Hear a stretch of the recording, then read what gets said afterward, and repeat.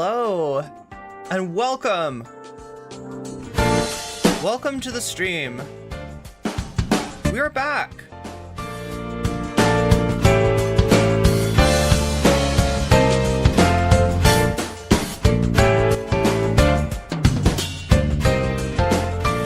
We are back, and I've learned a little bit more about raiding on YouTube. After our failed attempt, we were trying to raid Sandy last night. Sandy, awesome content creator, proprietor of the Environmental Coffee House. We were gonna send the chat over there. I think a lot of you made it over there anyway, but there's a way to just like automatically do it where I just like send my entire chat over to somebody else's, and I know how to do it now. The thing is that they have to enable the ability. In fact, I need to enable that. I need to enable that too. Blue butterfly can activate? Oh, powers. Yeah, it can. It has a lot of powers, right? Especially if you can still hear the sound of my voice, right? Then there is still hope. How is everybody today? It's just been like the holiday season for some reason in this space is the drama season. And there is so much to cover for me to just keep up with everything. I had somebody ask me to explain to them simply what is going on with Vaush, or with Keffals and Xanderhal, right? What is going on with Xanderhal or with Keffals and Hassan, right? And it's not as easy as you think, right? To put that into a paragraph form. But the problem is that I've got it in VOD form. I've got it in 7-hour VOD form. Do you remember that day that I tweeted out, hey, do you want to be able to understand what's going on with Keffals Xanderhal without spending 9 hours watching boring VODs? And I proceeded to give you a 7-hour VOD. Not the best. Not the best. How is everybody doing today?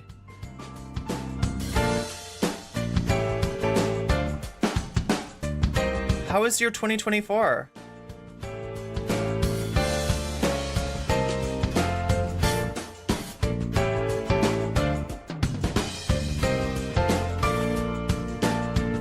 What is going on Twitter? World War III, Dan Crenshaw, Alan Dershowitz, Dave Chappelle, Soleimani. Oh my god. I think we're still waiting on the Epstein names, right? Let's click this.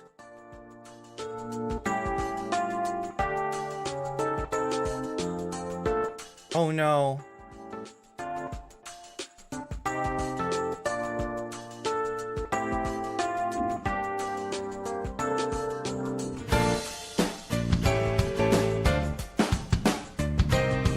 I have no idea, chat. I have no idea. I thought this is about Epstein. Has it even come out yet? This is so sus. This is so extremely sus. Here we go.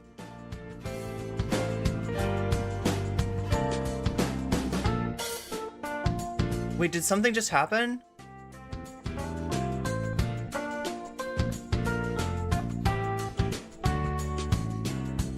Oh, that's so weird. That's so weird. Anyway, nothing's behaving correctly. I'm sure no Vaush trolls will show up. They might though. They've been showing up in my comments. I don't know what happened. I think that my videos are making their ways to, can somebody tell me what happened? There's like a sub goal that got, did somebody sub or something? It's not showing it. Here, let me like refresh. I have no idea what's going on. I don't know what that is. That just totally threw me off. Felt this way for years, but can white leftists stop being wolves in sheep's clothing, especially when it comes to issues involving minorities? It's beyond exhausting. Yeah, that's another function of the I can't say that word. I don't know if I can say that word. I don't know if this is like a superstition of YouTubers not to refer to Al Gore and his rhythm, if you know what I'm saying. But I've heard that you shouldn't talk about Al Gore and his rhythm unless you talk about it like that. You shouldn't actually say the word because you'll get in trouble. But that's a function of, you know, the attention economy, right? Is that if there is a person or a group of people who are hated by many, then a perverse incentive exists to attack them. And what are groups that are hated by many? Marginalized people, right? So when a streamer wants to do easy mode, they just attack, you know, a group with no power. And unfortunately, it works for them. And that's a sick thing. And the other sick thing is that the white people in their audience don't recognize that that's what's going on, that that's what they're doing. And they justify it. And Vaush is a great example, especially at this Luna Oi thing. So I wanted to start off, let's do our blast off tweet. But while I'm doing that, I wanted to ask you, chat. So this is a you participate thing, right? Doesn't work if you don't participate. I need to know from you if there's anything that you need explained to you, right? We've been covering a lot of stuff. It's the kind of stuff that, you know, there's a lot of background for it. And there's a lot of knowledge that I have, that I assume that people in my audience have. But it's kind of like if you missed, you know, a VOD, if you missed a stream, you might not. Is there anything right now that's confusing you? Is there anything that you need explained to you? Right, because we're like, when we're talking about Whiteleaf and we're talking about the Vaush network, it gets into Pepe Sylvia territory. It really does. It gets into like, you know, this is connected to this and this is connected to this, right? And it's kind of like hard to see. It's kind of hard to explain. So I just wanted to take a moment before we get into Vaush's latest attack on Luna Oi. That's right, his favorite target, probably because his team is fighting. And what's one way to get them to stop fighting? Is to choose an external enemy, right? So he's going to attack Luna Oi again. Again, like Genevieve was saying, you know, this is why they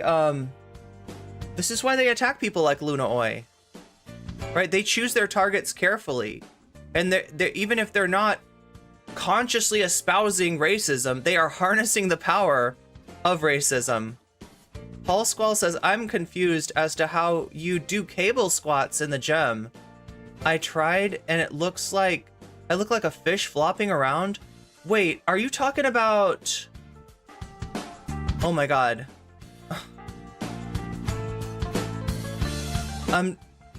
Like the anti-rotation squats? Like, are you talking about when you've got like a cable around you and it's pulling you into rotation, but you're supposed to resist that rotation while you squat? Because yeah, there's a lot you can do with cables. There's another kind of cable squat too that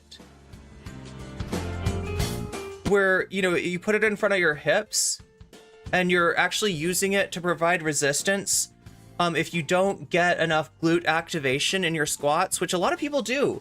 There's a lot of different ways to squat, and you know, there are muscles that will take over the job for the glutes. That's usually not what you want if you're doing squats.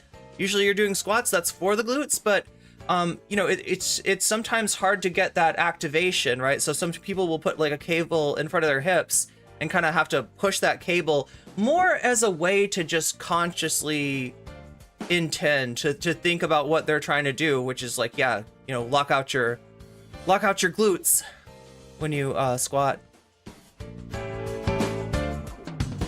We don't know what we don't know. That's true. That's true. And the more important thing is that I don't know what you don't know. And so if you don't tell me, then I can't clarify anything. Somebody had a question yesterday about why I keep on mentioning 1/2 of a streamer's income when I talk about the Whiteleaf network, right? That might be a little bit confusing. I explained that that was just that the function of Whiteleaf is to provide websites for Vaush's allies and thereby enable them to be financially solvent, financially, you know, sustainable at a much lower level of audience.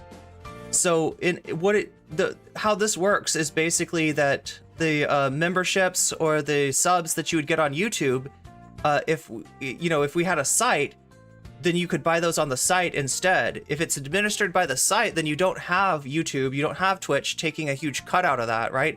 And with Twitch, we've seen, that cut can be almost 50% of the income. So if you got those subs off of Twitch and put them on a Whiteleaf website, you would essentially double your income. Instead of getting, $2.50 around thereabouts for every sub, you would be getting close to $5.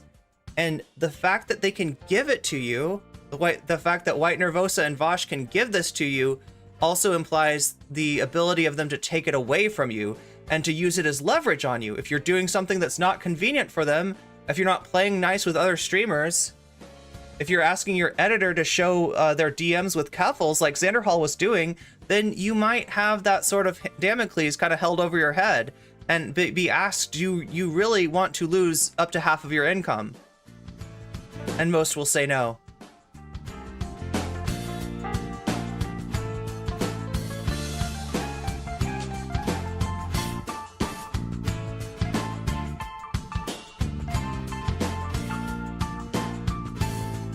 Warm up that like button, exactly. Okay, so okay, let's blast off now. Let's do the blast off tweet.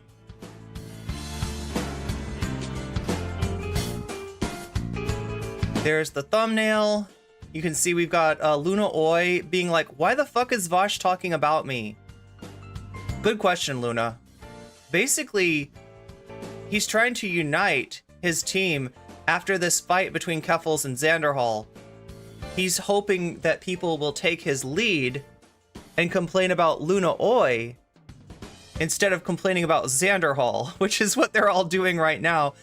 Because even though Xanderhal's down and he's lost, I don't know, what, 4,000, 5,000 subs? Like, Xanderhal, for as much as he likes to talk about Illuminati, he kind of has become the Illuminati of Whiteleaf in terms of, like, losing subs at a pretty rapid rate. And it's all over the fight that he picked with Keffals. Which, yeah, is there a point to, like, not doing content with Shu? Absolutely, absolutely. But it's a point that he should have called out years ago when Vaush started doing content with Shu. If you were uncomfortable being in the same orbit, being on the same team, Shu is a Whiteleafer. Shu on Head also has a Whiteleaf website, right? So yeah, in a way, Zan's not just attacking, Keffals, one Whiteleaf member. He's also attacking Shu, who is a Whiteleaf member in her own regard. Now, like that. Shu's not great. Shu is not, it should not be the member of any leftist team, right? If you're doing that with Shu, you're doing it wrong because she's too socially conservative to not attack your audience, right? If you're in the Vaush orbit, in the Vaush audience, then you are attacking people like Professor Flowers, you're attacking people like Luna Oi, you are doing tactical misogyny to get J.K. Rowling's attention. So you're attacking those marginalized groups, but you're not attacking trans people. And when Shu jumps on the groomer narrative, that kind of puts that at risk, right? But it's something that should have been called out years and years ago, right? More than 2 years ago, maybe 3 years ago now, was the time when Shu started spreading the "it's not gonna lick itself" panic. That, like, oh my gosh, parents are taking their kids to a drag ice cream event where it's the ice cream parlor has a neon sign that says it's not gonna lick itself. That must mean that they're, I don't know, doing who knows what to kids, right? And they said stuff about it, but they didn't really do anything. And now those chickens, those transphobic chickens, those socially conservative chickens, those Nazgul chickens have come home to roost. And it's funny because, like, as much as, like, I don't like the way that Zan proceeded in bringing this up, he made it all about him, and he made it sound like, I've got a personal beef with this person. How could you ever be friends with them, right? And everybody can relate to, like, people, your friends don't like each other, and one of your friends says, hey, you got to choose. I don't want you being friends with this person. And if you're going to be friends with that person, maybe I'm not going to be your friend. A lot of people will tell that person to F off. If you're going to make me choose, then I do choose, and I don't choose you, right? So that's what kind of happened with the Zan and Keffals thing. But I think in the long run, they're going to wish that they had put more distance between themselves and Shu, because Shu is a huge liability just sitting there waiting to happen. And, you know, based on this drama, there's no consequences. There's no consequences for Shu and On spreading groomer panic about like trans people. Okay, so what are we writing today?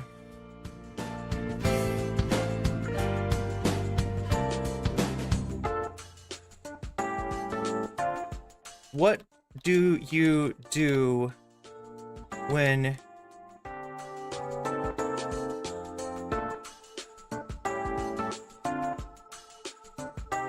media empire is falling apart?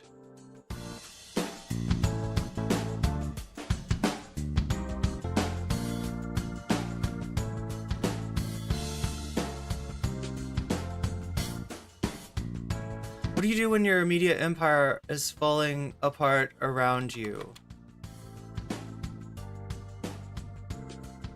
If you're Vaush,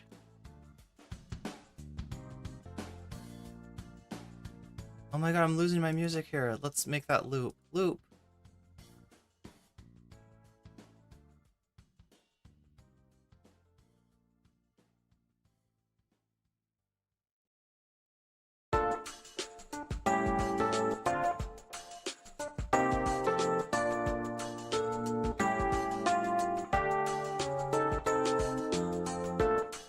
You dig up an enemy.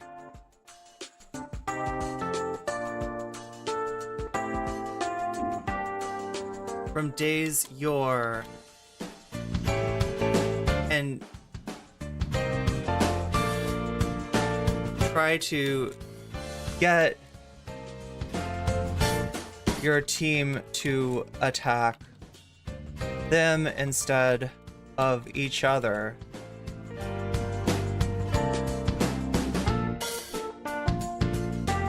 Will his Dingus gambit work?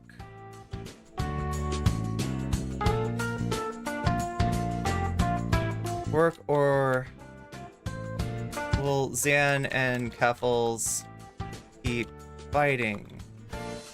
There we go, something like that. I don't know, what do you think, Chad? Is that a good blast off tweet? Are we good with that? And again, I offer you anything that you have questions about, anything that's confusing, anything that you're trying to catch up with, because I know there's a lot. If you have questions, ask them now, because this is a really good time for me to address those without derailing everything.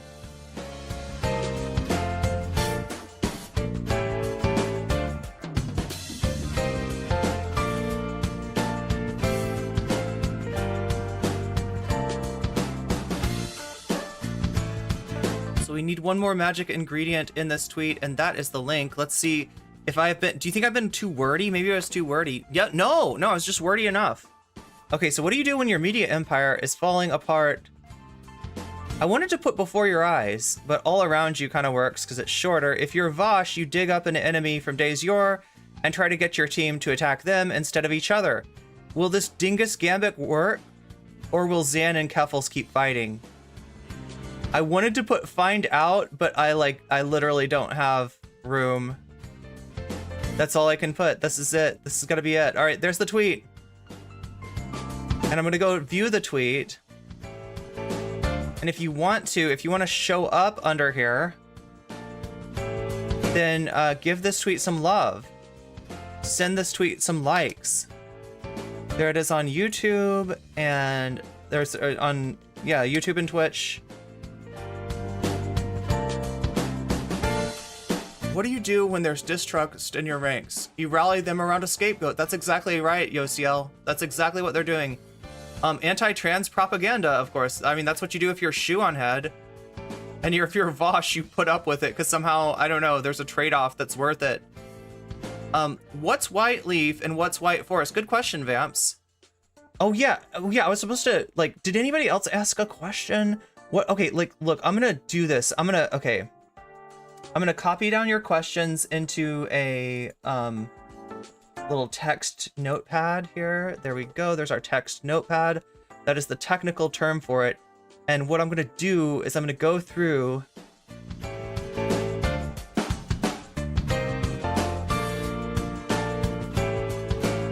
It's always great to get that background knowledge. I thank you.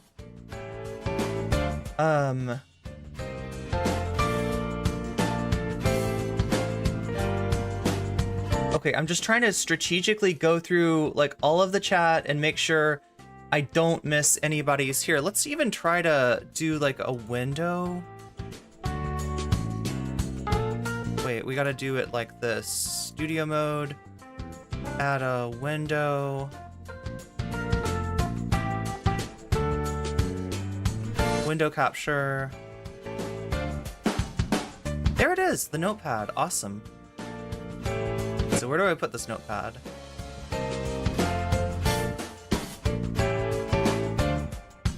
Right there. All right, chat, check this out. Here's my notepad.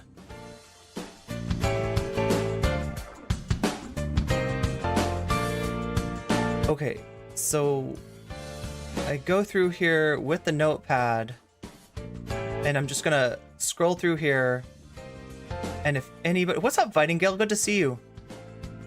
Shout out to my TYT mods, my former TYT mods who did the right thing, not the easy thing, and called TYT's bullshit out. Okay, whose ice cream is licking itself though, for real? I don't think that was like... Anyway, what is Vaush's reason for liking Shu? BCatK. Wait, can I get your name in there too? Yeah. Let's try that. So we got one question there.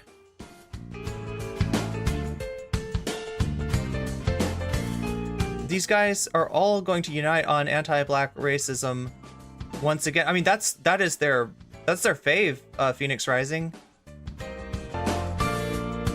Okay, what is white leaf and white forest? Good question, Vamps. Let me see if I can do this without accidentally...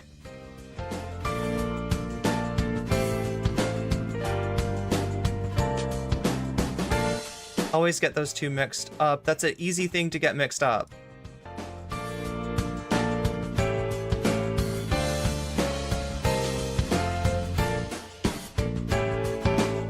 Any more questions? Looks like we've got 2 questions in chat. Is there anybody's question that I missed?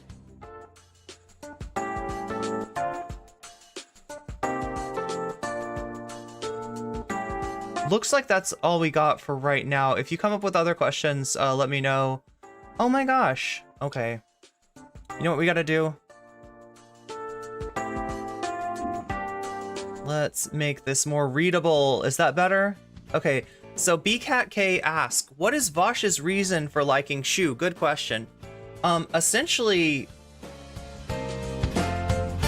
when Vaush started doing content, you know, leftist content, right? He's the apple that fell from the Destiny tree. The apple doesn't fall far from the tree, but the difference between Vaush and Destiny is that Destiny's brand is to be contrarian.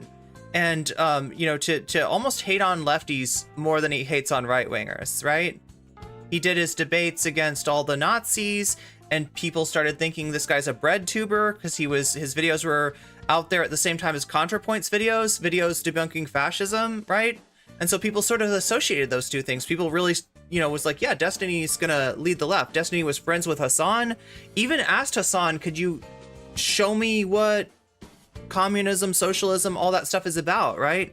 And, you know, Hassan was glad to talk about that with Destiny. But obviously there was the famous, you know, breakup that he had with Hassan where he kicked all of the leftist members out of his community. That's about where Vaush comes on the map. And the difference between Vaush and Destiny, is Vaush will openly embrace the label of leftist, right? Wants to be seen as a leftist, wants to be, and Destiny is like, that's uncool. I don't want to do that. I want to be a leftist. I don't want to be like held to those standards. You know, I don't dislike capitalism, where, you know, I just think that it needs to be controlled with regulation, right? So Destiny's, you know, embracing the SOCDEM progressive, sometimes not even that progressive thing, whereas Vaush is embracing, you know, I am a libertarian socialist, right? Which is basically him wanting to be a leftist without the baggage of, you know, being like, I am a communist, I am an anarchist, I am a this, I am a that. All of those labels have baggage with them, right? When you think of, you know, anarchist, you think of, you know, like the Chaz Chop. When you think of communists, you know, people are like, oh, no, is that a tanky, right? Vaush doesn't want any of that stuff. So instead he calls himself a libertarian socialist, which is like an old school label. It kind of sounds counterintuitive if you think of libertarian in the modern definition. But actually, libertarian, that was our word. That was a word to describe a leftist back in the day. It's only when Milton Friedman and people like that kind of recuperated that term libertarian and said, that's what we are. We are libertarians. You have the liberty to be completely used, chewed up and spit out by the capitalist system. That was their kind of libertarian. But Vaush's use of libertarian harkens back to an older day when that actually meant some kind of a leftist. So that's how he gets around like not having any of the baggage that's associated with any of the labels, because he doesn't want to be a leftist in an uncool way. He wants to be a leftist in a, I still support the State Department's takes on 90% of the political questions, right? That's the kind of an uncontroversial leftist, right? So anyway, I'm getting to the question, you know, what is Vaush's reason for liking Shu? When he does this, he puts himself in community, you know, in the online left with intersectional leftists, and Vaush is anything but an intersectional leftist. In fact, Vaush doesn't understand intersectionality. Vaush is allergic to intersectionality. And so as such, and given the sort of takes that he tends to have, given his feelings towards self-determination, right, of marginalized people, which he reads as being somehow right-wing, because right-wingers have tried to co-opt terminology like self-determination, of like, well, what about the self-determination of white people, right? So like, without realizing that they you know, corrupted it, right? That it comes from people's liberatory movements, and that the right wing is trying to co-opt that, like they co-opt everything. He's like, you know, self-determination bad. So, you know, that and the thought slime thing, you know, he's had all these there's all these situations that kind of expose Vaush as not being of the left, as being somebody that wants to call himself a leftist but has a lot to unpack. Who else calls themselves a leftist and has a lot to unpack? That's right, Shu, right? So Vaush he's all alone. He's all alone on the left. He's the, you know, the lefty that likes to say the N-word, that likes to use the R slur, that likes to just, you know, essentially leftism with an asterisk. Like anti-SJW leftism is essentially what Vaush does. Who else does anti-SJW leftism? Shu on head. So Shu, having him on her team, giving Shu the pass, saying that Shu used to be an anti-SJW, but she's changed. I've looked into her soul, and I see that she's a comrade now, right? Having that is good for Shu, because it gives her credibility of not just being a grifter who goes wherever the wind blows. You know, if BreadTube is popular, she'll do that. If anti-SJW stuff is more popular, she'll do that. So that gives Shu a pass. It also gives Vaush a pass, because now he's got another lefty, right, that's gonna say, no, Vaush is okay. He wants somebody else on his team. He wants somebody else on his side. He doesn't want to be, like, you know, arguing with Thought Slime and Luna Oi and like everybody else and be the odd person out. So building that like anti-intersectional leftist team is key to him. It's the same reason that he's got, you know, Keffals around, right, as a fig leaf, you know, in terms of trans people, right? It's the same reason that he associates with anybody. And then also she has a large following.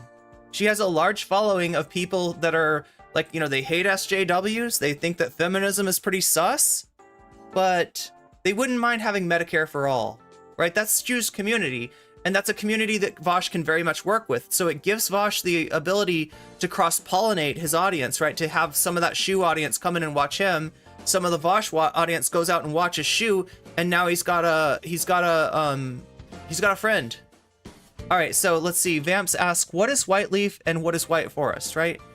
White Leaf is the type of website that people like Vaush, Keffals, Demon Mama, Shoe on Head, there's a number of people that have this website, and it's administered by Vaush's sysadmin. So in other words, you would only be offered that website if you were friends with or friendly with those people. And it's the type of website that I was talking about before that allows a streamer to take some of their subs, some of their donations, and administer those through their website, right? So what's the difference between doing that through YouTube and Twitch and the website? YouTube and Twitch charge you a lot of money. They want to take half of the money for themselves. If you have a website, then you can get those costs way down and essentially maybe even double your income. That's like the best case scenario.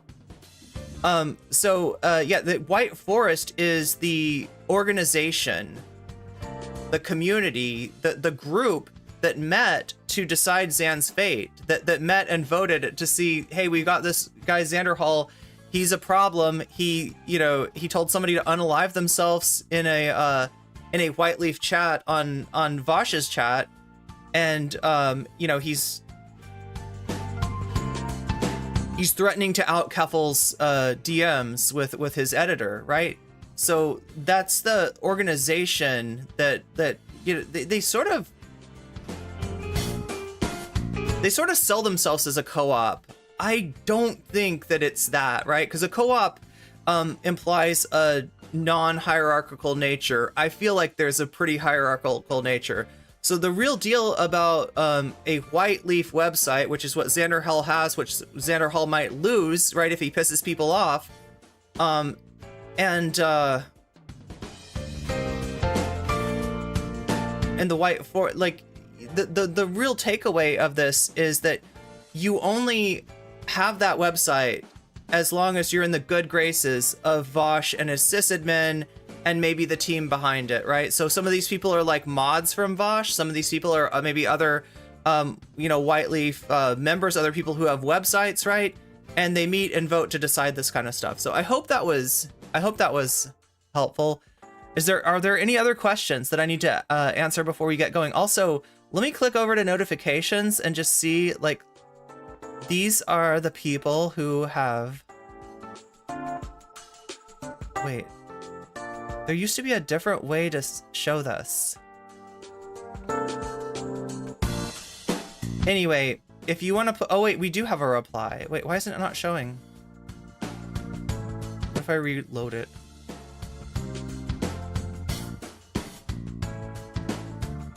There we go. There we go. So this is your chance to appear on the stream via Twitter if you want to give some love to that. Wait, did I even... I don't think I pinned the chat. There it is. Can I pin it?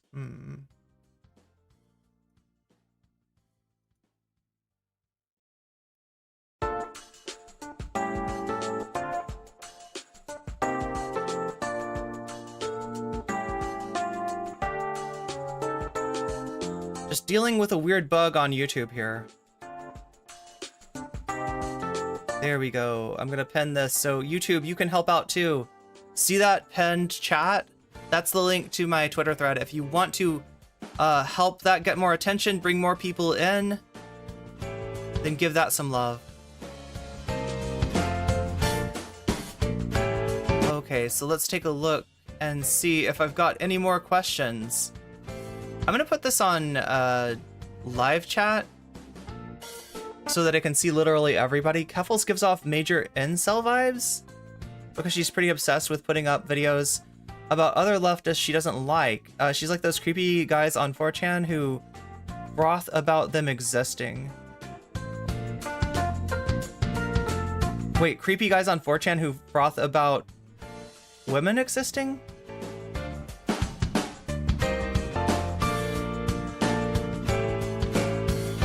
It makes sense for him to have somebody worse further right. Yeah, that's another thing too, right? That the bad attention will go towards Shoe on Head rather than Vaush.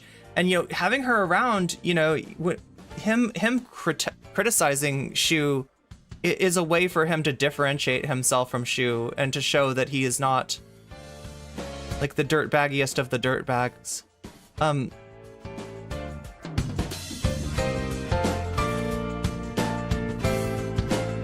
Yeah, people that Vaush tends to harass are usually trans women, POC, or anyone that doesn't want to deal with him. Really tells you a lot about him. Yeah, I mean, like, that's what I was saying earlier, is that you don't have to have explicit bigotry, explicit, you know, racism, sexism, etc.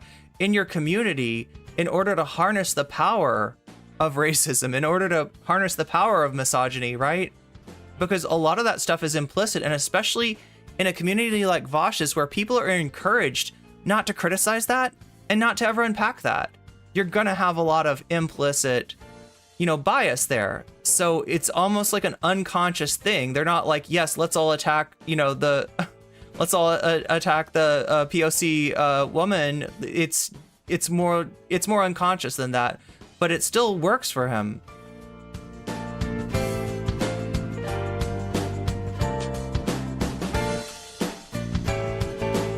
Phoenix says, I think of anarchists like food, not bombs.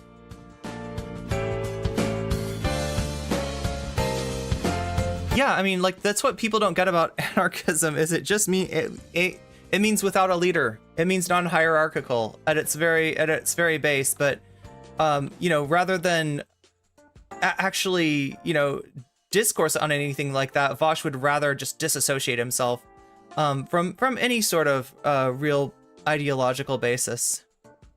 Am I missing any questions? I think I got all the questions. Okay.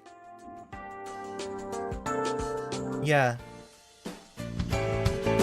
He likes easy targets. Exactly. Yeah, he likes to let the bigotry do the work for him.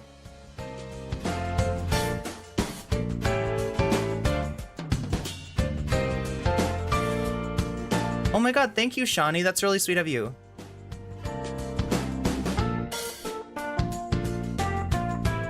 Oh god, yeah, Shawnee, you're talking about Foreign Man in a Foreign Land. That is the content creator that Keffals just put out a whole bunch of private information of, right? And I like the obvious word to use is dox there. Although if I say doxed, I'll get a bunch of Keffals fans in the comments saying, actually, doxing is when you post somebody's address, right? Yeah, when you post somebody's name, when you post the name of their dad, when you post, you know, all kinds of personal information about them, it makes it easier for somebody that is so motivated, like a parasocial of Keffals, to find that information, right? She doesn't even have to do that, right? It just makes the person more, you know, it takes information, even if the information existed somewhere on the internet publicly, when you take that information and you put it on your stream, you essentially are spreading that around to more and more people. It's an intimidation tactic. That's what Keffals is trying to do. Intimidate creators like Jesse Gender, like Foreign Man, you know, like all of our targets from even speaking up for themselves.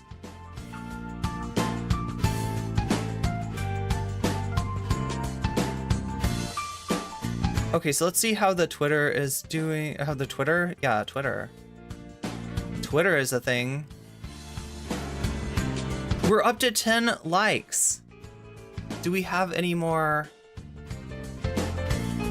comments to show, though? That's what I want to know.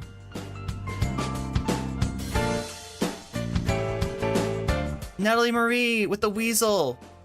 The weasel is coming. The weasels are coming, and the kitties are coming.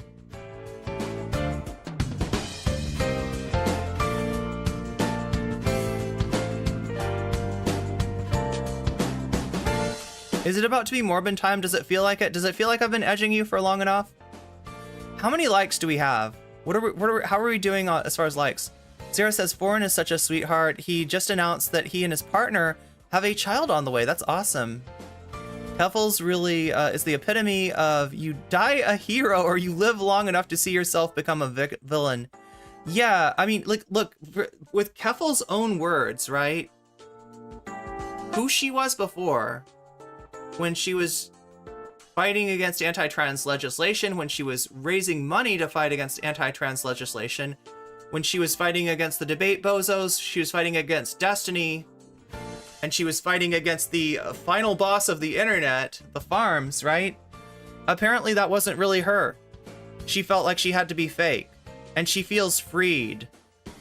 She feels freed by the need to not, you know, fake it anymore. So by her own words, this is the real Keffals that we're dealing with now, right? This is the person that was always there under the surface. The rest of the stuff was just, I don't know, to get, you know, to build her social media brand. In a lot of ways, she was in the right place at the right time. You know, I mean, that's not a bad thing if you're gonna do what's needed. But Keffals didn't want to be the person that raises money for, you know, for vulnerable trans people. Keffals wanted to be the person that attacks vulnerable trans people, including people in her own community. Keffals wanted to be the bane of the genderqueers and the woke skulls. Keffals wanted to be trans femme Vaush, right? And I hope you're happy. I hope you're happy now. Oh my god, chat, do you know what I'm drinking right now? It's not even Void coffee. I wonder if you can see this. Kind of. Oh my god, look at that, kind of voids its own. It's a heavily voided fluid. That is some matcha. That's like my other favorite drink. Keffals is the Tucker of the left, free as a bird. Yeah, good. It's matcha. Yeah. Matcha is so good.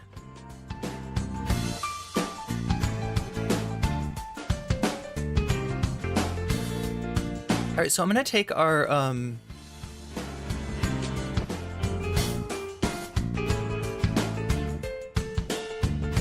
this down for now, unless anybody's got any more questions, right? Because this is the time to ask questions.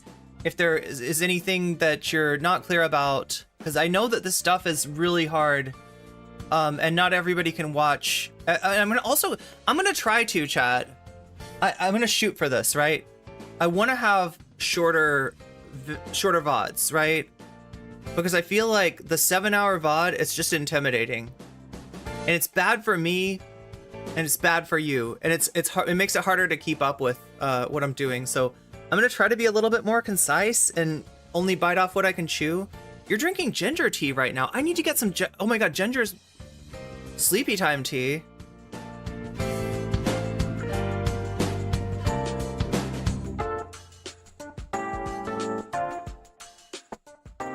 You know, I'm wondering, like, how much of a rehash do I need to do of the history between Vaush and Luna Oi? Because there's some stuff that Vaush mentions that I haven't looked at in a couple of years, and I don't even remember that well, right? What is it? Earl Grey has bergamot, right?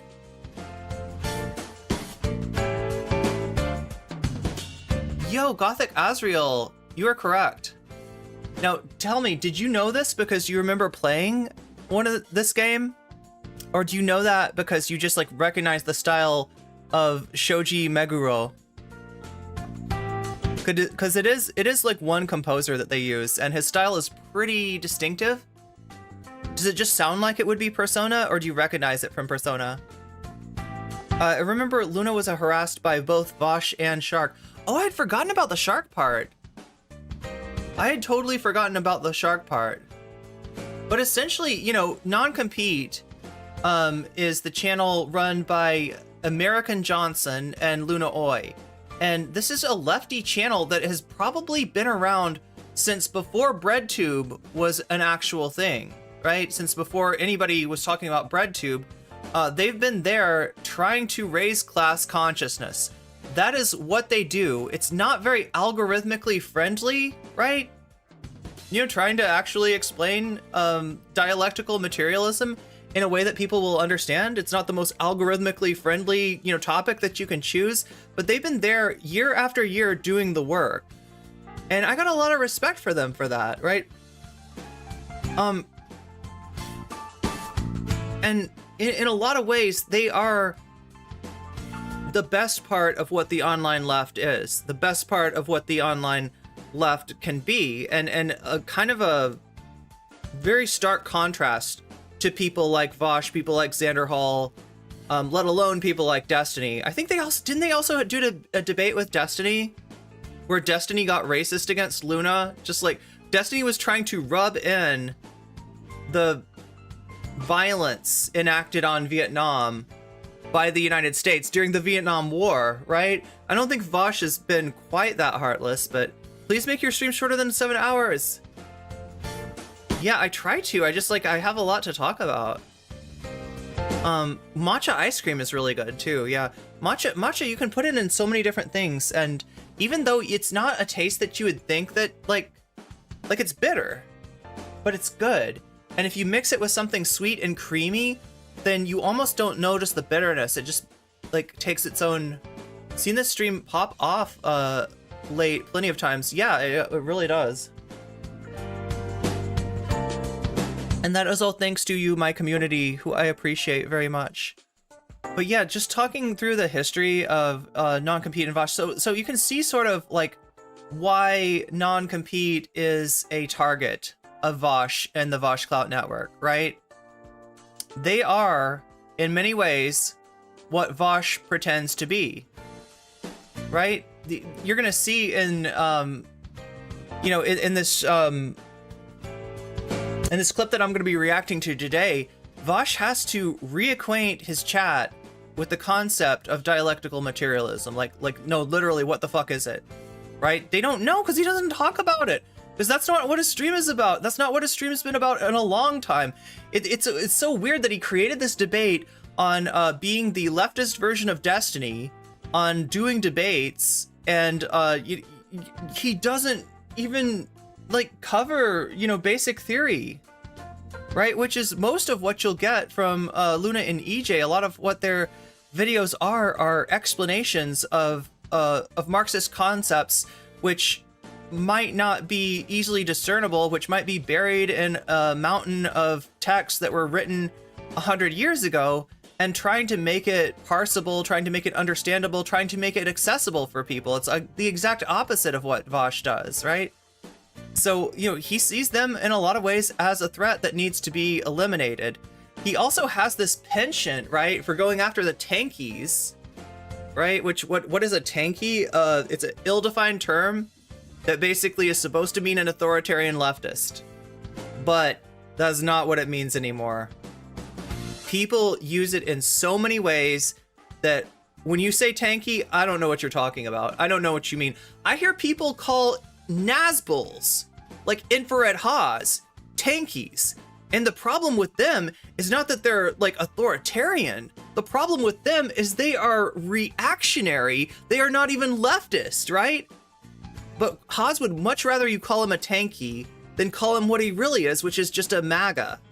He's a MAGA. That's what he is. It's like MAGA for leftists is you know what he does. Same thing with Jackson Hinkle. People have so much confusion about this term that I would say at this point it's just not like, chat, if I did as I was planning to do, and I kind of kicking myself for doing that. We had a stream goal for me to do some cosplay as a wrestler from the 1980s named Colonel Nanochka, right?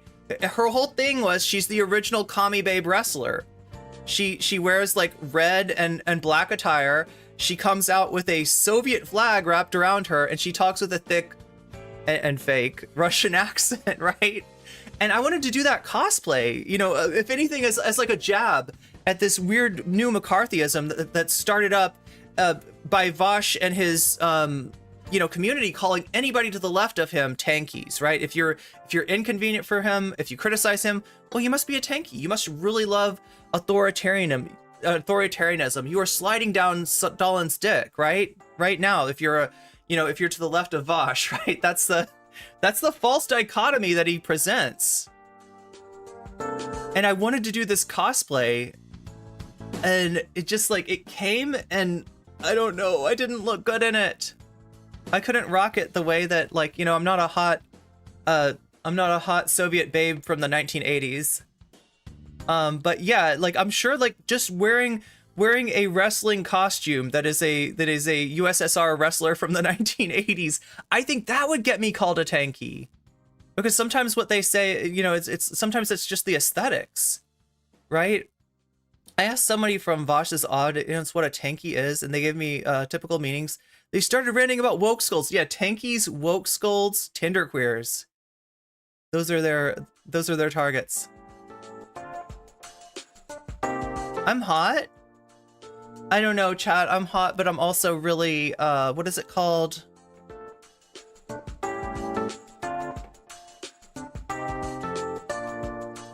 I'm bashful. I've worn a lot of cosplays, but I've never done this is a what do you call it when there's one strap? Is there a name for that? If you have a top that's got one strap, is there a name? Yeah, I'm demure, I guess. I don't know. A little too demure.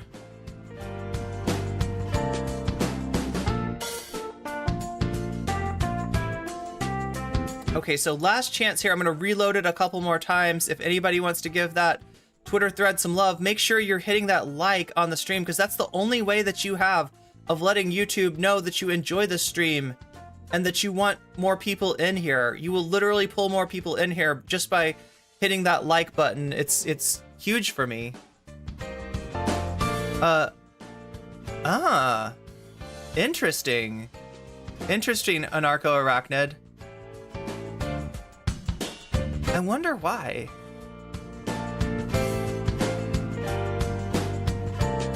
Most of the words that are Twitch chat is moderated heavily, and it's basically so that if somebody comes in here and starts harassing people, that the mods catch it before it gets out of control. But that's not a word that should be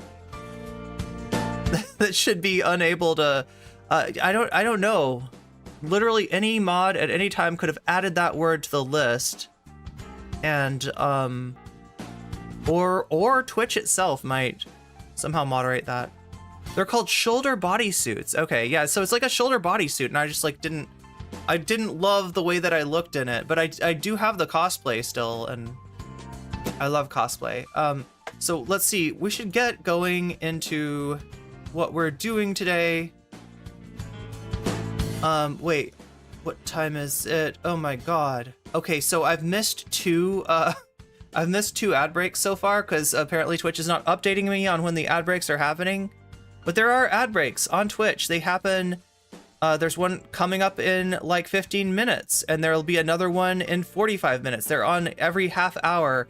If you are annoyed by those, if you no longer wish to see those ads, you can get out of them with a Twitch Prime sub using Twitch Prime to give Amazon money to yours truly and costing yourself nothing.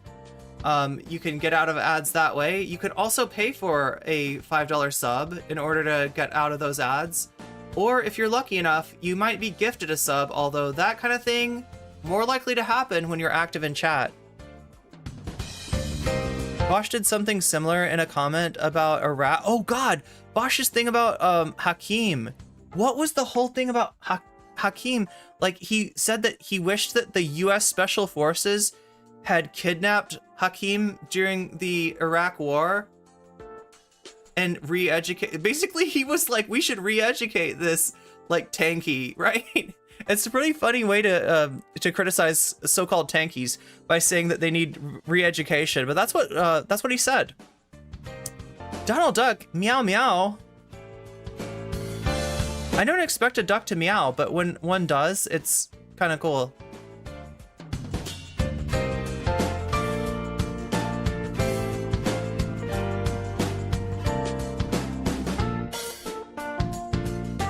Okay, I've definitely been edging you for more than long enough.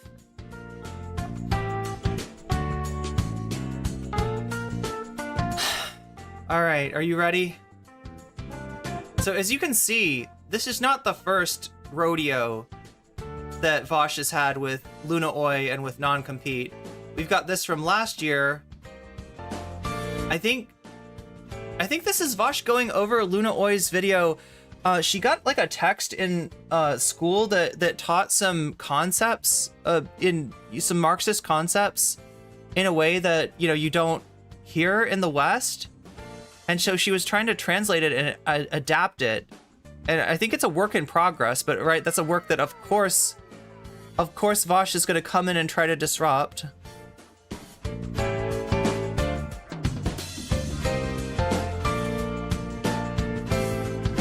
Oh my god, Lexical!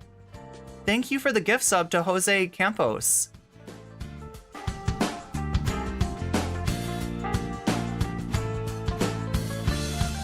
Disney still owns you. Yeah, Donald Duck, that's right, for a little while longer.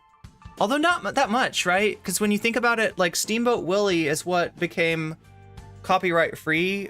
Although it's with a caveat, right? Because they do use Steamboat Willie, they do use the black and white Mickey Mouse in their trademark, right? So that's a way for them to kind of like try to regulate who can use their intellectual property from 100 years ago and who can't. Actually 95 years ago, but you know, we'll round it up.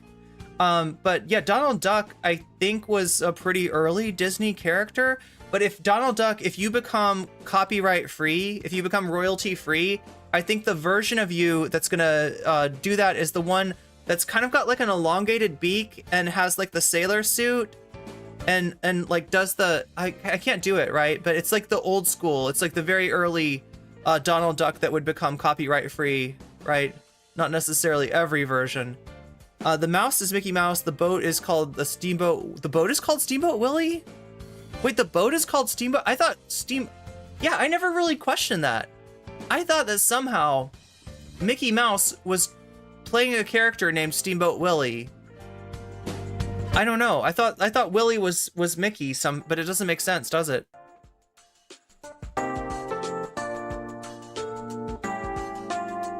Free Donald and Goofy, but yeah, like I was saying, this isn't Vaush's first rodeo. Like, he's been attacking EJ Luna since time immemorial.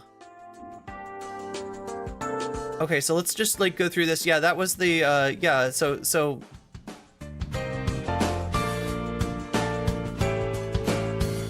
look, and it's over dialectical materialism. It's over the concept that Vaush's chat doesn't even understand. He literally had to reintroduce the concept of dialectical materialism in today's video, which we're going to be watching, right?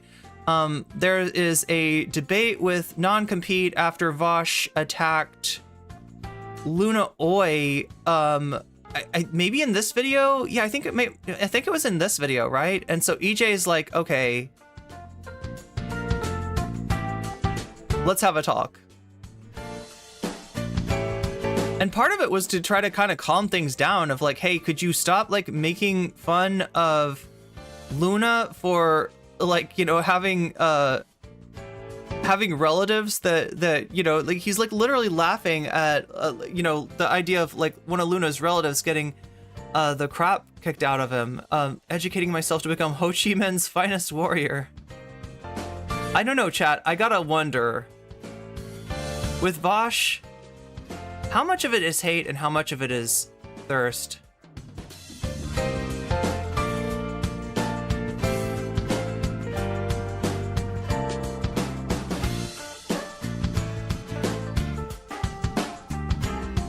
Oh, this is the shark video.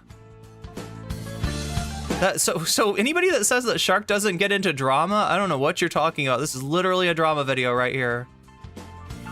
And he's done one on me too. So yeah, no, Shark loves drama.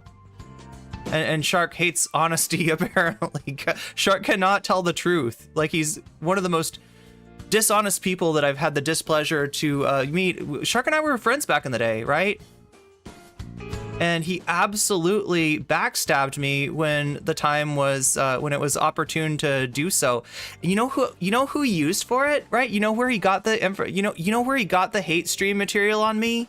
He's literally reacting to apartheid anime girls stream on me, right? He's literally signal boosting ethnostocracies, like hit piece on me, like that. You know, he's not even putting his own work into like, this is why I hate nocommentchick, but she's only been nice to me ever, right? Yeah, no, he's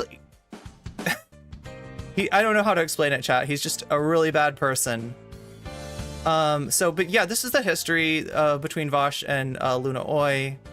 Looks like there's enough Vaush spam. I think that's that's a Reddit. That's like a subreddit. Enough Vaush spam. I think they like me. Most of them anyway. Let's see what they've got to post about this. Talking over her personal tragic family story. The Viet pussy do be hitting different. Yeah, the Viet pussy, right? Oh wow. Right, if we're going with Ho. Did you hear that? I gotta turn this music off. This is what I mean about the ultimate wife guy thing. Non-compete is so desperate for the wussy. He's so desperate to see Luna Oi's ass. What is the wussy? Look, I know what bussy is. I know what cussy is. I know what clussy is. What is wussy? There again. That he's wife? Is the W for wife? Like, and Vaush was talking over her personal tragic family story. The Viet pussy do be hitting different. Yeah, the Viet pussy, right? The Viet Cong, right? If we're going with Ho. Something to do with Ho Chi Minh? Why would it be Viet cussy? So like Viet Cong. Oh my god. It's Viet Minh, by the way, but whatever.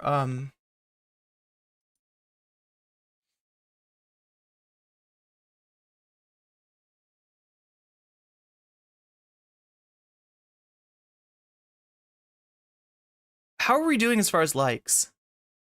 Do we have enough likes to start this stream? Because I start to get nervous when the views in chat do not match the likes in chat, right? And when the for once, I get that we're still waiting on part of the community. Vaush being a piece of shit to Luna Oi featuring Bad Empanada. Oh no! Wait, Bad Empanada's banned. I can't watch him. Isn't that right? Yeah, I don't think we would watch Bad Empanada.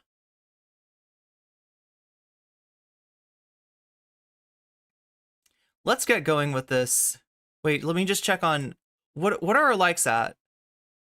Can somebody update me on the likes? Folder's bad. Manifesto's good, right? What is up with this Yeah, that's the other thing, is like the whole folder slander against me. What the implication of that was that I was going to do a manifesto on everyone. Where is that manifesto? Where is the nocommentchick? Like, here's why every other streamer is bad, right? Or is it possible that you just made folders with the names of big streamers on them and showed them to those big streamers in hopes that those big streamers would cover that nothing burger of a scandal? 38 likes, 44 likes.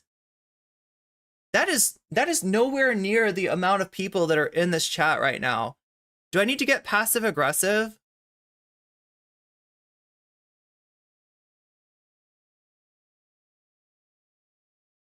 Can we get those likes to somewhere close to the amount of viewers that I have in chat, right? Just so I'm not as self-conscious, right? Because the concern there is that I've got like a pad of like 20 hate watchers, but I don't think that's what's going on. If you're not a hate watcher, feel free to like it. And if you are a hate watcher, go ahead and dislike it. Go ahead and say it with your chest. You hate nocommentchick because she's a tanky, woke skulled Tinder queer, right? And she's here to she's here to purity test you. Be active aggressive? Do I have to get mean to chat? Type 1 in chat if you're a hate watcher. No, here's the thing. Like, okay, just so anybody that's watching knows this. Like, I don't hate Vaush.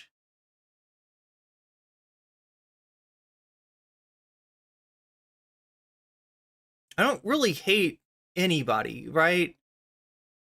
Like, even somebody like Shark, who has done me dirty, who has been incredibly dishonest, right? I don't hate him. That's like too much energy to waste, right? I disagree with Vaush on a lot, right? and the algorithm likes it when you disagree more than when you agree. So we end up covering way more of his stuff than I otherwise would. But in terms of as a person, I'm not the kind of person that like sees a person like Vaush and immediately is like, oh, this fucking dude bro here. Like I have friends like Vaush they seem like maybe they wouldn't be okay, but they are. They actually are okay. I have very many common interests with Vaush. Vaush is actually the kind of person that, you know, were it not for like all the fucked up shit that I've seen him say, like, you know, I'd be like, yeah, you know, I'd hang out or whatever, right? I don't hate Vaush, just so people know this. And it's unfair because non-compete and Luna are quasi on vacation. No, well, you know what this is, right? You understand why this is. Like my analysis of this situation. Why is Vaush covering Luna Oi and well, it's just Luna Oi this time right now, right? It's to have an external enemy. Right now, there is discord in his own ranks in White Leaf. White Leaf is crumbling. White Leaf is falling apart. Like they might kick out Xanderhall. You know, who knows, right? It's unstable, right? And in order to get everyone back in line to where they're not a circular firing squad anymore, he's looking for an external enemy. And he points and says, look at that tanky at 2 o'clock.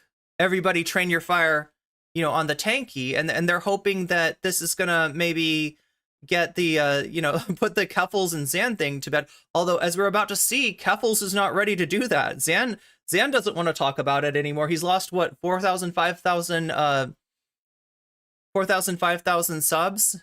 But he's not, but that's not making Keffals, like Keffals literally, somebody was like, hey, Zan said that he's cool with you now and he wants to let bygones be bygones. Is that okay, Keffals? And Keffals' response is just no. No, Keffals is not ready to let this go. She can't let it go. She's the most vindictive person out there, right? She literally can't let it go. And it's kind of weird that, like, I mean, I understand it, right? Keffals is making White Forest more money than Zan is right now. So of course they go with Keffals, but at the same time, like, this is a grenade that is going to explode on all of you, right? Keffals' wrath cannot be abated by anything, and it is only a matter of time till she uses everyone in her periphery as content, right? And she literally does not care. Scorch the earth, right? Today it's, you know, FD signifier, tomorrow it's, you know, foreign man in a foreign land. The next day it's going to be somebody else in the White Leaf. You know, she'll find a reason to get to go off on some random White Leafer. So, you know, it might seem like the right thing to do, considering, you know, that Zan's stock is way down and Keffal's stock is way up, but I think it's going to blow up in their face eventually. Let us get going, because I have definitely been edging you. When will she turn on Tipster? Yo, oh my God. Janelle, you're a genius. You're a genius. Tipster's probably the next person. Tipster's got to be the next person, right? Even though they're like kind of friends and stuff, I think that there's a good chance of her turning on Tipster, specifically because there's a lot of... So what does Keffals want right now, right? She wants an audience, but she doesn't want the audience that she had when she was raising money for trans causes, right? She doesn't want that audience. She doesn't want the tenderqueers. She doesn't want the woke scolds, right? She wants the commentary community. If you really look at what Keffals is doing, if you really look at what her channel's about right now, if you really look at what she's talking about and what she does and what kind of content she does, it's commentary. She's a commentary streamer. She's Transfem Turkey Tom, right? So in order to get that audience behind her, because that audience hates her guts, going after Kiwi Farms, going after Destiny, being perceived as a, you know, trans celebrity, even just that is going to make you a target of all the commentary bro channels out there, right? And Keffals has more in common than with those kind of channels than she does like in different, and in terms of like political ideology too, right? So she wants that audience. What's one way she can get that audience? Attack Hassan. Those people hate Hassan. What's another way she get that audience? Attack Tipster. That could totally happen. That could absolutely happen. Tipster pays Keffals too much for her to turn on. Oh, okay. Tipster's like an oiler for Keffals. Is that right? Yeah, maybe that'll keep her on his side. Hassan, random streamers, Ugopnik. Yeah, exactly. Yo, I'm not trying to insult Turkey Tom here. By comparing him to Keffals. That's bad. Oh my god, chat. Anyway, I'm incorrigible. Let's start this content so I can stop being so incorrigible. And people and all the Vaushites in my chat can stop clipping me. Have you got enough clips, Vaush fans? Have you got enough clips of me? Okay, you're gonna send them, put them on the subreddit, right? Send them in on Vaushcord, wherever you put them. From what I've heard. No love lost here. Luna Oi is a Vietnamese nationalist. She doesn't believe anything apart from Vietnamese nationalism. If being a Vietnamese nationalist means she has to do or say fascist things, like argue that the government... Being a Vietnamese nationalist against the backdrop of the French, the British, the United States, Japan, China, basically trying to colonize Vietnam is a little bit different than being a Nick Fuentes type of nationalist, but completely lost on Vaush. Government cracking down on pro-queer movements in Vietnam is them actually fighting against Western... That's what I was talking about before, and I do need to go back. I don't think we ever covered this controversy, right? Luna was talking about, I think, like a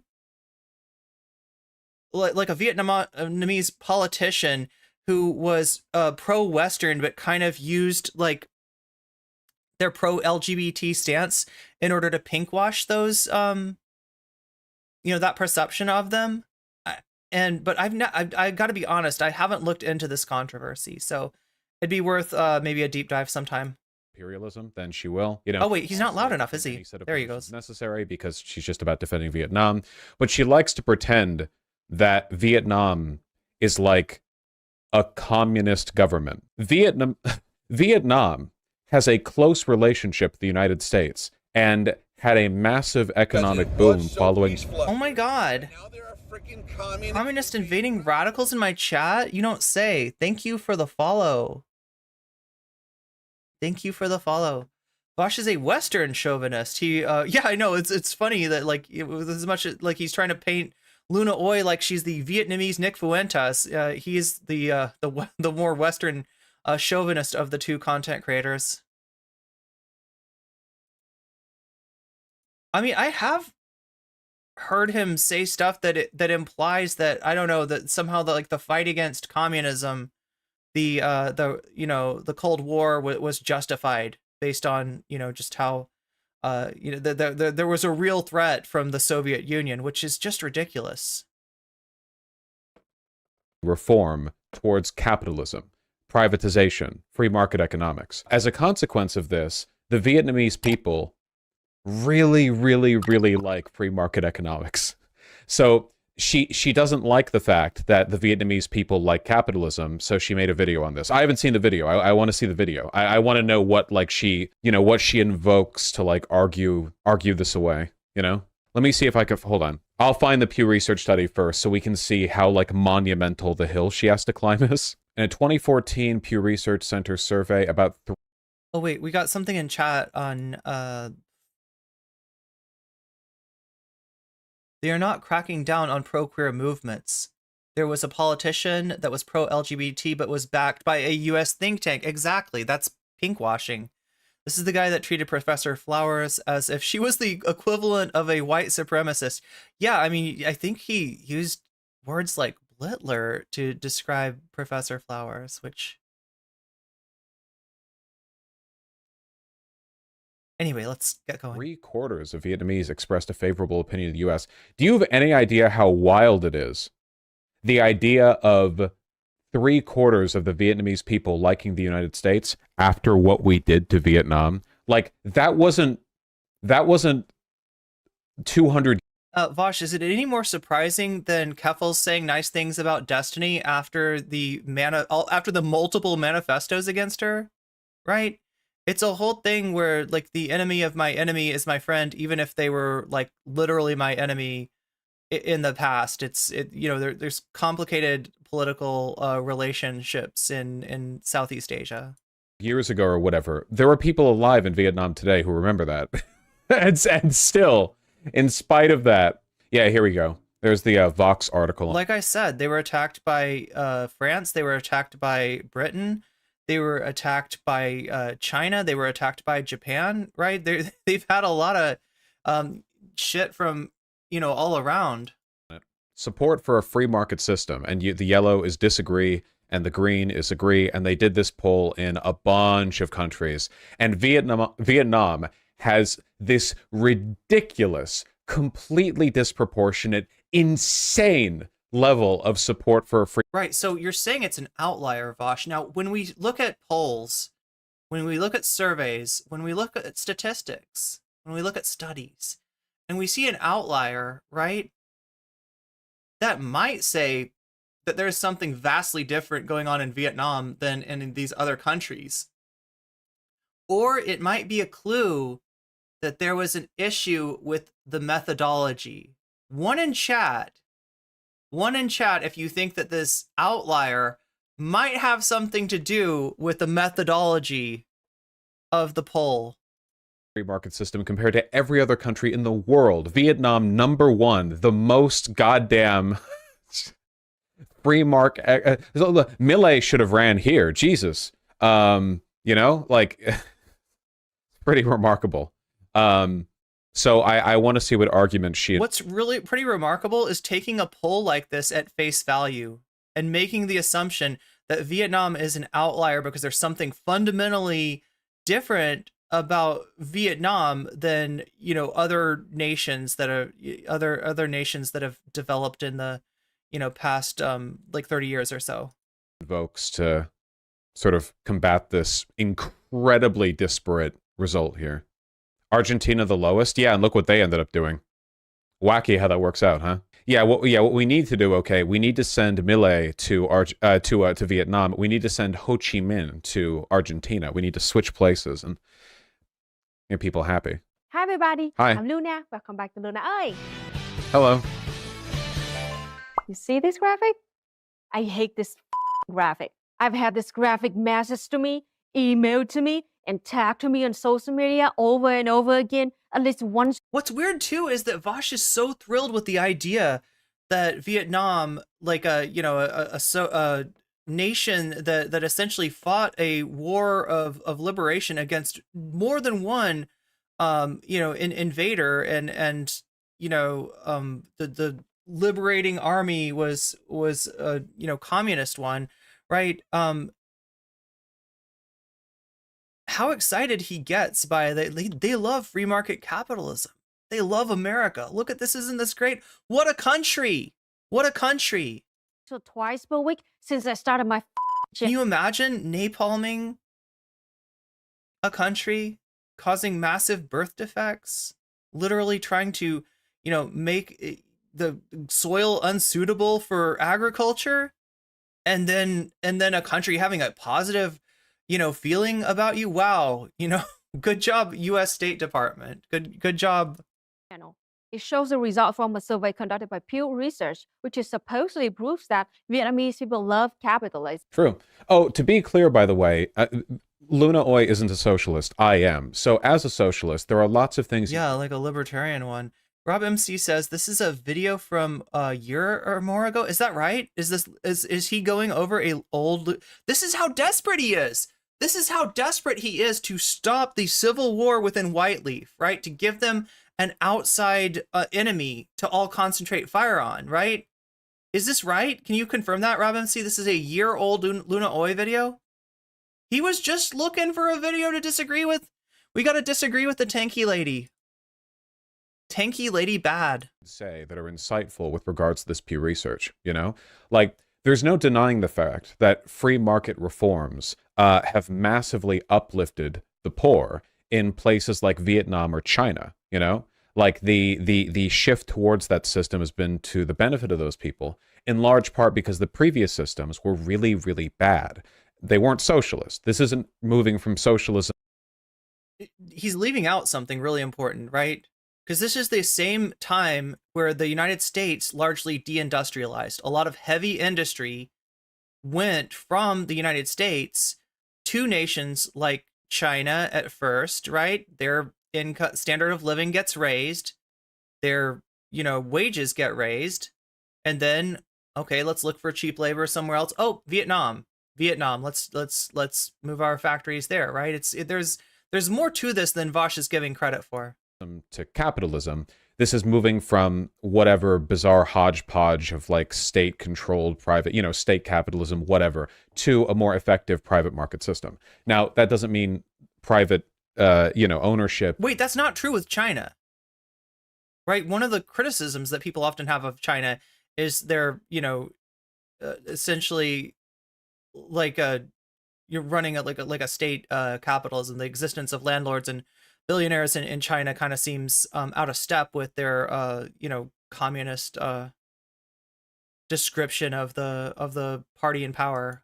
Is the most effective way to run an economy. It just means it's a good step up from what they were doing before.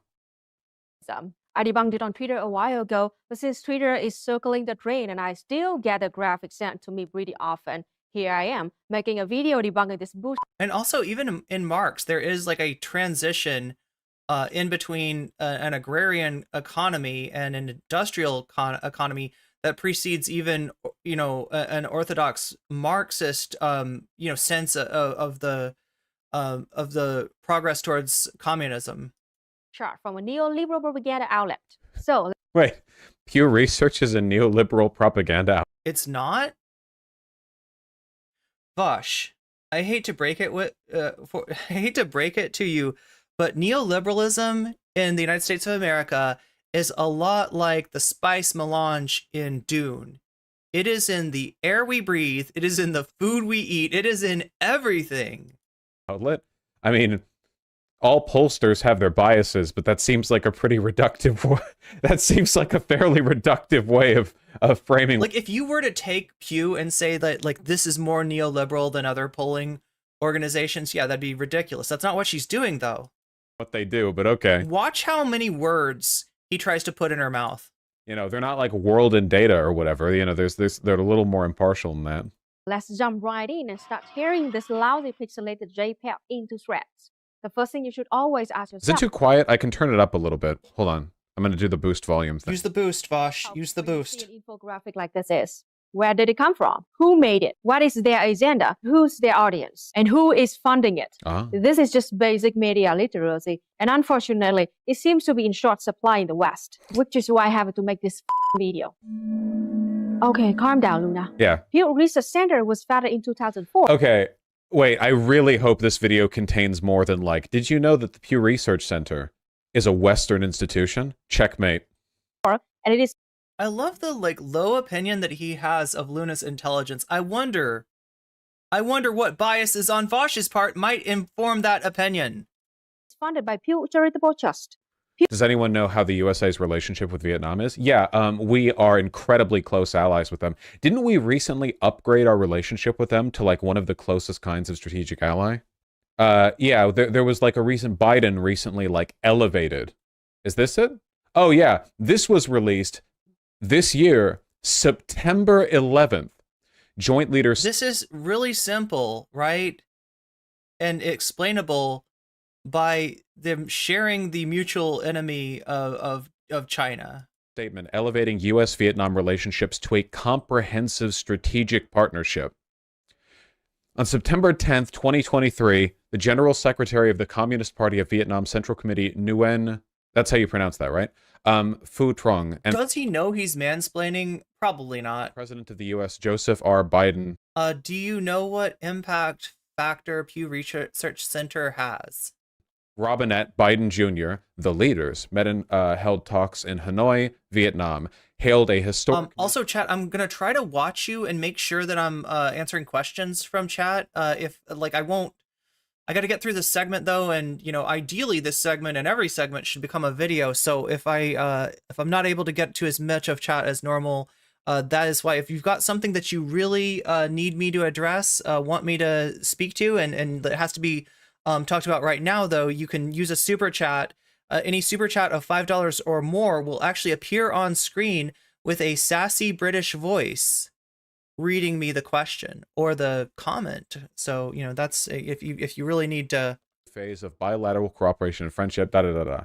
So, you know, Vietnam is a capitalist country. Nguyen, right. Vietnam is a capitalist country. It's not... There's just no getting around that. Pew Charitable Trust is an NGO which was founded in 1948 by the Pew family who owns Sun Oil. Anti-corporatist, you're talking about cereal. You're speaking my language. Company or Sunoco. So it's private oil money that founded this research center. And Pew family members, along with current board members and CEOs of Sunoco, have always been a majority of trustees of the Pew Charitable Trust, all the way up to this day. Now let's take a look at the Pew family. The Pews got. So yeah, we're taking an organization that like we're just like all too familiar. If you consume news in the United States, you have run into a Pew poll. This is one of the biggest polling organizations, and it's really easy to make the assumption, because you see it every day, that that's just like they just want to get the facts. They're just polling people. There's nothing, there's no bias there. It's just the Pew Foundation. But it is important to look in terms of, where the funding comes from, where the organization comes from, and what biases might be there. If you're this is true of any study. This is true of any study, not just a poll. Okay, so it is good to look at the backing and the founding of like institutions that come out with data that you want to look at. Doing this with the Pew Research Center seems pretty dumb because at this point it's like, did you know all institutions in the history of the United States have at some point been tied to money and moneyed interests? This is the case for literally everything. If it is a privately run group, that means that at some point it was tied to private investing, and if it's publicly managed, that means it's like a State Department asset. This doesn't really have anything to do with like, there are times when this is valid and okay, so a good example of when it's valid to engage in this kind of critical analysis, when it's actually like meaningful and useful, is when you hear about like, hey, this is like a new action group that did polling, and the action group is called like Moms for Healthy Families, and the polling they did showed that 99% of Americans think trans people are icky. And then you can like go, okay, so looking into it, Moms for Healthy American Families was founded. That is such a basic example, though, right? How many times are you? I mean, like, look, in politics, right? Because of the Orwellian nature of the Republican Party and the brazenness with which these chuddy viewpoints are emboldened, because frankly, they're useful to people with an interest in. Oh my God, Shakespeare! Thank you for the resubscribe.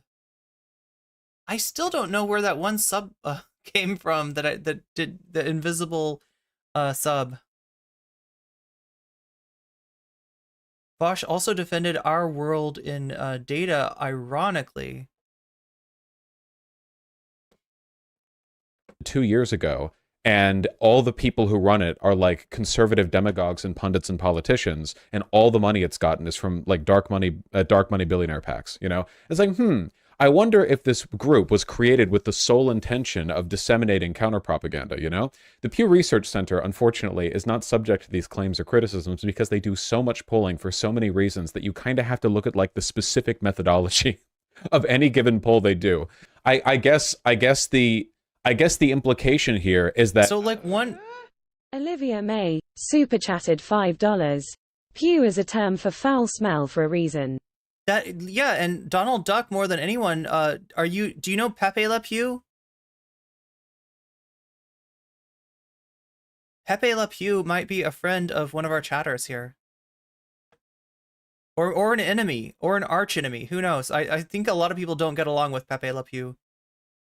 The Pew Research Center has... Pepe Le Pew is a little bit yikesy for several reasons that I won't get into right now. For this entire time, just been waiting to... But thank you for the super chat, Olivia. Convince the American people that the Vietnamese public really likes free market economics. Like for some reason, they skewed the data really specifically. I don't think that this was designed for consumption in Vietnam. I don't think that this is some conspiracy. Like, right? She's not like hypothesizing a conspiracy theory. Like he's jumping to all these conclusions, like that she's not going to look at the methodology. Bosh, I watched your video before I covered this, right? Because I don't want to accidentally come out hard against you and then find out I actually agree with your take. That's a possibility. I do agree with some of your takes, right? Like when it's as simple as like trans rights, right? I can get on board with that, obviously, right? And I'm not saying that, you don't say stuff like that, but you obviously didn't pre-watch Luna's video, and you're jumping to all these assumptions. Like, where do you get in your mind that you are the superior intellect to Luna Oi? What bias does that come from? Is this Dunning-Kruger, or is this something more insidious than Dunning-Kruger? Does this speak to your implicit bias, is what I'm asking. Against Vietnam in that one result. Like, yeah, the long con, you know? I want to see if she actually tackles, like, the data itself. Private. In the 90s, pure charitable trusts followed the major trend in capitalism by becoming more neoliberal. Guys, did you know that institutions in America that are private... Oh my god, you're right. Pepe Le Pew is actually a Looney Tunes character, not a Disney character. Wait, doesn't Disney own Looney Tunes? Am I wrong about this? I thought that Disney actually at some point bought up the rights to, like, right, because Space Jam. Wait, is Space Jam just Looney Tunes, or why do... Yeah, aren't there, like, Disney characters? Oh my god, am I wrong? Is Space Jam Disney? What I'm asking, chat, is does Disney own the rights to Big Chungus? It's Warner Bros., but I thought they bought them up. I thought that Disney bought, like, everything. Warner Brothers is still independent of Disney. Why did I think that there was... Am I just totally wrong about my cartoons? Private institutions? And shows a survey. Okay, confirmed. No comment chick is wrong about companies that own each other. Okay. Okay, so now we know who Pure We do, Research yes. is. So if you Vaush fans are in the chat and you're looking for something to clip, there it is. There it is. She doesn't know what she's talking about. We know now. Let's Okay. take a look at this god. So they have done stuff where they used both Disney characters and Warner Brothers characters, but it's not... graphic. Mhm. As you can see, this graphic shows a survey labeled Support for Free Market System. It claims to have asked people in various nations to state whether they agree or disagree It was licensing. Thank you, with the Morpheus. statement. Most people are better off in a free market economy, even though some people are rich and some are poor. This was part of the spring 2014 questionnaire, which covered a So that was the English version of the question that was asked. That was the question that was, asked ostensibly, at least in the United States, if not other, like, Anglophone countries.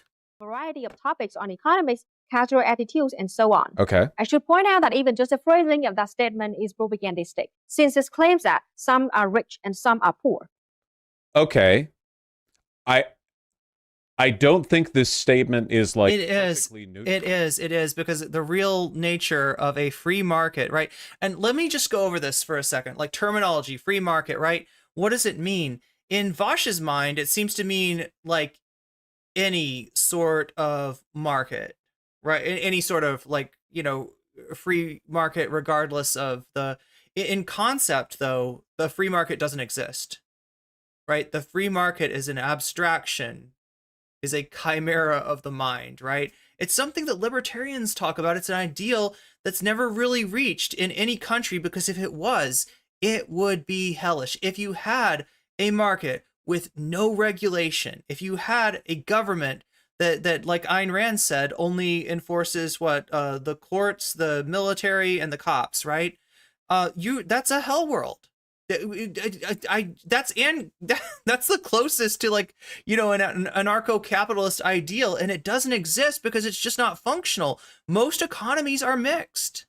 Most markets are, the very few markets are truly free. So it's a weird question to ask, but you're not relying on the actual definitions of these words. You're relying on people's perceptions of those words, right? And thinking of the free market without realizing that if your market was truly free, there would be nothing to stop the person who sells you milk from selling you milk that was contaminated with lead, right? Thankfully, we don't live in a free market society, and we don't have, hopefully, I don't know, I haven't checked, I don't drink milk, but, like, I'm guessing there's not excessively high lead levels in our milk. But I could be wrong. think this is a very biased way of phrasing the question. But that's not even what she's saying, right? You're going to see what she's getting to, and it's not this, right? Vaush doesn't know, but I've pre-watched the video, so I do. Yeah. Do you agree or disagree with this statement? Most people are better off in a free market economy, even though some people are rich and some are poor. That seems pretty, if anything, it's biased against free markets. Yeah, you could make the argument that it is. It's not, because in reality, in a free market, and it's more true the more, you know, the less regulation there are, the more this is true, right? You have a tendency to aggregate wealth from, you know, where it's produced, which is from workers, right? From labor. That's how wealth gets produced. And then that labor, gets harvested, gets squeezed out from us on both sides in terms of our surplus, our surplus like labor value, and in terms of the prices that we're paying for products, right? And gets aggregated to those who own the means of production. So a real true question would be, even though most people are poor and an ever diminishing number of people, control that wealth, is biased against free markets, because maybe like some people would argue that potentially everyone could be rich under a free market, some bullshit like that. Roger Rabbit is a gem in licensing drama, and I love it for it. Mickey Mouse and Bugs Bunny had to have the same screen time. Whoa. Oh, because otherwise you would think that one was a bigger star than the other, and probably one is, but it doesn't come across as too propagandistic to me. When in reality, a tiny number of people are rich, and the vast majority are poor. Yeah, do you see, it's weird though, because I know that he's doing it because he wants to dunk on Luna Oi, but he comes off so pro-capitalist in this video, right? So me criticizing him on this, Vaush fans, if you're listening, me criticizing Vaush on that, oh, this guy's a capitalist, this guy loves capitalism, right? That's like low tier fruit. I'm giving your guy the benefit of the doubt that this is coming from his Luna Oi derangement syndrome rather than coming from his secret love for free market capitalism, right? And I could have a go at that. Like, he would, if I was saying that, he would have a, you know what I mean? He would have a go at other content creators that, sort of made that mistake or, portrayed themselves in that way. But I'm going to leave the low hanging fruit alone, because there's so much, it's a target rich environment, right? I don't need it. I don't need it, Chad. I'm going to steelman him beyond reason, so that when he runs out of steelmen, he gets sunk to the bottom of the sea by all those steelmen that I've tied around his feet, right? That's how I debate. That's not. It says some are rich, some are poor. The point is to ask whether or not people agree with it, not to load the question by going, do you agree with free market economics in spite of, and then you cite all of Karl Marx's Capital? Do you agree or disagree with this statement? And then you just type out the entirety of the Communist Manifesto saying, I wonder. But as we will soon find out, the survey question is even more dishonest than that. Okay. But before I explain why, let's look at the reported statistics on the chart. Doesn't the Vietnamese government endorse capitalist aspects that it itself reformed to? Yes. Luna Oi denies that they were capitalist reforms. As my understanding is that everyone in Vietnam, including the government, is yes, we moved towards private ownership and it's improved our economy. And here's the sad thing. Vaush has so much more viewership than Luna Oi that you're never going to get a real representation on Luna Oi's feelings about the Vietnamese economy from Vaush. For that, you'd have to watch her videos, and she does talk about that. And people are wealthier now, and Luna Oi is the one person pretending that didn't happen. I don't know. In the advanced countries section, 78% of South Koreans, 73% of Germans, and 70% of the US agree that the free market system is good, while only 47% of Japanese and 45% of Spanish agreed. Okay, so opinions from rich countries vary a lot, from 45 to 78%. Okay. This makes me wonder, why would so many people in the richest capitalist nations be so skeptical of capitalism? What does this have to do with the perceived bias of the study? It doesn't. She's giving it credit, because what the study overall is about, the point that they're sort of drawing out, and if you really want to know exactly the point that they're drawing out, you need to read the study and you need to look at the conclusions that they come to, right? But me just looking at this broadly and guessing, it's from the title and from the everything like that, right? The point that they're trying to make is that there's less of a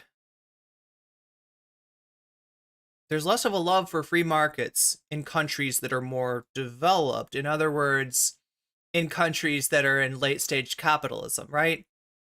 The actual point of the study isn't like objectionable. She's talking about the part about Vietnam and why Vietnam is such an outlier, right? And like I said, you could go with two possible rationales. There's something fundamentally different about Vietnam. These people love capitalism. You go to Vietnam and people are like, capitalism, yeah, capital, right? Or there's something going on in the methodology. I'm more I know what the truth is, right? I know that it is about the methodology, but even coming at this before I'd seen this, I kind of suspected this is like this outlier is probably due to, the way that the question was asked. The truth of the matter is that people in Western, so it's okay. This is like very basic Marxist analysis, right? Where the conditions that undermine capitalism are sown through the development of capitalism, right? So like capitalist industrialization enriches a country, but the inequalities produced by it. When you say enriches a country, you got to understand that it's not like, for instance, something like GDP, right? Gross domestic product. There's two ways to get that to go up, right? You could either enrich the majority of the country, make it so that like everybody's, benefiting, right? Or, it could be just certain people, right? And in, capitalist economies, the aggregation of the capital, the aggregation of the wealth, and the aggregation of the leverage over the actual government, right? And we know this better than, this is very obvious in the United States, like given how our elections work, given that there's two primaries. The first primary is the money primary, what candidates get supported by people who want to finance their campaigns. And the second is like, okay, now here's the candidates that the capitalist class have selected for you. Would you like to vote on whether you'd like a turd sandwich or a shit sandwich or a giant douche this year? Which one's more appealing to you, right?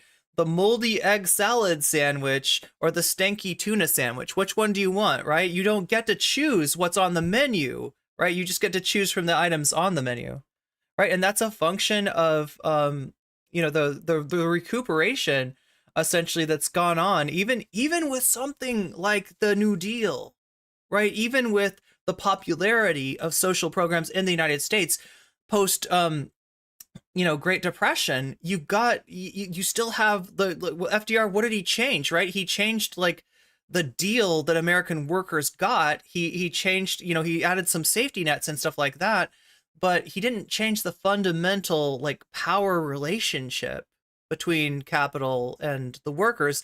Therefore, even as, the workers' lives are made better slightly, capital is still aggregating more and more stuff. They're getting more control. What are they going to use that control for? Obviously, to control that which controls them, regulation. That's what campaign, finance becoming, the Wild West after around the time of Reagan has done, right? Has given more and more of control over politics to the moneyed interest, right? Rather than we the people. Give people the thought that maybe having the bourgeoisie control everything isn't actually the best way to make use of the resources and efficiency that industrial capitalism has brought about, right? Like this is like very basic Marx. So in countries like Japan and America, we've already experienced the big boom in living. So the way that he just described Marx, you would think that I don't think he meant to do this, but he just made an argument for accelerationism, right? Now, like Marx did propose not that like this needs to change, and that like Marx did propose that this is going to change rather than this needs to change. That's what some people disagree with Marx about, right?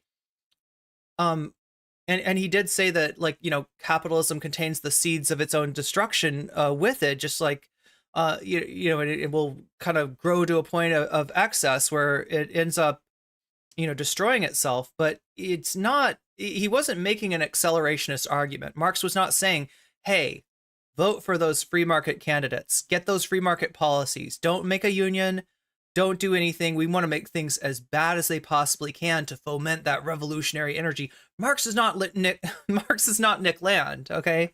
Standards that have taken place as a consequence of industrialization. Now, as things sort of fester in this in this late stage capitalist system that we live in, it's more, I guess, it's a lot easier to wake up and think, what is it all for? Whereas in a country like Vietnam or in China, oh yeah, good point, Morpheus. Yeah, even though FDR did stabilize and save capitalism, that's what he was doing. He came from the upper classes, right? He wasn't really a class trader. He was saving capitalism from itself in a lot of ways. There was still a plot to coup him by fascists and business interests. Absolutely. The experience from free market economics happened relatively recently in the 90s. Dingism, the reforms that Vietnam did, they have in a recent lifetime seen their standard of living massively improve as a consequence of free market reform. So they're still in a state where they're optimistic about the future development of... He's skipping over so much. Like, you're treating this country like it's a normal country, not a country that's been occupied by what? What did we count? Like 5 or 6 different imperial forces? Of free market economics. Now, obviously, this is going to vary massively country to country. Different countries will have different attitudes. For example, I would argue that late-stage capitalism is way more developed in South Korea and Japan. Yeah, you're right, Sisyphean. It's almost like he's divorcing the concepts of Marxism from industrialization, when in actuality, Marxism requires industrialization, or at least how it was, originally formulated, right? Was that, it was a movement from feudalism to capitalism to industrialization, and then to socialism and communism. Japan than it is in America. Like, in terms of worker conditions, things are way more f***ed over there than they are over here in the United States. And they also haven't experienced like recently uplifting benefits of privatization, like not in the same way that, like, I don't know, Vietnam has, right? But the problem over there, I think, is that they have a much more... Now it's privatization? Now that's the dick you want to slide down?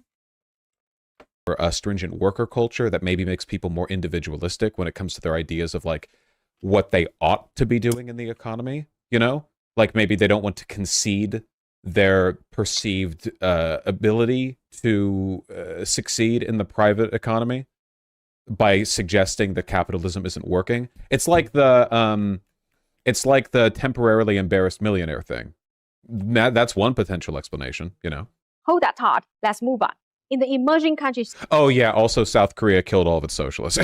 Yeah, don't forget. Yeah, there's also that. Section, Vietnam comes in at number 1. According to this graphic, 95% of Vietnamese people agree that the free market system is awesome. This is a massive percentage, higher than any other nation, even higher... Well, they didn't say awesome, to be clear. They just said they thought it was good in spite of those issues. Oh, thank you. You shouldn't make comments like that before you've looked at the like he talks like he knows that there's an issue with methods, right? That you can't really take any poll on face value. You've got to look at the methods, you've got to look into it, you've got to look at the kind of conflicts of interest. There's a lot that you have to look at before you look at data and make an interpretation, but he's just jumping to the... Thank you, Blablato. They have an entire methodology page for He's like, oh, look at this, a methodology page. I bet this backs my uninformed opinion up. I mean, chat, this is making the argument for this is Dunning-Kruger's. I don't know, though. This poll that they did back in 2014. It's just available. That's really nice. I love that transparency. Look at how transparent our wonderful neoliberal Pew polling organization is. I like Pew Research. They're a lot more... They're not like those tankies. It's a lot more straightforward engaging with them. What was the sample size in Vietnam? Let me see. Yeah, 1,000 people, same as ever. When tankies make a study, if you click on the methodology section, you get gulagged, right? And you have to... And then Yeonmi Park will decide your pundit. Will, you take a roll and some random Yeonmi Park meme becomes your punishment. Everywhere else. Face-to-face adults, 18+. interviewed from April 16th to May 8th. Margin of error, plus or minus 4.5 percentage points. Yeah, it's acceptable, given the, you know, extreme... Is there a tanky drinking game? The richest capitalist nations. Holy smokes. Does this mean that Vietnam is super extremely capitalist now? They love it. They love it. You just don't know, Luna, because you're in your tank all the time, right? Luna and EJ, if you don't know, they live in a tank and they don't go outside, so they don't really meet the other people in Vietnam. So that's why Vaush knows more about Vietnam than people who actually live there. Even more capitalist than the USA, the birthplace of capitalism.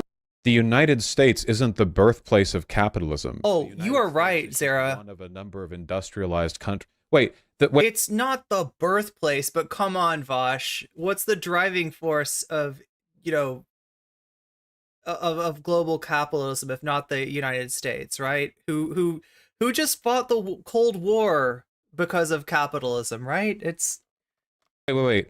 Look, I'm being extremely like generous. I'm granting him the benefit of the doubt where I don't need to.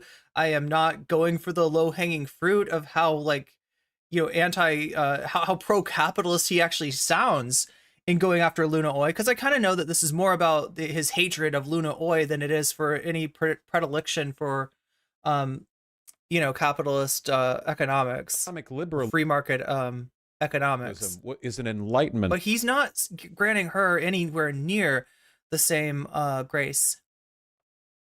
Philosophy. She might be joking. I can't tell with her. I've seen her videos on Ho Chi Minh thought, okay? I can't tell with her. It's not that she's joking. It's not that she's joking per se. It's that she's talking normally. That's what she does. She takes, you know, concepts that might not be super accessible to people and breaks them down and makes them accessible. So it's not that she means that she thinks that capitalism was invented in the United States by George Washington and Benjamin Franklin in 1771 or, you know, 76. What, right? It's not that. She's just speaking loosely. Really graphic want you to think. And that's why so many annoying anti-communists and ultra-leftists love sending me this chart. Anti-communists and ultra-leftists. I guess I would fit in the ultra-leftist category here. Oh, huge Shining Path fan, Vaush. Yeah. Because they believe that this one little JPEG undermines everything I say about Vietnam following a socialist path and Vietnamese people supporting communism. Oh, so she's not even going to contest the chart. She's just going to be like, you really think this one piece of data undermines all of the times that I've said that it's actually like super communist? Speaking as a formally as Vaush doesn't know all the left governments that the U.S. has overthrown. I mean, I think he does, but he's just ignoring that. Vietnamese communists. It's like selective memory. Okay, that was a mistranslation, or that was a annotation. It's not formally, it's formally. She brags about being formal. Vaush, if I were to correct every imprecise speaking that you uttered, we'd be here all day. We probably will be here all day anyway, because I'm like, he's pause fucking Luna Oi. I'm kind of pause fucking him as revenge, and I gotta like let the video play. In Vietnam's education system. I gotta let the video play. In Marxist-Leninist Ho Chi Minh with Vietnamese characteristic thought. It's the most like... Okay, so what he's talking about is that like Luna, some of her understanding of communism comes from school. It is still taught in school, right? The free market paradise of Vietnam like teaches you a little bit of Ho Chi Minh thought in school, right? We in the West don't really learn about communism unless we're in a very small, like, you know, there are some social sciences which we'll talk about it in certain ways, but we don't get like we like so what he's doing is he's saying that my autodidactic study of Marxism, a concept that's very much denied to me in American education, is superior than Luna Oi's state-sponsored indoctrination. That, you know, right, that like what the smart thing to do here would be to like look at, you know, at both conceptions and compare them, right? If you really want to like kind of transcend, you know, whatever Luna Oi's learning in Vietnam and whatever Vaush is not learning in the United States of America, you gotta kind of just like that's what talking to other leftists, especially leftists from other parts of the world, especially leftists if you're in America from the global South, will do for you. If you really want to get a good understanding about it, you can't just be like, oh, you're just indoctrinated with your tanky school and I don't want to listen to you, right? Listen to her, because I direct, straightforward indoctrination bragging I've ever seen in my life. it's not BKK, it's not just American exceptionalism. Like he's got like this, I don't know, it's almost like a Vaush exceptionalism here. Like he's the main character and he's the only one with the correct understanding of theory because he's read all of theory. Life. You know, I love to get my education on revolutionary. Chat, you're making me want to play Minecraft. Anti-establishment sentiment from the institution that I would be seeking to overthrow, you know? You can see her other videos, man. She's crazy. Of universal Marxist-Leninist philosophical methodology of dialectical materialism. That's some bullshit right there. You might have also seen a screenshot from one of her videos circulate Twitter now and again, where she says that, like, didn't she say that the dialectical materialism is when a Marxist makes analysis. Oh, Sarah, he didn't seriously claim to be an ultra leftist. I think he was joking. Based off of facts. What wasn't that what she said? She was like, and the thing that made Marx different, and the thing that dialectical materialism is when you make decisions based off facts, or something like that. Yeah, I think that's what she. No, this is what sucks about debate, bros. Okay, if you ever say something, if you ever comment on a subject, right, and it's convenient for them, they will take that clip, like, and this is a guy who constantly is like, oh my god, I can't believe they made it sound like I have Milo Yiannopoulos' opinion on relationships between minors and like adults, right? I can't believe they said that. They clipped me out of context. What I was really saying was that yes, that is true, but we should still have age of consent laws, which makes it okay because legally I'm on the side of having age of consent laws. When one of your premises to get there is that, like, yeah, it could totally be the case that an adult could have a relationship with a minor and everything could go fine. It could be positive even, right? That's literally what got Milo Yiannopoulos canceled off the right? This guy complains so much about being clipped out of context when he's actually not. They clipped it to show that the objectionable part is your premise. The premise that you hold to be true is disturbing, right? Even though your conclusion is that we should still not, do away with age of consent laws, right? Your premise is whack. Your premise is sus, right? But like he's complaining all day and all night about how he's clipped, and then he's going to do the same thing to her. He's going to find one little quote of hers about dialectical materialism and say Luna Oi thinks this is the be-all end-all definition of dialectical materialism. She doesn't understand communism. Only the big brain Vaush does, right? He said incredible stuff.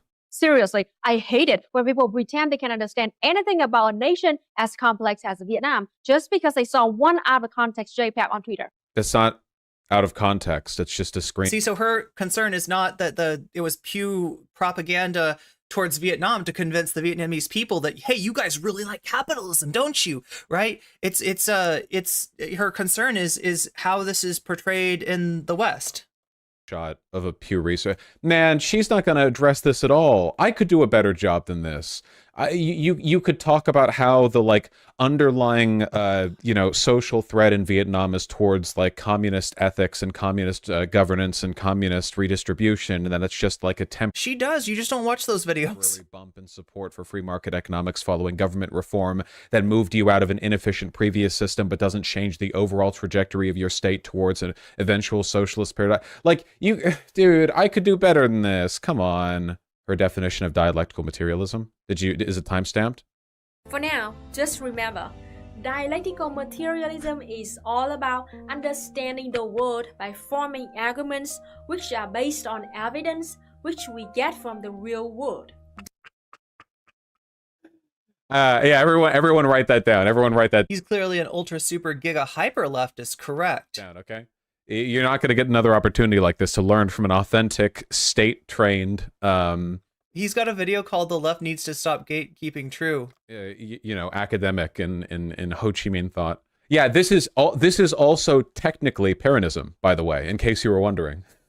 Which he just learned about. Demonstrates a complete lack of historical and comprehensive investigation, and it's a kind of mindset And look, I'm giving him credit because I'm not sure how well he really understands. that I see far too often in the capitalist West. But even I have to admit, when I first saw the graphic, it is weird. Okay, 95% address it. Yes, please.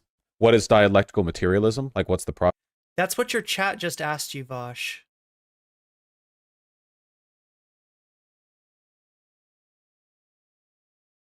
That's a question that just came up. Hey, what is dialectic? What we never really talk about this. What is this dialectical materialism thing? What is that? Okay. So Marx was a student, kind of. It was He's a studier. fan of some of Hegel's writings. Hegel talked about the dialectic in an ideological sense. A dialectic is when you have two contradictory ideas and you attempt to achieve synthesis between them by observing the resolution of their mutual contradictions. So you have like one idea, for example, which is universal suffrage, you know, a liberal value, and another idea, which is white supremacy and slavery. How can these two ideas coexist? Well, they did for centuries and still do to a large extent. So the dialectic is you have these contradictory ideals and they engage with each other and they compete and they sort of refine until eventually you reach a synthesis, which God willing one day will arrive at a synthesis between universal suffrage and white supremacy. You know, I'll tell you when we get there. And Marx was like, yo, Hegel, you're dumb and gay. In reality, the real dialectic that you should be focusing on right now, okay, the real dialectic is the material dialectic. Forget dialectics between ideas. Ideas are not constructed in a vacuum. Ideas are part of the superstructure. Material is the base. Ideas are assembled as mechanisms to legitimize. Sorry, I have to fill in the bit. I can't resist it, Chad. I have to fill in the blanks for him since he's not going to do it for you. A person's position in a class hierarchy. That is to say, people will develop ideas in ways that align with the material interests of their class, or at the very least, what they're told are the material interests of their class. So forget about this ideology shit, you know. What you need to be concerned with is the actual material dialectic, the contradiction between the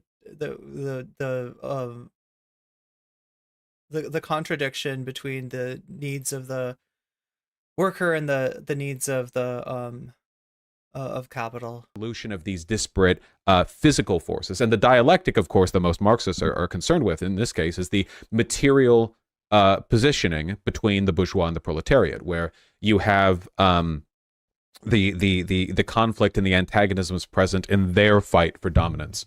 So that's what dialectical materialism is. It's viewing the world through the lens of analyzing conflicts in material class and station and the way in which those conflicts resolve or at least shift over time based on the mutual antagonistic forces being sheared off or adjusted or changed or resolved or shifted altogether. Her definition is the definition of empiricism, which is a different thing. This literally goes back to his debate with non-compete, which, like, in the interest of time, I will not return to, but I do have a video about that if you are interested in exploring what Vaush gets wrong about empiricism, right? That's in my analysis of the EJ American Johnson versus Vaush debate. Okay. And the Vietnamese strongly agree that capitalism is cool and good.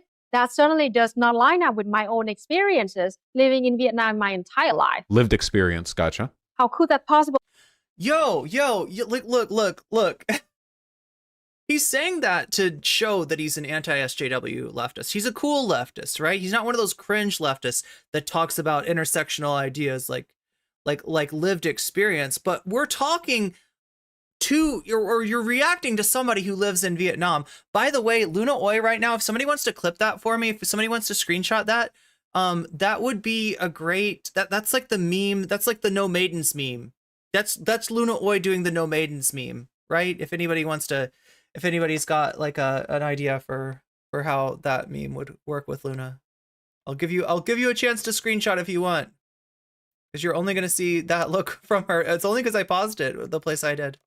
Be? Who are these Vietnamese capitalism lovers, and why haven't I been running across them? Yeah, she's like, I live in Vietnam. That's literally when she was saying lived experience. That's what she was saying. Like, right? I live in Vietnam. If capitalism is so popular that 94% of people are like, free markets, we love them. How come I don't run into these people? Where are these people? My entire life. Desperate for answers, I emailed Pew Research Center and asked for the original questionnaire in Vietnamese. It took them months, but finally I got my reply from the Pew Research team. Okay, hold on. Wait, this is actually like an interesting... Okay. Yeah, it's very interesting. That's a question that you should have asked, though. Vaush, you're talking about a survey in multiple countries where they ask a question about people's feelings about the free market, right?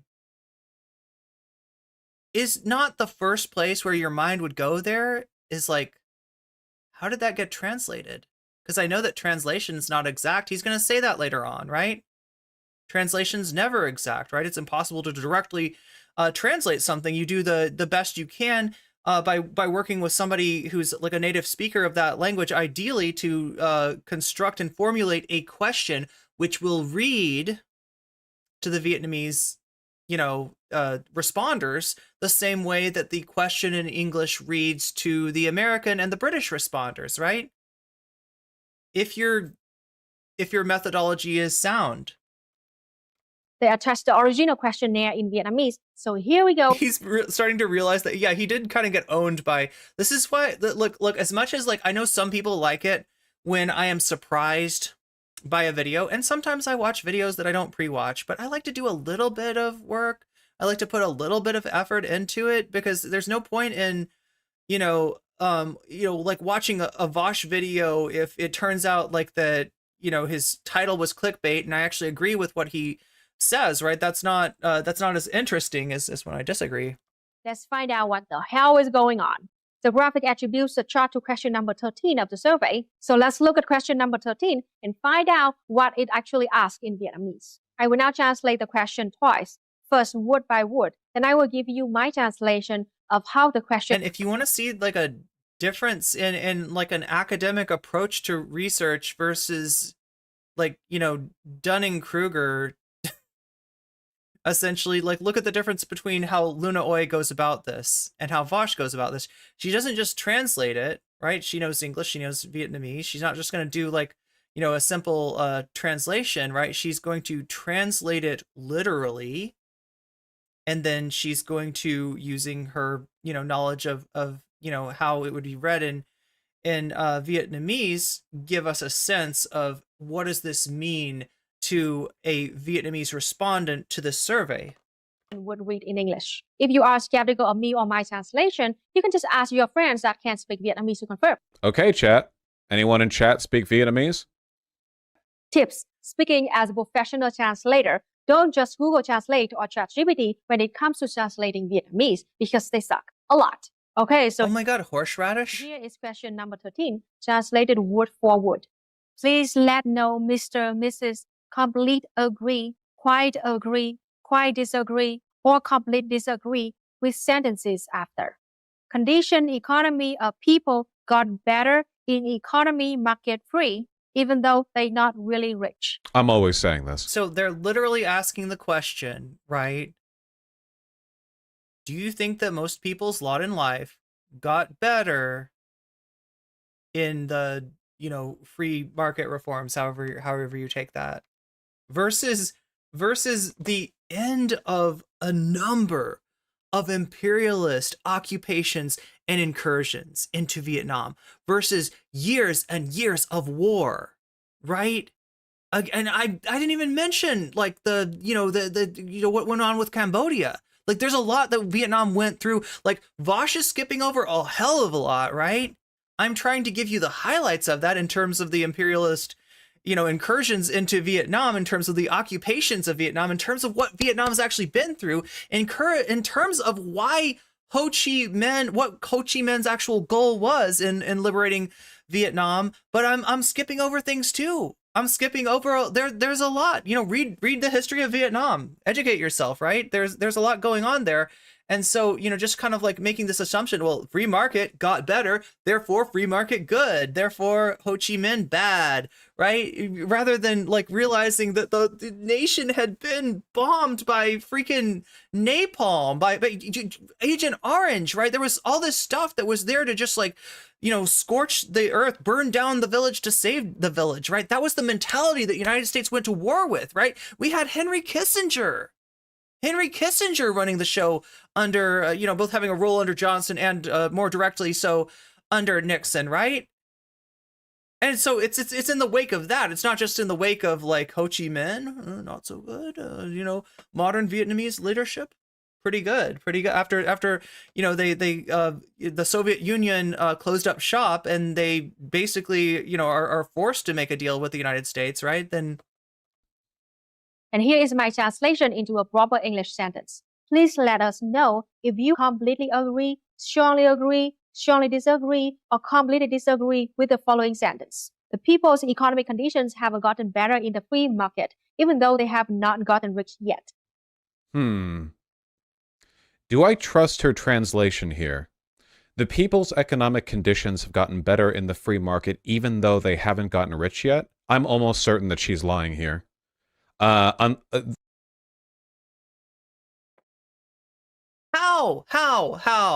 are you almost certain that she's lying here, right? It seems very unlikely to me that the way the question is phrased would, like, even though they haven't gotten rich yet, why would they ask that?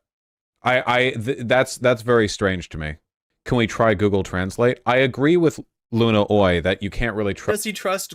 He's not going to go to Google Translate. He knows better than that, at least, I guess. Vaush speaks Vietnamese, right? Trust Google Translate. He knows. I'm sure she's lying, right? The thing is, there's multiple competing biases, though, that I'm not sure. Like, why is it that you're sure she's lying? Are you sure she's lying because you have communist derangement syndrome? Because you hate communism and you associate Luna Oi with communism? Are you doing it? Is it out of a racist reason? Is it just misogyny? Is it a combination of multiple factors? Like, why are you sure that she's lying? So I couldn't copy paste this in. It's so fucking bad faith. You can tell with this guy. If you're sure that somebody's lying without any sort of investigation, like the Vietnamese woman, the bilingual Vietnamese, sorry, actually, yeah, I don't want to make assumptions about gender, but I'm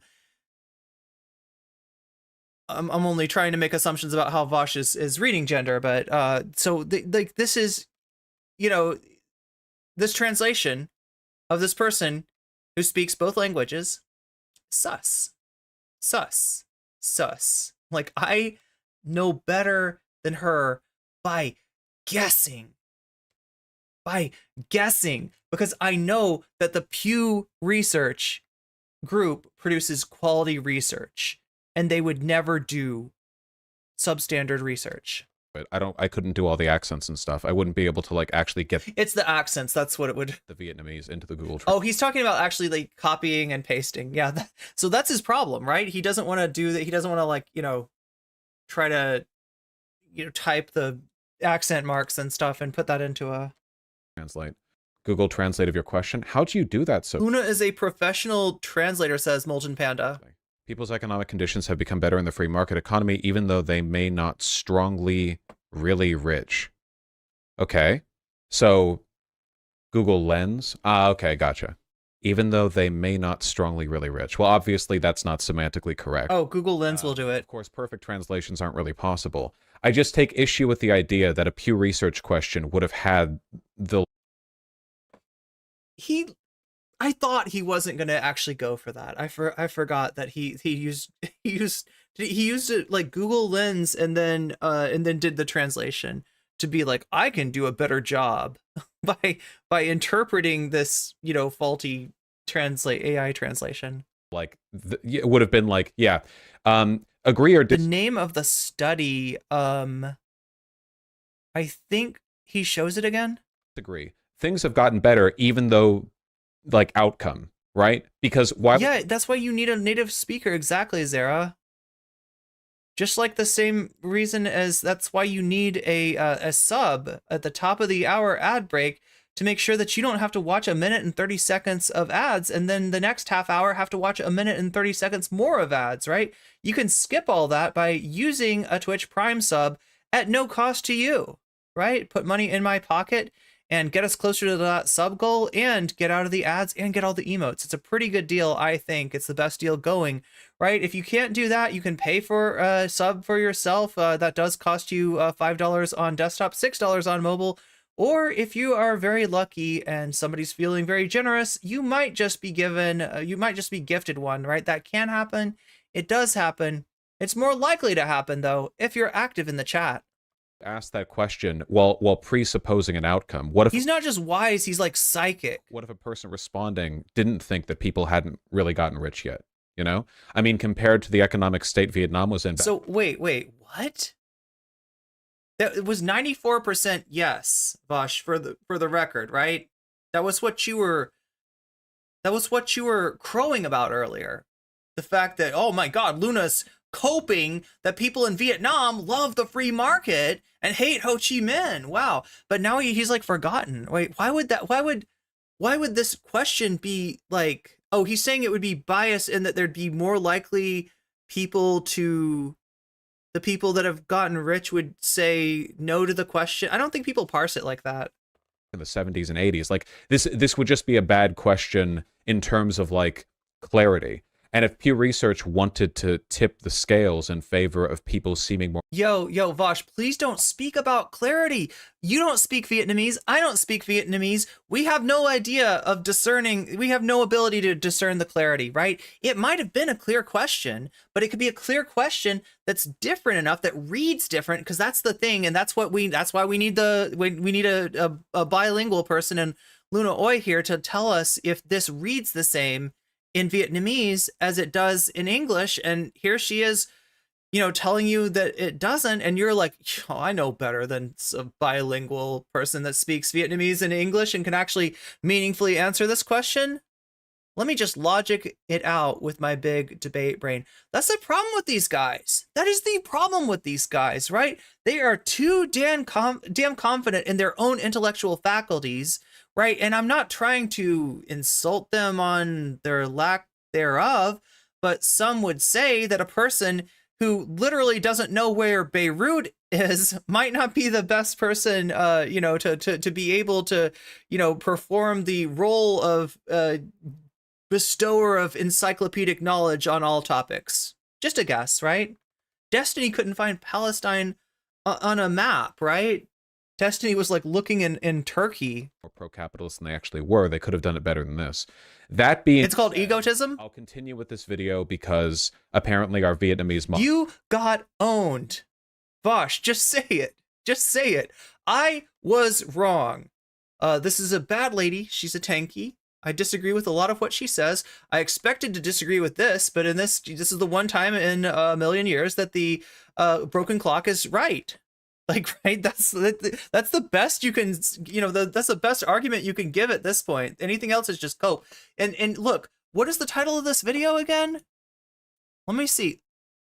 Insane data cope. Holy shit. Vaush, we do have some insane cope here. But it's like, it's featuring Vaush Vidya. The insane cope part, that is, right? Vietnam. God damn. Is not present, and I can't speak Vietnamese. But I do question this translation. I do question literally anything said by a person that I dislike. Yeah. Is that true, Posadas? Okay, I'll take a look at this when I get the chance to. And here are the only options available. Completely agree, quite disagree, completely disagree, do not know, or refuse to answer. Let me tell you, I was shocked when I saw how this question is phrased in Vietnamese for two reasons. The question in Vietnamese is completely different from the question on the graphic in English. And the question poses a sneaky assumption which survey respondents could not push back against in any way. Wait, but the sneaky assumption is in your favor. The sneaky assumption, the thing the question is presumed... I don't think that the haven't gotten rich, even though they haven't gotten rich thing is as big of a deal as you seem to think it is, Vaush. in your translation is that the people haven't gotten rich yet. That's a presumption that favors your side. If people are reading the question super literally, like most people don't, right? Remember, it's like 94% says yes, and like 4% says no, right? So you could take that as those are 4% of people that are like, no, actually, I did get rich, and they're taking it super literally. I think even a person that had gotten rich during that time would probably not read, would probably still answer yes, or maybe just, you know, not. Wait, what was it again? It was strongly agree. Oh my God. So we didn't even see the breakdown. It's kind of a weird JPEG that they gave us. I guess they combined all the agrees with all the you know, the strongly, the weakly, the whatever. They did ask for, you know, variety, you know, how strongly you agree or disagree, but that doesn't seem to have been represented in any way in the JPEG. So if that's the case, like, that should be an argument in my favor. Maybe the people of Vietnam are even more pro-capitalist, you know, than we think. Remember, in English, the statement that you are asked to agree or disagree with was, most people are better off in a free market economy, even though some people are rich and some are poor. Compare this side by side with the statement in Vietnamese. The people's economic conditions have gotten better in the free market, even though they have not gotten rich yet. The fundamental... Wait, let's go back and just like, because this is the fundamental question here.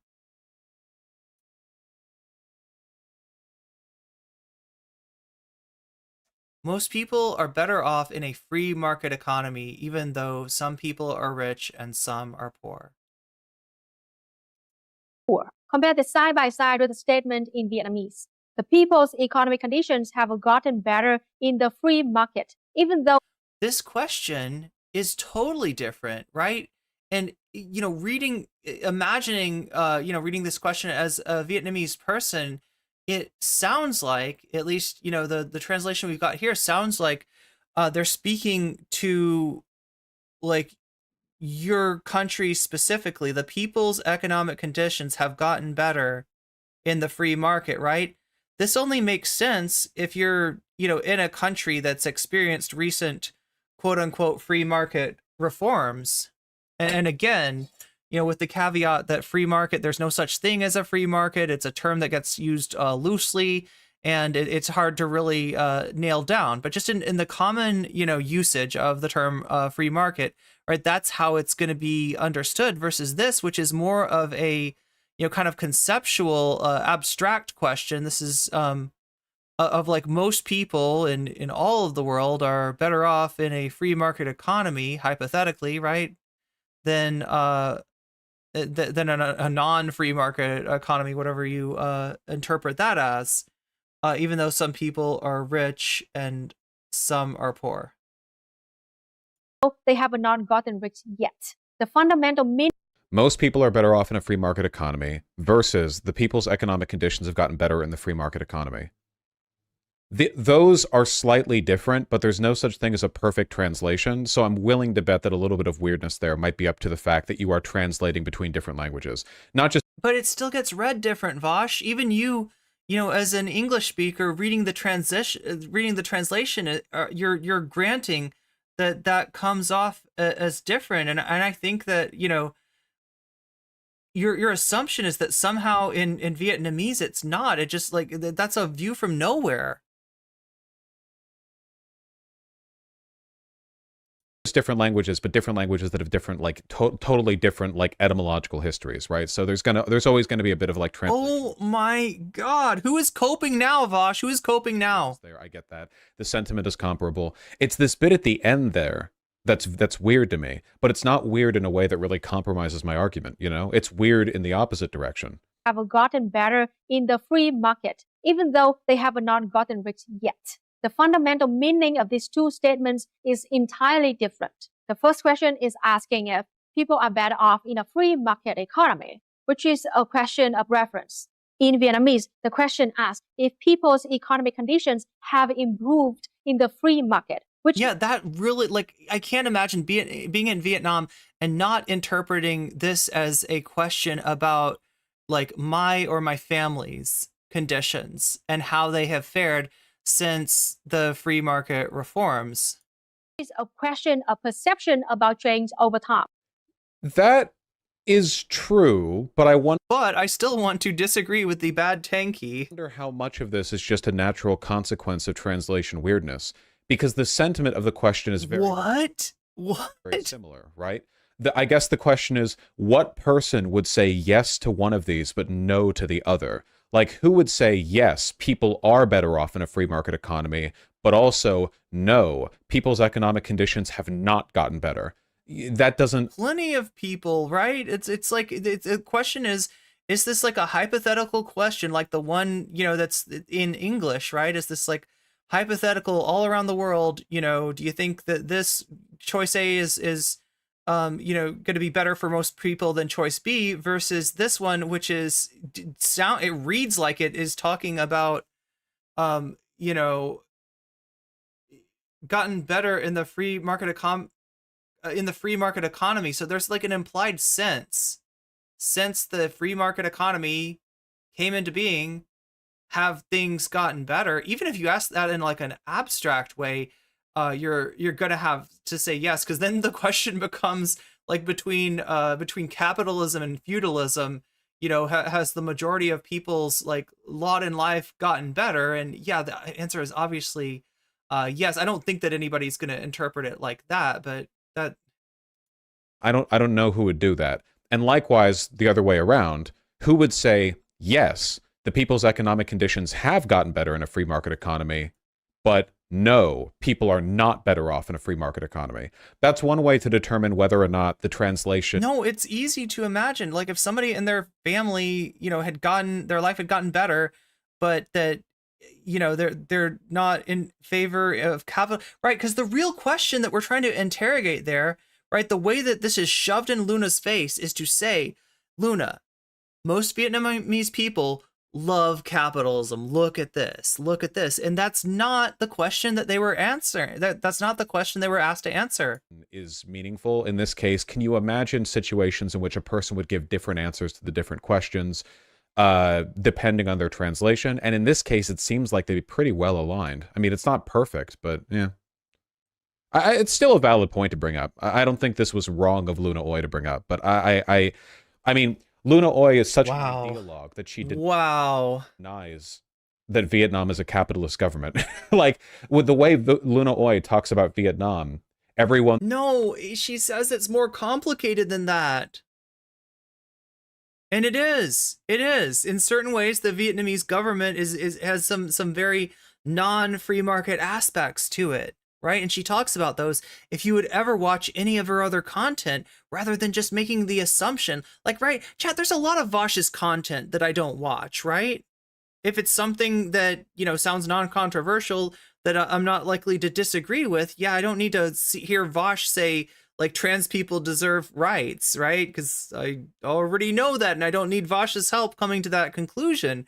But I don't make the assumption of, like, how Vaush talks about trans rights in the vacuum of that, like, lack of knowledge. If I really wanted to comment on that, I'd have to watch some videos. That's the thing that Vaush does, though. He's only looking for videos. And somebody said earlier, this is because, can we check on this?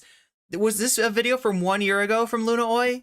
This is like an old Luna Oi video, right? He's literally searching through the fucking catalogs, the back catalogs of non-compete, to find something to say tanky bad. And he finds something that looks promising. Oh, here's Luna Oi disagreeing with the Pew Research Foundation. Oh, we're going to get her good this time. We're going to get Luna good this time, right?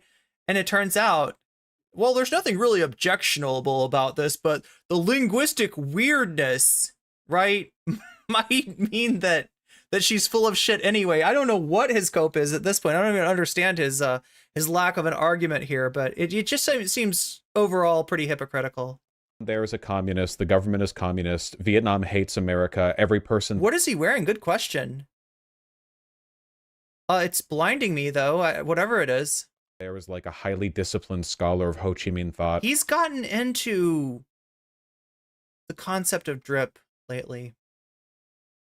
The old Vaush that you might know in the like, wait, what's the other name for this? This is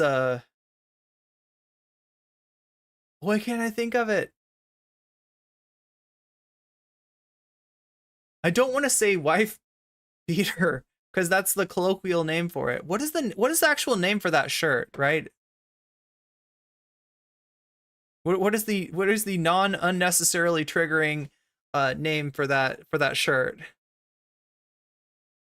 I can't think of it right now, but right, that you know how Vaush usually or used to dress, right? Now he's trying to I don't know. It's his woke bay era, I guess. I don't know. It's funny because or not so woke bay.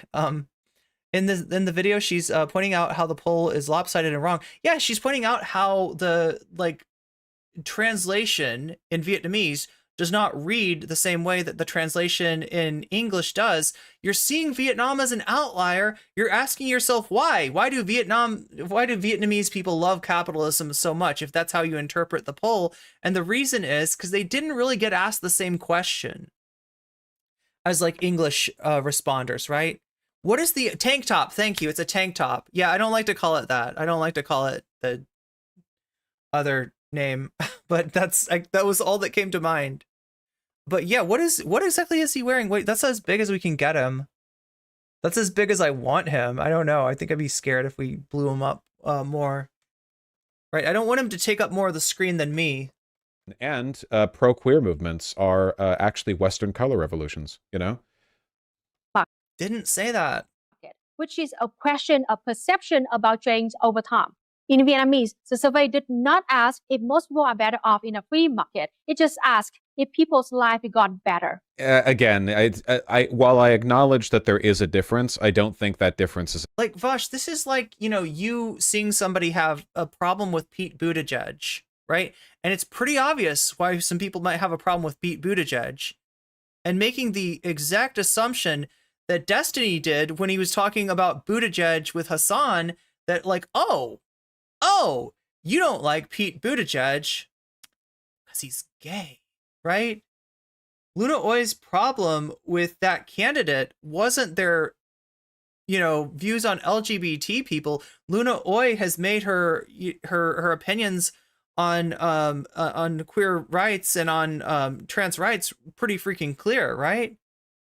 The problem is that this is a neoliberal politician. But here's Vaush, you know, like this is the, you know, from all I can tell, you know, the Vietnamese equivalent of a Pete Buttigieg in terms of a mix of, you know, liberal of neoliberal politics with like a pro you know, queer sentiment, right? Enough to argue the question is biased, except for that last bit where I do wonder about her translation. Demon Mama fucked up on that one. Oh, on the, yeah, that was where it comes from. That's yeah, I think you're right, Baduism, that Demon Mama, yeah, lest we forget, right? Because sometimes Demon Mama is slightly better than Vaush. And I pointed out, because I'm incredibly good faith, right? And Demon Mama, you know, was, you know, not really a friend, but she was somebody that I thought of as somewhat of a comrade for some time. When Destiny came on and tried to convince me that she needed to be deplatformed, I said, how is she worse than any of these other debate fucks, right? She's not. She's not. And in some cases, she's better than somebody like Vaush, right? We've seen that, and I pointed out when it happens, right? Because I'm not trying to bullshit you on anything, but yeah, there are, you know, her... There's some really bad takes too. And I don't know how many of those takes, because like, right, just really quickly, the history of Demon Mama is that she debated Destiny. She really pissed him off because she beat him in the first half of that debate. She kicked his ass, right? She embarrassed him. And a trans woman is not allowed to do that to Destiny. So he goes and tries to get her, you know, deplatformed, even comes on my stream to try to talk me into, you know, his let's get rid of Demon Mama whatever, you know, take, and you know, I couldn't agree with that, right? But because she's being beset by not just Destiny, but also some creeps from like 4chan and Kiwi Farms, right? She ends up making common cause with Vaush, joining his network, you know, to a large extent to protect herself, to have some firepower on her side, because she didn't. She was a small streamer. She pissed off Destiny. She had the world coming down on her, right? That is sort of the reason, that's the background of, like, you know, Demon Mama becoming part of the White Leaf Network, which is the next subject, right? The next thing we're going to talk about is actually some more interesting information that we're finding out about the White Leaf Network, right? But you know, and it's hard because, like, yeah, you know, was she similar to Vaush in her takes? Yeah, absolutely, 100%. I'd be the first to admit that. But does she maybe slow walk some of her takes that, you know, are in conflict with Vaush? Quite possibly. They do disagree sometimes. One time she even challenged him to a debate, but doesn't tend to go well for her. And this is a significant difference between what was actually asked and what was with honorable exceptions. The extremely online debate sphere is appalling. I will not disagree with you there. You are correct on that, Javi. Also said from the perspective of someone seldom online due to plenty of activism. Pretty much the only way to answer this question is to think back on the past several years and decide whether or not life is getting better. And yes, the lives of Vietnamese people is getting better. So that's how I assumed that, yeah, that she would, that's how I assumed that question would read, given the English translation that she gave us. And also notice that there is, because of free market reforms. I don't know how to pronounce it. No, because that, like I said, that question implied more of since free market reforms, right? Not necessarily, and that's why the study's bad, because it's presented to us as like, haha, Vietnamese people love the free market, Vietnamese people love capitalism, and that's not actually the question that they're interrogating there. Properly, but doi moi is, I guess, how I would take a shot at it. Part of a series on Ho Chi Minh thought, a socialist-oriented market economy. Greater role for market forces in the coordination of economic activity between enterprises and government agencies, and allowed for private ownership of small enterprises and the creation of a stock exchange for both state and non-state enterprises. So let me just hold on.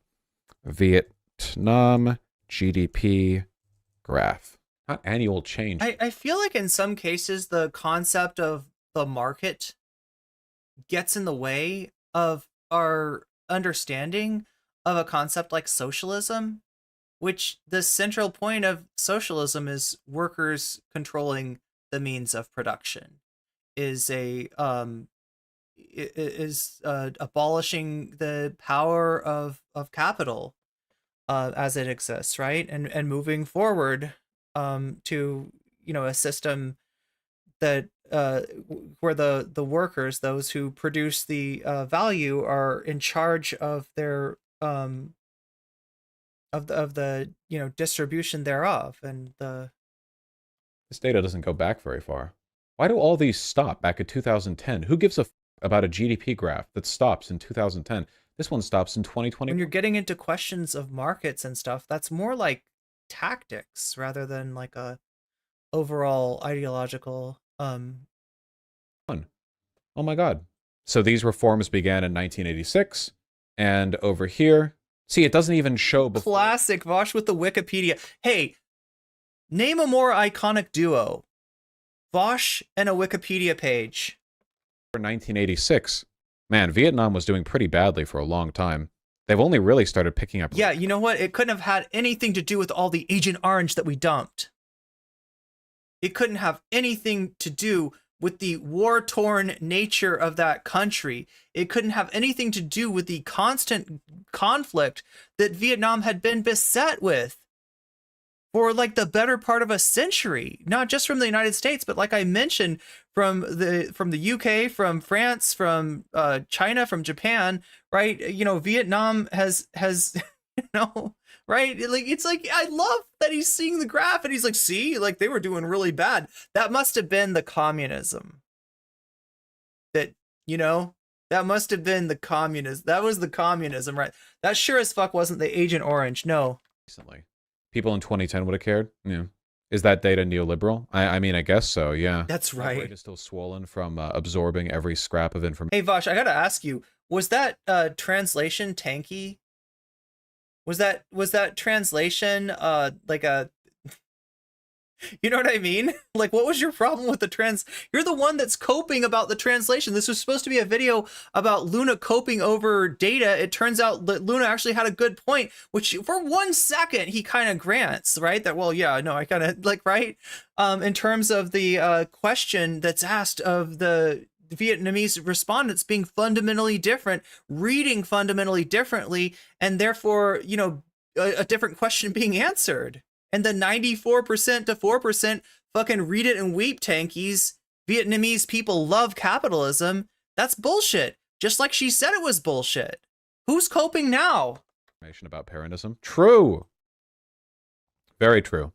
As a result, oh my god, and economic reforms, Vietnam. Why is he trying to bring in Peronism? Miraculous economic transformation in the 1990s. The period of reform saw an average GDP growth of 4.4% per year, with the average GDP growth accelerating to around 6.5%. Vietnam opened up to Western capital in the 1990s when they lost the Soviets as their trade partner. Per year from 1990 till the Asian financial crisis of 1997. Vietnam's GDP grew almost 5 times, from 6.4 billion to 31.1 billion in 2000. GDP per capita. Wikipedia Andy. $95 to $390. Nice. Unlike many other fast-growing economies, the Vietnamese government diverted tax revenue collected from the expansion of economic activities to ensure that underdeveloped areas received... It's funny because, like, you know, somebody asked me about his outfit, right? People have noticed that he wears different stuff than he wore back in the day. Like, you know, usually a lot of times he kind of looked like he was coming in from a workout, which I can relate to. Like I said, I don't, like, hate Vaush because of just, like, you know, qualities about himself. Like I get along with gym bros, okay? I don't dislike, like, Vaush because of, like, who he is. I just find myself disagreeing with him over and over again.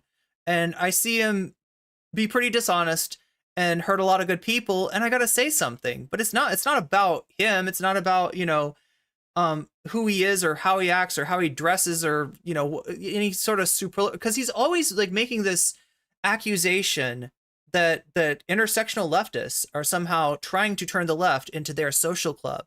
And the only reason that we wouldn't want somebody like him in our social club is because, frankly, he's a dude bro. Vaush, I get along fine with some dude bros. It's not about that. It's not about that. It's not anything, you know, that shallow. It's just, I fundamentally disagree, dude. I don't know what to tell you.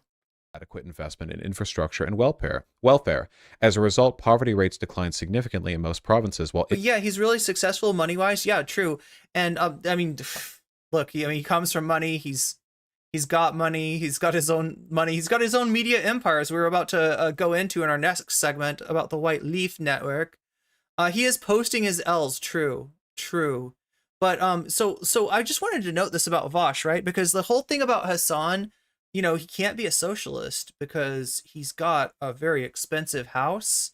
He's got a very nice car. He is just drip, you know? He's woke bae, right? That's a slag against Hassan. What's funny though is that Hassan, as much as he has, like, the trappings of wealth and, you know, is doing, you know, pretty well for himself, right? He doesn't have, like, it's different. It hits different because, like, this is like Vaush's woke bae area. This is him trying to occupy the same space as Hassan does. And it hits differently, doesn't it? Because he's, you know, kind of fundamentally anti-communist. With him, it's like the combination of that with, you know, the ostentatious display of wealth. That's, I think, what kind of hits people wrong. Income also recorded significant growth in metropolitan areas. See, guys, this is really good.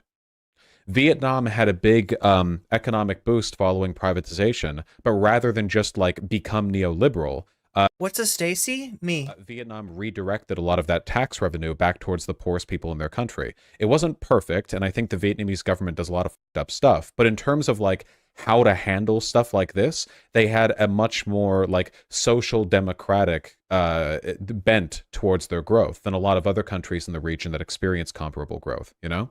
That's really good. But why not defend this honestly, you know?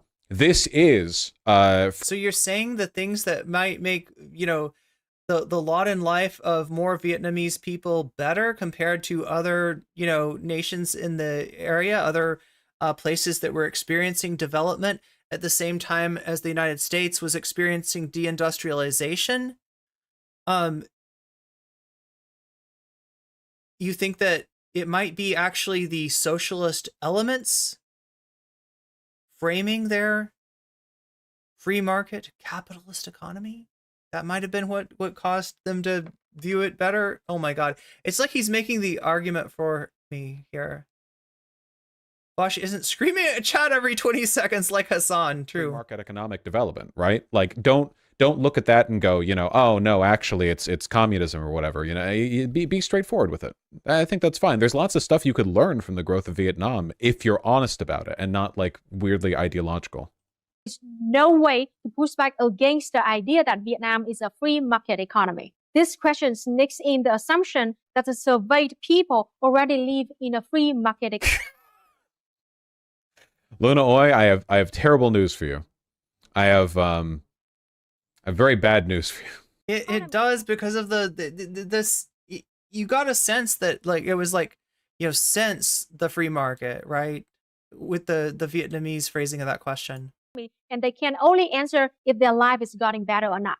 And also, significantly, there was no... That is exactly how how it seems like it reads to, you know, her translation into English of the Vietnamese, the question posed in Vietnamese, right? That's the most logical way that it would be read, right? It sounds a little bit more personal. It sounds more about like, you know, the economic well-being of the people, as opposed to like in a hypothetical free market society versus a non-free market society, whatever that means to you, right? Which could be anything, right? That includes a lot.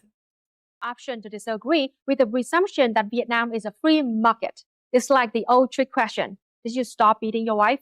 Your option is only yes or no, and you can't. But it's so weird for Vaush to have this all or nothing view of the free market, right?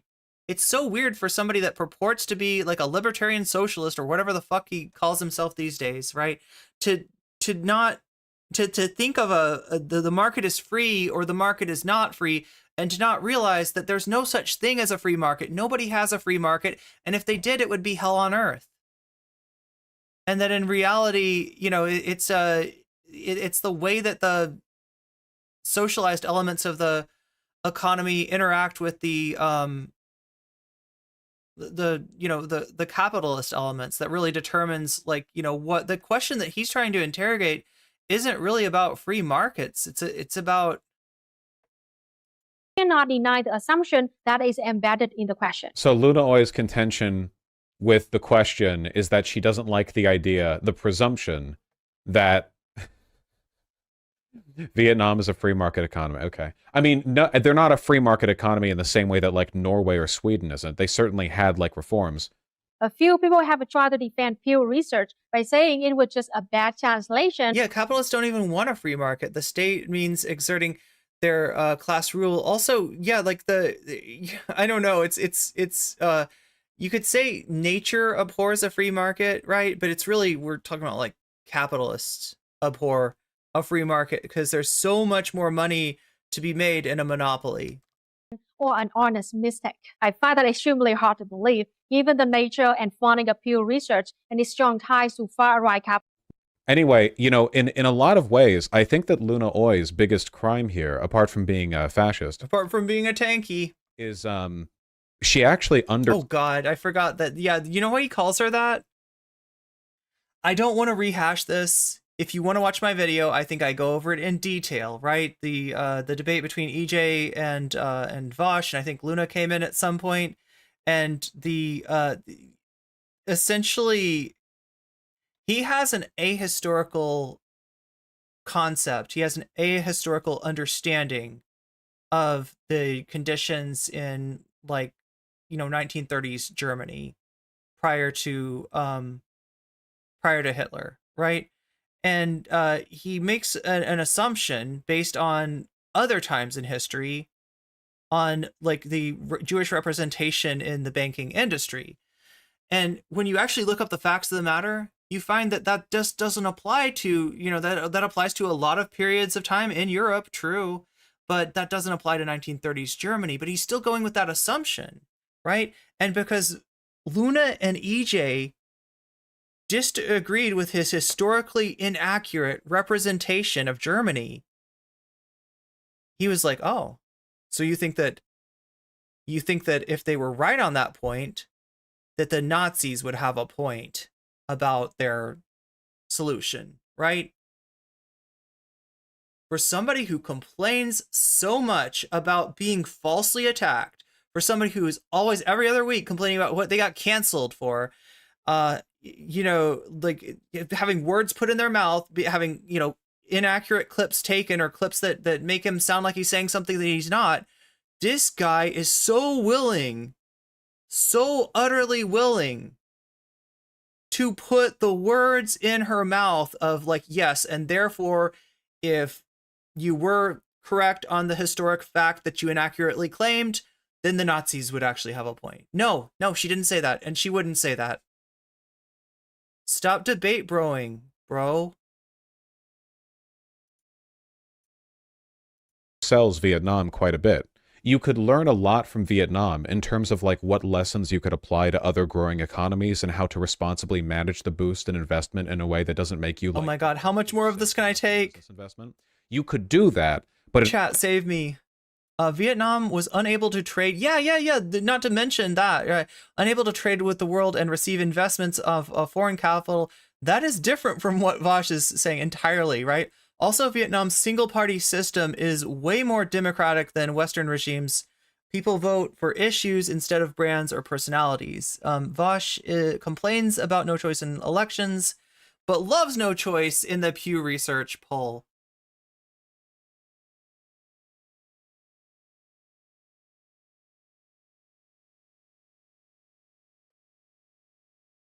I mean, anywhere a free market, yeah, the closest thing to a free market, is a failed state. That is correct, chatter. I'm sorry to like say chatter and not to like directly attribute like who said it, but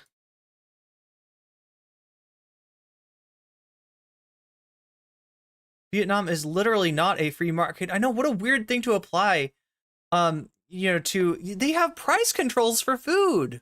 Like, what are you talking about? Vaush collects Nazi dinnerware? Wasn't that in a movie? He says the same lies, all conservative. Yeah, he's got a very vuvuzela, you know, take on communism in general, and almost like a McCarthyist, like the way that he goes about, you know, the way that he goes about hunting tankies, it's almost McCarthy-esque. Capitalism kills the free market, crushes all competition by buying our government. I know that's such a weird concept, because like literally what that is intended to mean by the free market enthusiasts is, you know, a kind of like nightmarish dystopian end state of capitalism, where, you know, every market is a monopoly, and the government is owned by the corporations, by capital.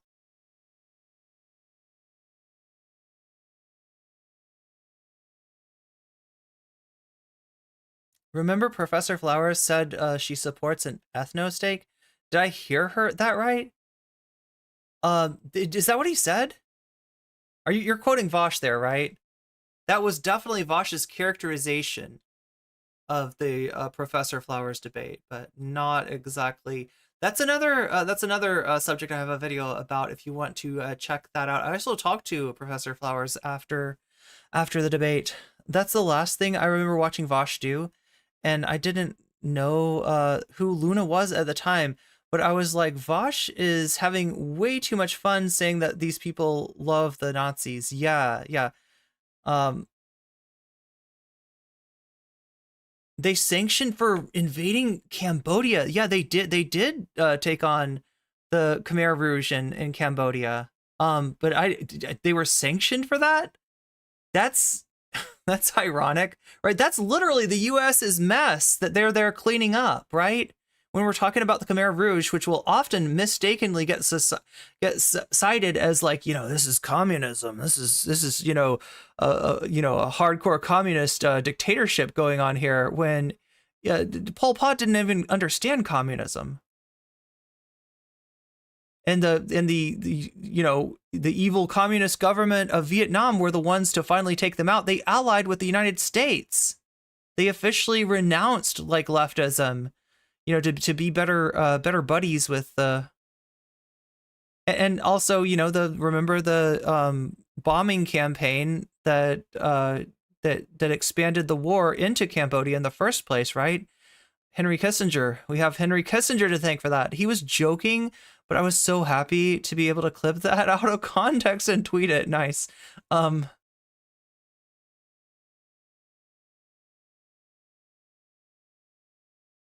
mean, are we like Carla's Wild Ride? Thank you for the follow. I appreciate all your support, chat. It's what keeps me coming to you. Make sure, if you haven't already, to like the video. That helps me out a whole bunch in terms of other people getting to see my video. And, you know, you can support me on Twitch with subs, with donations, with bits. You can support me on YouTube with super chats, with memberships, with gift memberships, and with all kinds of things. Yeah, YouTube has like way too much stuff for me to even remember. You can also support me over on Patreon. It's a nocommentchick at Patreon. So the Khmer Rouge was a cult in a nutshell. Yeah, the Khmer Rouge is scary. Like, right? Yeah, that's and absolutely enabled by the actions of the U.S. military, right? And absolutely opposed by the evil Vietnamese socialist communist state of baddies, according to Vaush. I don't know. I feel like have we beat Vaush? Can I move on? He's got like what? There's like 6 minutes left of this. I just don't think it sounds like he's done with the Luna video. I just want to be done with this, chat. I drastically need to be done with this.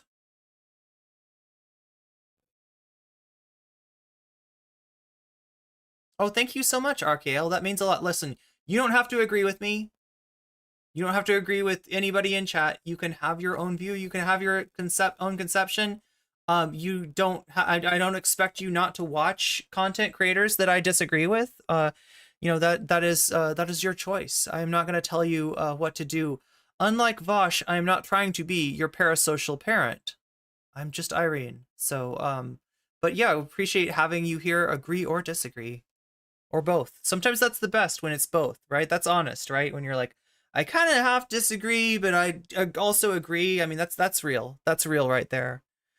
So yeah, this is like, we can't all agree on everything. That's true. That's true. And like I said, I don't hate Vaush. I don't hate guys like Vaush. I don't have like some kind of weird, you know, like, I don't know. I feel like he's got a chip on his shoulder about people who disagree with him.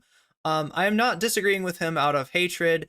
I do not hate his, you know, community or anything like that. I you know, I know a lot of people that are fans of Vaush. I just, you know, disagree with him on some pretty important things, and given what a prominent position he occupies in the online left, I feel the need to use my platform to push back on that. That's all, right? We just fundamentally disagree.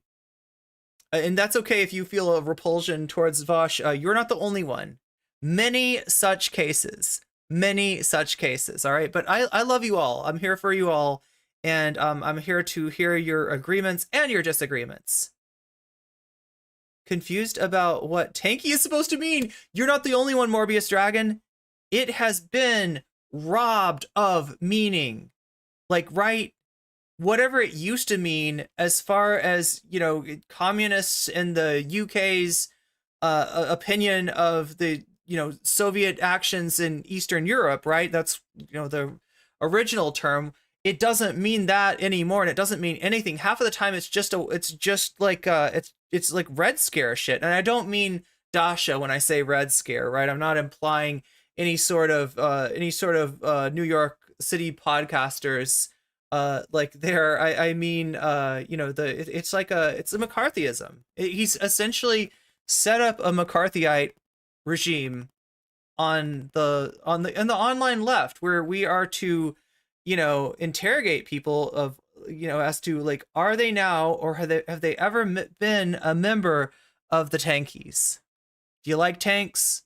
Do you have a Soviet flag in your closet that you're looking at right now?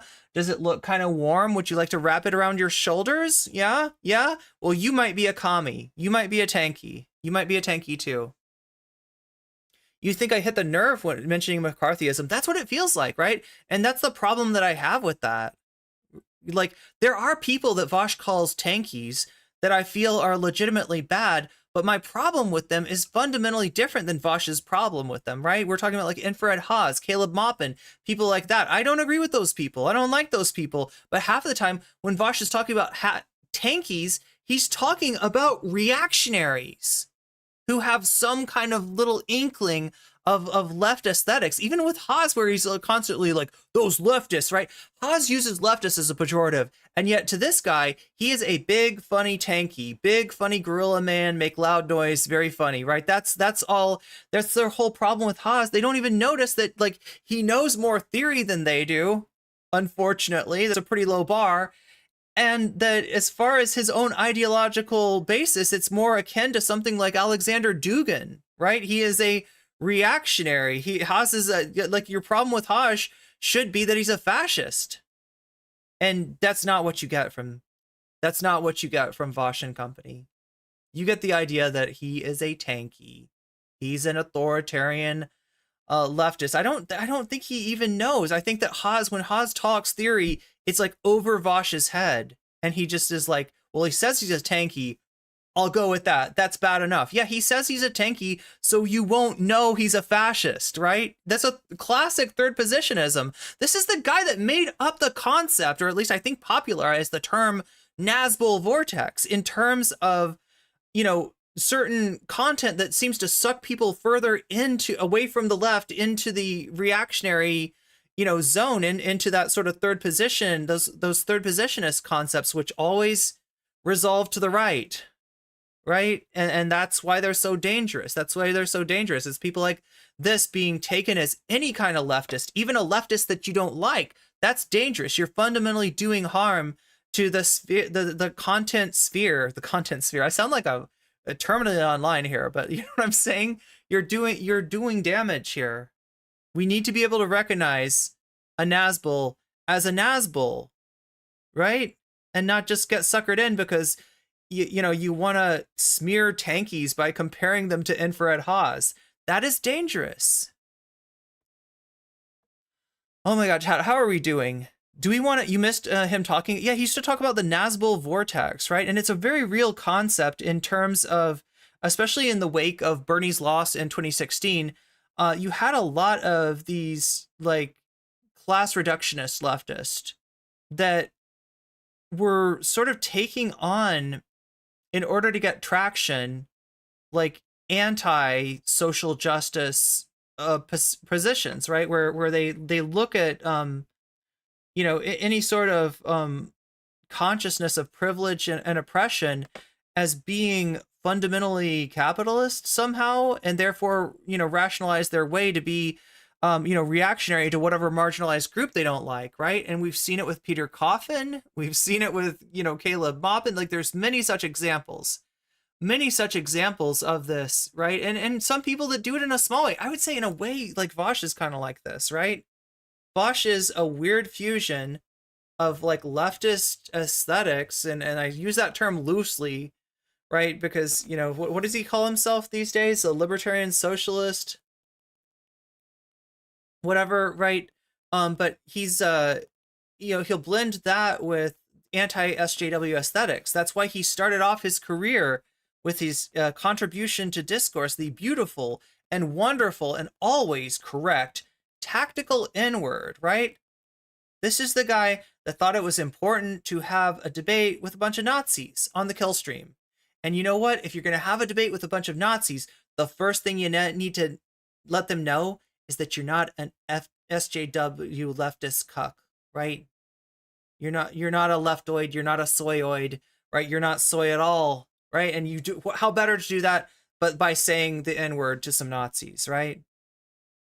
And like, he really thinks that was a gotcha. I owned the Nazis by saying the N-word, right? He's proud of it. He was proud of it. I don't think he's proud of it. I think even Vaush has realized at this point that that was just Like, what even was that? What even was that? In all honesty, Peter Coffin's videos used to be cool. Yeah, I've heard that from a lot of people. Still remember fondly the cult. Yeah, Peter Coffin is somebody that kind of slid into this, right? It's like, you know, I appreciate Mark Fisher. I appreciate Mark Fisher's contributions, right? I'm not a fan of a certain essay about vampires and castles. And I think that kind of represents where a lot of people fall off and stop not just being intersectional leftists, but they lose their solidarity. They lose the possibility for solidarity with that vampire castle pill. In order to do that, you would have to critically engage with the nature of the reforms that took place. This is like Dingism, undeniably free market reform. Did we say Dingism? Chat, is it time? Is it time? Dingus Gambit. Is it Dingus Gambit? got the Dingus Gambit. Ding- Dingus Gambit. Dingus Gambit. Yeah, that's okay, I feel like we should be done with Vaush now. Let me see what I've got in my magical playlist here. Let's see if I've got anything. I want to give you, what is it called? A palate cleanser. At least that's the idea I have in mind. Can we do a little palate cleanser?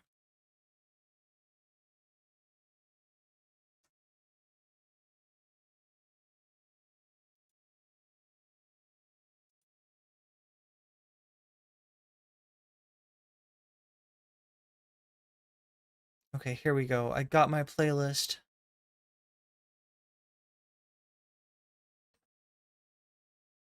Oh, chat, you know what I feel like doing? Rob MC, what? Thank you for the 3 community gift subs. See, I told you, right? Active in chat, you might just get a gift sub. Flock around and find out. Freed Kai, you got a gift sub from Rob MC. See, I'm serious. It happens. It does happen. Like a sorbet in video form? That sounds, yeah, basically, yeah, sorbet. That's exactly what we're going for.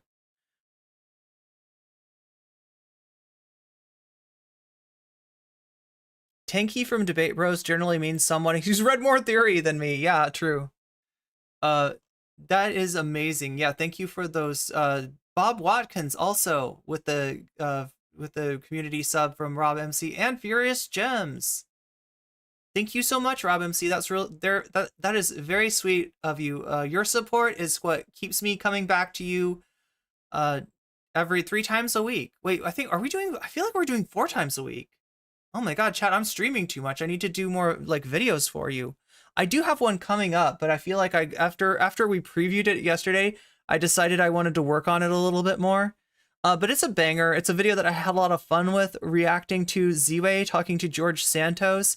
We haven't had a fun video. Usually my videos are like, oh my god, Vaush is like really racist, right? Usually it's not very funny.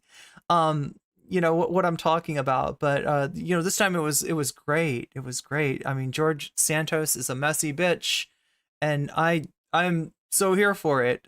Let's see, what do we have? I wanted to show you something special. If you're chat, are you the right chat for this? Do you all want to see the Eel Pit? Can I show you my Eel Pit? Can I interest you in a trip to the Eel Pit?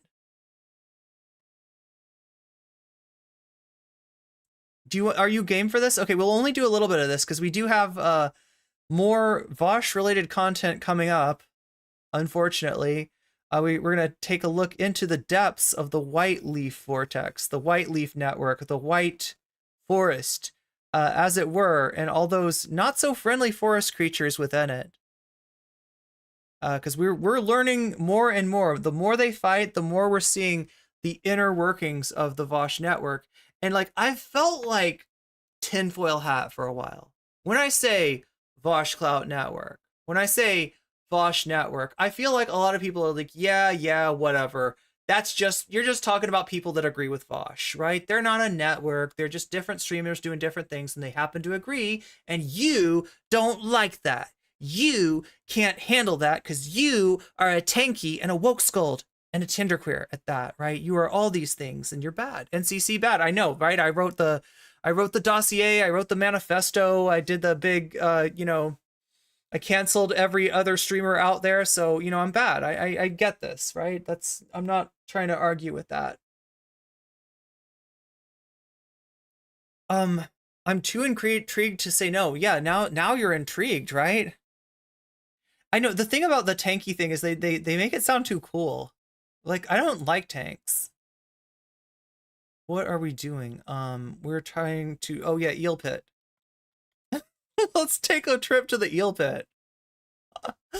Okay, so this is Cow Turtle. This is, kind of, well, no, it's a decent sized channel on YouTube.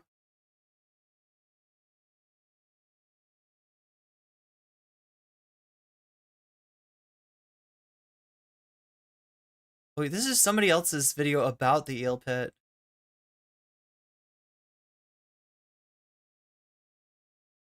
Let's do the home tour. That sounds good.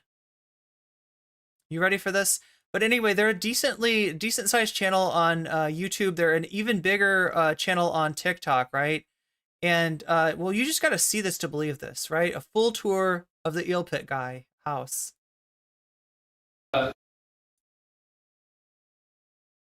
This is the Eel Pit. There it is, down to the depths, baby. That's the Eel Pit. There, we're going into the Eel Pit. Not too bad. This is sweet. This is too cool. What is going on, Aqua Beast? Welcome back to another one. Today is Insanity. Is that how you say it? I think so. Anyway, today is Insanity. So, I've actually, a good buddy of mine, I see him all the time at the fish store. I've asked him plenty of questions over the years about fish and stuff. I've probably known him for like 5 years just through going in through fish stores. Anyway. Fallen part of the body. Because I've seen all the time I see this dead guard. That's sweet. Oh, would you look at that? Yeah. Wild person. Okay, no. God, that's the lungfish? Yes. Sorry, I don't know. I saw house tour and I was thinking maybe this is what we need. Let's say that you wanted to grow or keep a lot of fish. Lots of little fish or maybe a few huge fish. And let's say that you wanted to keep those fish for your own entertainment or maybe even to eat them. And let's say that you don't have a pond or anything to grow these fish. Well, what should you do? Try looking down. That's what Nick Tobler did when he and his brother Chris moved into this house their grandfather built. Nick looked down and he saw a manhole cover in the garage. And I explore storm drains, I explore anything I can, so I immediately looked down here and saw it was a huge empty room with 2 foot of water on the floor. So right away I knew I was... What? Okay, I didn't know this about the Eel Pit. There was water down here originally. Gonna do fish. This was, of course, not a fish tank originally, but a cistern. One of the oldest critical human technologies. Ooh, cistern. okay. We all need fresh water. And in the absence of a pristine, fast-moving mountain stream or something, generally the best vegans are weird, Deem Stars. bet for getting potable water without advanced technology is collecting the rain. I should know. I mean, yeah, you can dig a well and pump up groundwater, but not every place has clean groundwater, and not every place is diggable. And for whatever reason, they just could not dig. We got water tankies. We got water tankies in chat. Just south of Cincinnati, Ohio. Not the Tobler's real block, but nearby. And when they built these houses in the 1950s and 60s, there was oh my god, water and major mold issues. That's what I keep on thinking of. Municipal water mains to plumb into. But one thing that we generally have in abundance here in the southeastern United States is rain. So you put gutters on the roof of your house to collect the rain, then you direct the downward flow via a pipe into a water-safe containment area under the house called a cistern. This is a concrete cistern under the garage. Huge, because it's built to hold all the water the people in this house could need for drinking and bathing and mopping and whatever else. Look on the wall where their grandfather carved his name in 1958, and you can see how high the water level gets, almost to the top. Nick keeps the water level at only about thigh level. Well, thigh level for me. I'm 5'8". Nick is like 6'5". Ouch. Yeah. And that's why I don't want to raise it, is because that happens. Yeah, with higher water, he'd have to raise the concrete block islands that you use to get around in here. Nonetheless, you've got an astounding volume of water. Nick estimates about 5,000 gallons. In contrast, here's a PVC tank sold specifically for aquaculture, growing fish for food, and it's 300 gallons. 5,000 to 6,000 gallons in the Eel Pit, which is what Nick calls his cistern, the Eel Pit. Always a good day in the Eel Pit. And it is big for a home cistern, no doubt. But if you live in an old house, look around. There's a not terrible chance you might have a forgotten cistern somewhere. And you don't have to keep fish in it, you can just drink from it. But Nick and his brother Chris grew up tromping around local... Now I want to know if my building has a... Like, I live in a kind of old building. Has a cistern. Streams and... Maybe. No, I don't think it does. Very knowledgeable amateur naturalists. Check that out. The heating does run on oil, though. This is just their thing that they do together, and I think that's really nice. Nick has worked in pet shops his whole adult life, and when they took possession of this old house in the family, they got to work stocking every spare corner with axolotls and lungfish and scorpions that fluoresce when you turn off... Oh my god, that would scare me. ...that reacts violently to the color blue. Hopefully she doesn't notice your shoes. Yeah. There you go. Oh, Jesus Christ. Let's see, there's a 500-gallon aquarium in the basement, where they also just finished their new bar area. Living the dream, huh? I mean, yeah, it's pretty great. So yeah, none of Nick's friends were surprised when he said he was going to put freshwater American eels into the pit. The first reaction was, don't tell any women about this ever. But now I'm swatting them away, so it has worked out. I have a girlfriend I love that I actually met on TikTok from this. Because you showed her your eel pit, right? Nick has gotten big on social video. Search his handle CowTurtle here on YouTube or TikTok, Instagram, etc. He's still working full-time at the fish store, Discover Aquatics in Northern Kentucky, but let's get him some more subs, all right? Nick eats fish, he loves sushi, but he does not plan to eat any of these fish. These are his pets. I've got 2 diamond sturgeon, 2 albino sterlets, and then a bunch of gar sitting in the back corner. They always hang out back there. The gar are the ones that look like alligators. This one nibbled gently on my feet.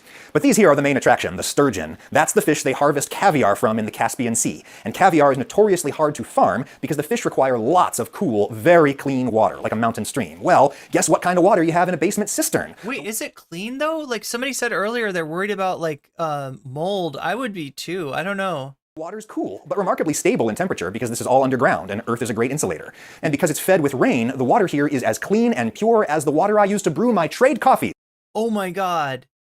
That was such a good pivot, right? I wish I could do pivots like that and tell you that at the middle and top of every hour, there is a 1 minute and 30-second ad break. You might have just experienced said ad break because, believe it or not, they don't actually warn me in a very meaningful way. And so I'm not able to tell you all the time before the ad break that you can get out of that ad break by using a Twitch Prime sub, right? Do it for free. Costs you nothing, puts money in our pocket, and puts us one step ahead on the sub goal. And I actually like Prime subs better than the other kind of subs because I know that you only have one to give. And so when you park it with me, like, right, that really means something, right? That's important, right? You can also pay for one. It's $5 on desktop, $6 on mobile, or if you're lucky enough, like the people that Rob MC just gave community subs to, you might get a free community sub gifted to you. All that sort of thing, I gotta tell you, more likely, the more active you are in chat. Sponsor of this video. With the holidays upon us, you might be needing some more coffee around the house for all your guests, or you might be looking for a gift. Yeah, good to see you, Javi. A coffee lover in your life. Think about a Trade subscription. Let's see what they sent. Trade, of course, is not a coffee maker, but they're a coffee discovery service. This is Common Voice Coffee from over in Nashville. Really good stuff. And without having to scout it yourself, you've got a constant flow selected for your taste preferences and coming to your house as frequently... Wait, why am I watching? Oh, I'm doing an ethical react. Chat, I'm doing an ethical without even... I'm emulating Hassan.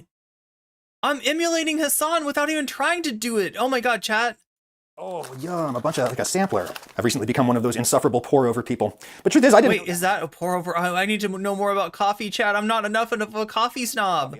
I love coffee, but I don't know about it, right? We're doing an ethical react where I'm showing you at least most of this...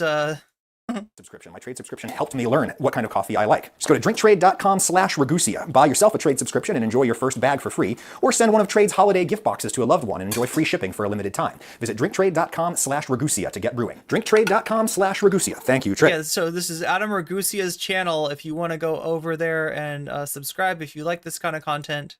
Anyway, using a home cistern to stock large volumes of live fish, as 27-year-old Nick Tobler is doing in his Eel Pit in northern Kentucky. Again, he's not planning to eat these fish. Again, this is not the Eel Pit guy. This is the guy that's doing a video about Eel Pit guy. All of them, and contrary to what you may have heard, harvesting sturgeon eggs for caviar is generally fatal to the fish. They kill her and then cut out the eggs. They'll let you pet them. You can pet the sturgeon. I didn't know sturgeon let you pet them. Real smooth but leathery too, which is interesting. I was always intimidated by sturgeon. They're just so prehistoric looking.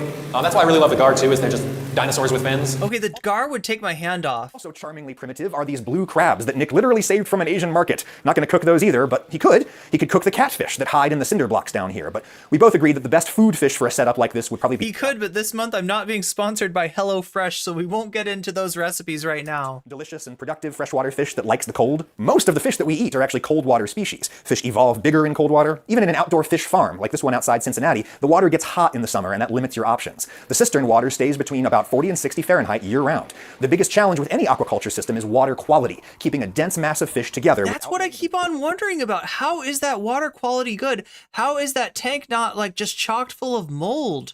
Poison themselves. Like how is anything alive in there? The ammonia from their poop. You have to keep the water clean. For Nick, that mostly just involves pumping dirty water back up and letting clean rainwater fall back in. And if there's no rain... Okay, so there it's almost like there's running water. I get it. So he's basically, yeah, he's got a pump. So the water comes in from the rain, the water goes out through the pump, and we exchange the poopy water for non-poopy water. That makes sense. Garden hose, it's easy. All my water changes I just do over in that corner, and then over in the right corner is just a pump on the ground, plumps it up into that big white tub up top. In the garage above, he's got this plastic tank where he can acclimate new fish to the water or let babies grow without getting eaten. And then the water passes through this filter drum filled with bioballs, which are basically... Oh, there's a filter. But it's all about surface area, because on that What is bioballs? there's actually bacteria that grows that actually filters the water. The water Oh, it's a bacterial filtration system. passes over the balls, the bacteria convert the ammonia into nitrates, and it pours back down in here. What? Splashing is intentional because Nick really needs to oxygenate the water. He has several air stones running across the water too. The oxygen needs of sturgeon are very high. They're used to living in a mountain stream that pushes oxygen-rich water over their gills. In still water, they have to swim constantly to breathe, just like a shark. And that's one of many reasons why Nick can't really grow plants down in the eel pit. Plants would normally help you filter the water. The sturgeon can actually get caught up in the plants and drown. Also, with this being a pretty confined space, if, like, in the plant roots and everything, and with how cold it gets, rotting plant matter down here could gas me and everything down here. Yeah, and that's one of the reasons... Okay, I now want to pet a sturgeon. Nick did a river rock substrate in here instead of sand. He doesn't want pockets of gas building up inside such an enclosed environment. You gotta have ample gas exchange if you're gonna raise fish in a cistern. And I have been shocked to go on the Googles and look for people who are like raising fish to eat in their old home cisterns, and I can't really find much. I mean, people have kept fish in cisterns for thousands of years, like the famous... Really? Okay, so this isn't exactly a new thing. Cisterns of Constantinople, now under modern Istanbul. Legend is the Byzantines kept fish in here to serve as an early warning system. Legend is it's nobody's business but the Turks. If anyone ever poisoned the city water supply. So yeah, I want the Eel Pit guy from TikTok and YouTube and everything to inspire someone out there to grow fish to eat, probably trout or catfish. Oh my god, you're like, I love this guy, except the only thing is he doesn't eat his fish. And that would be fucking awesome if he did. That would be so cool. If cow turtle... No, he doesn't, because they're like pets. Like, I don't know, chat. Maybe this is me just being like, you know, yeah, like... I can't imagine raising an animal and then... Like, actually, you know, I haven't eaten animals in a long time, so it's hard for me to imagine eating animals in general.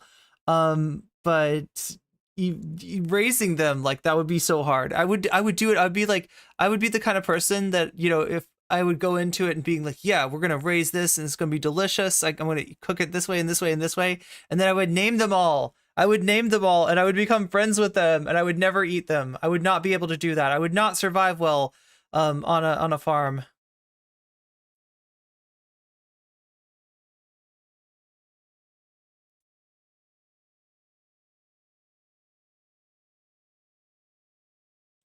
Okay, let's just take a look at the snorkeling. Hi, everybody. So today I'm going snorkeling. Hi, everybody. I'm snorkeling in my eel pit today. I got an eel pit. You don't have one? I get to snorkel in my eel pit. Aren't you jealous? Eel pit with my sturgeon. So let's check it out. We're gonna go see the sturgeon. So here we go. First up, this is the new sturgeon, strawberry. Maybe strawberries and cream. And then here comes big old caviar. I love how friendly the sturgeon are with me in the water. If you've ever snorkeled with wild its name is caviar. Fish, they're much, much less scared of you if you're in the water with them. Reaching down from the surface, that definitely freaks them out. But being in the water, a lot of the fish were actually surprisingly calm. But yeah, that was... They're very welcoming. And then this is strawberry. Strawberry. Came right back to me. As you can see, not too bothered by me petting them. Wait, what is that one? The thing with kind of petting fish is kind of do it on their terms. If they swim away, let them swim away.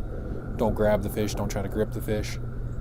And everyone will remain happy and healthy to get a little bit of affection from you. Aww.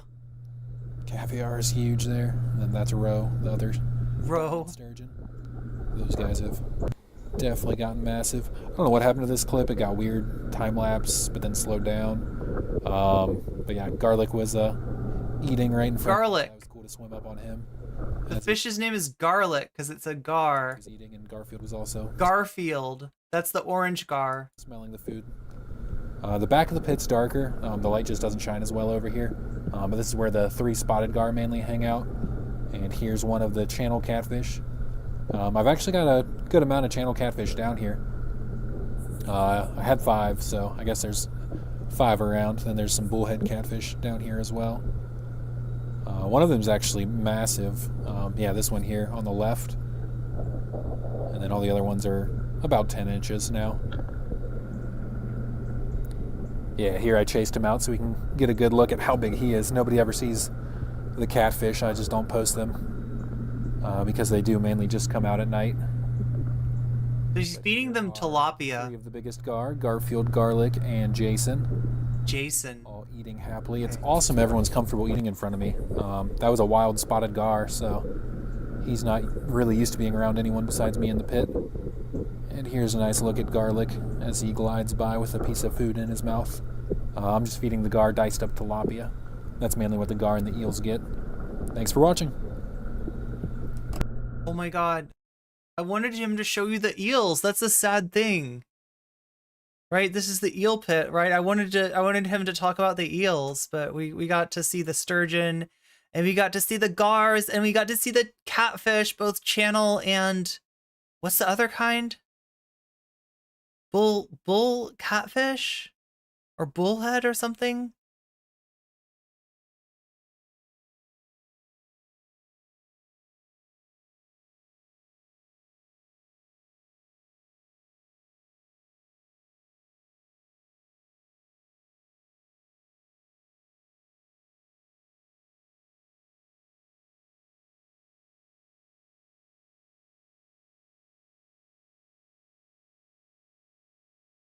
Okay, we're not going to watch much more of this. I just want to... Crayfish, crawfish, they're all the same thing. I want to see if we can see some eels. The eel's the darkest of the eels. Just bit Jason right on the snout. Wild. Ooh, we got a big heart. I think that one's worth some money, so thank you for that. Brook trout would be really cool. Oh, you can hear he's streaming on TikTok. Gyarados just bit Jason right on the snout. So that's some live action right there. That's mentally eel. That's mentally eel. That's the name of his eel. Mentally eel's the darkest of the eels. I wonder why Gyarados just did that. That was pretty funny. Ooh. Here we go. Come on. He's trying to see if they're gonna eat. I think he feeds them goldfish or something. Oh, we got an eel to gar contact. Yeah, that's what I want to see the eels. I love it down here. The eel pit is a fantastic time. So that's going to be mental eel. And here is our boy, man of the hour, Crunchwrap Supreme. Crunchwrap Supreme! Coming on over. His name is Crunchwrap Supreme. But, yeah, well, we might as well. See, how bad would it be if I showed you the eel pit, but I didn't show you the eels? Focus on Crunchwrap here. Let me turn the... Anyway, we got more stuff to cover, chat. Oh, Gyarados.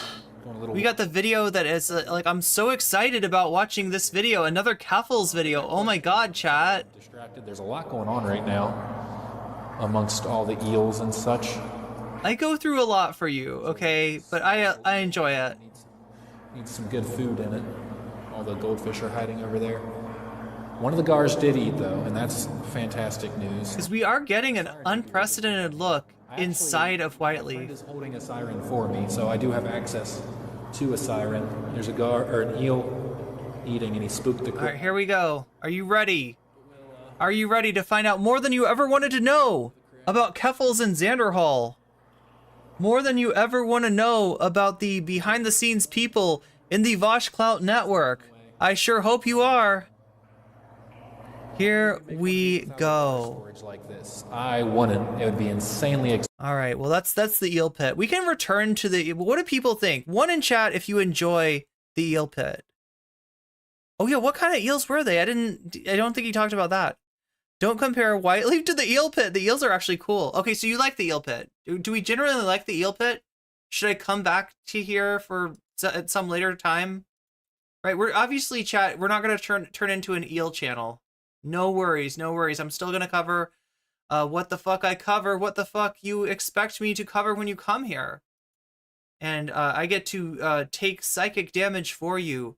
I get to be your filter in watching what's going on with this toxic little corner of the internet that we call the Debate Bros.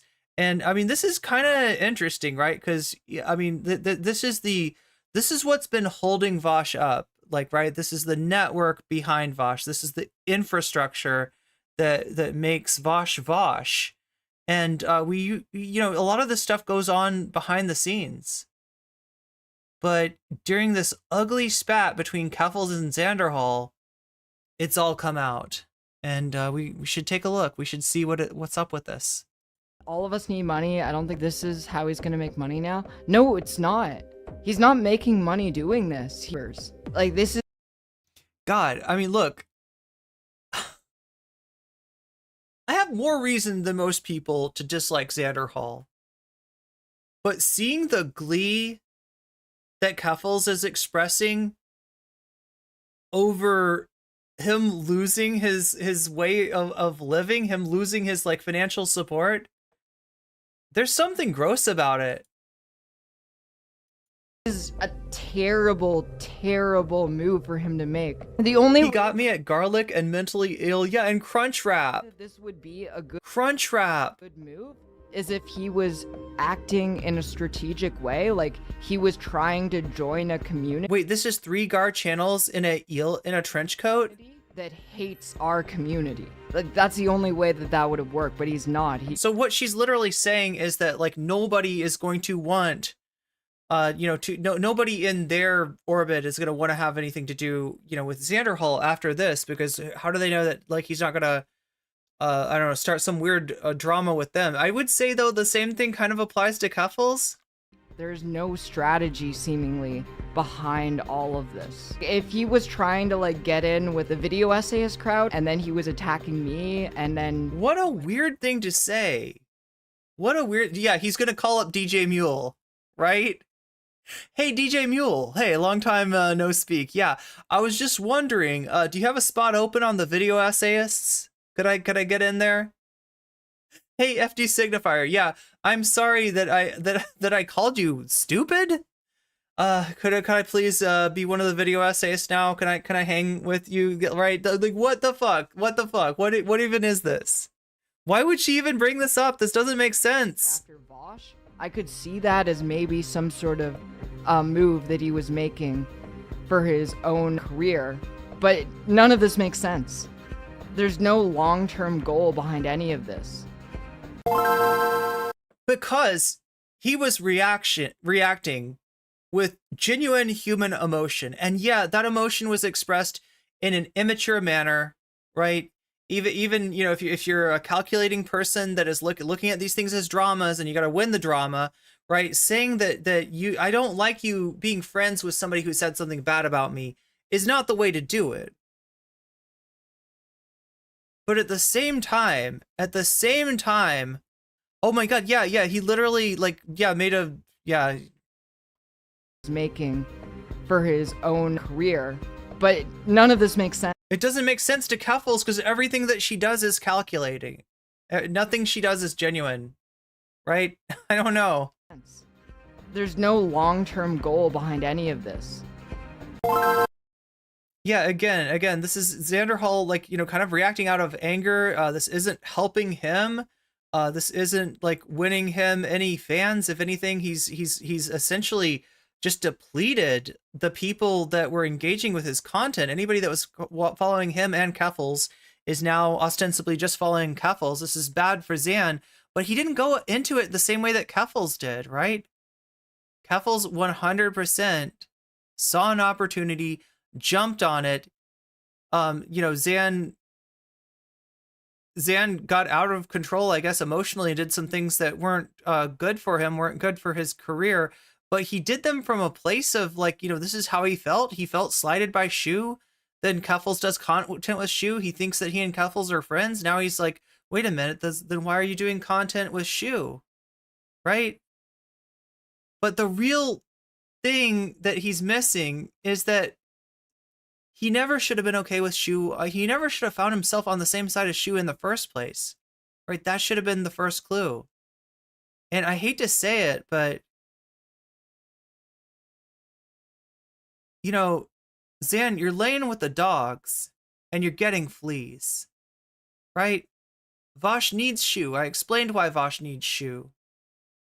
I explained why Shu benefits Vaush, and that his concern isn't that, like, she's going to be somebody that he agrees with and feels like, reflects well on him as a friendly content creator.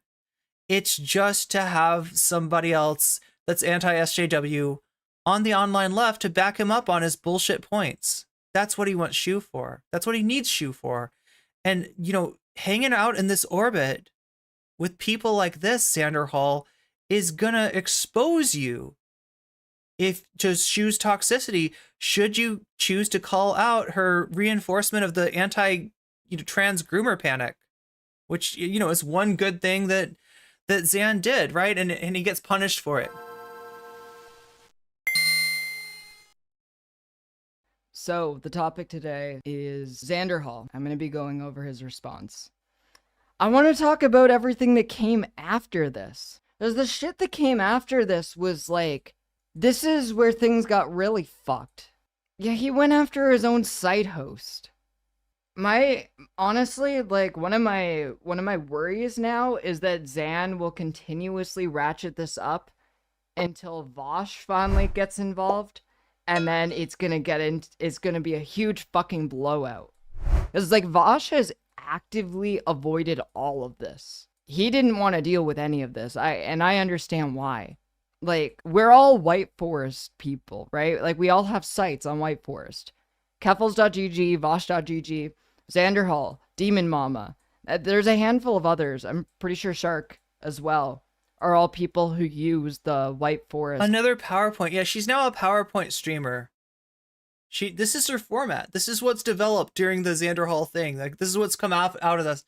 And I expect to see more of this in the new year, right? If whoever she's going after is going to be in the form of a PowerPoint, because this allows her to do streams that are, that are structured without really, that much rehearsal or being somebody that does a lot of prep work to put them together, because her community can put together the manifestos for her. And apparently that's what's happening, right? A lot of labor going into protecting Keffals from cancellation, because we got to do it, because we know that all the people that don't like Keffals, they're being controlled by the farmers, right? And, like, never mind that she's basically reconstituted Kiwi farms in her own community. Never mind that she's spreading people's private information all over the internet. And I don't know what you want to call that, but it sounds pretty doxy to me. Site chat. And we have a huge audience overlap. Riverboat Jack as well. Yeah, there's another one. Us fighting each other like this isn't good. We have such a huge audience crossover that Xander Hall has lost almost 4,000 subscribers as a result of all of this. I kind of feel bad for the people that we lost to the Eel Pit, but at the same time, maybe it's a good filtration. When Xander Hall put out his piece, did they even realize what I was talking about next? Maybe not. I think I lost like 50, but it was still because of...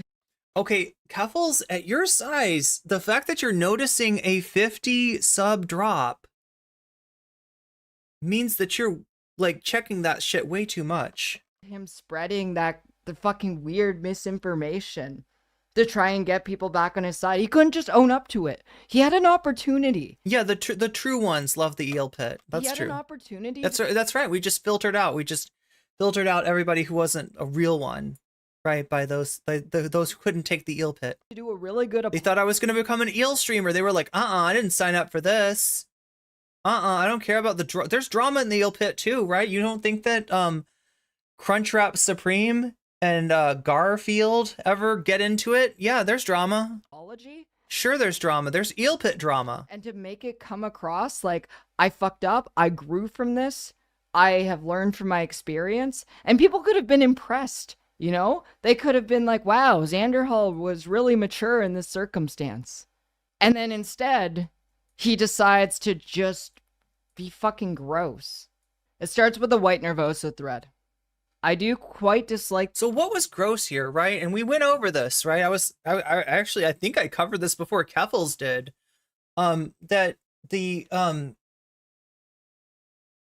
contention, the main issue between Xanderhal. Oh my God! Wow, I love the support chat. That means the world to me. You have no idea. Oh my God! Wait, I don't even know if are these real subs. I can't tell if this is an anonymous gifter. Thank you. If this is a Stream Elements bug, oh well. Oh well.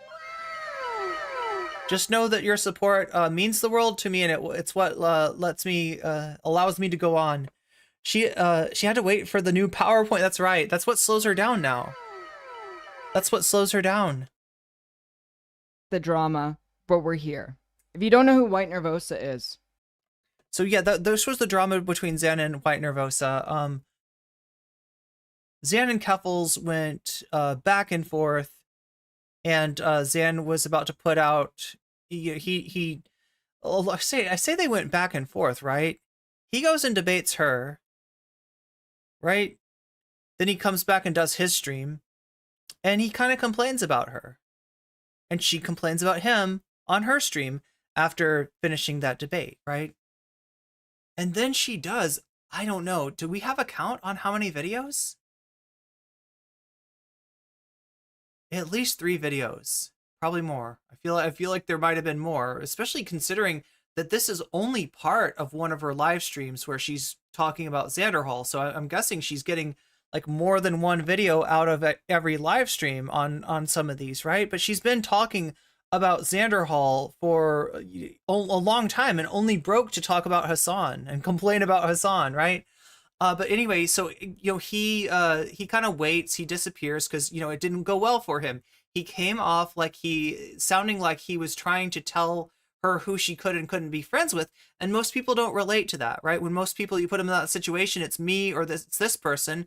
A lot of people are going to be like, well, that other person isn't giving me an ultimatum, so I guess I'm going to choose them.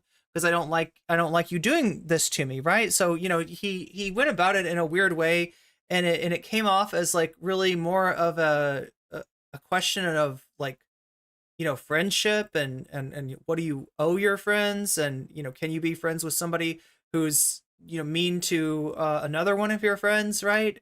And it really went badly for Xanderhal. So he laid low and he waited to make his response.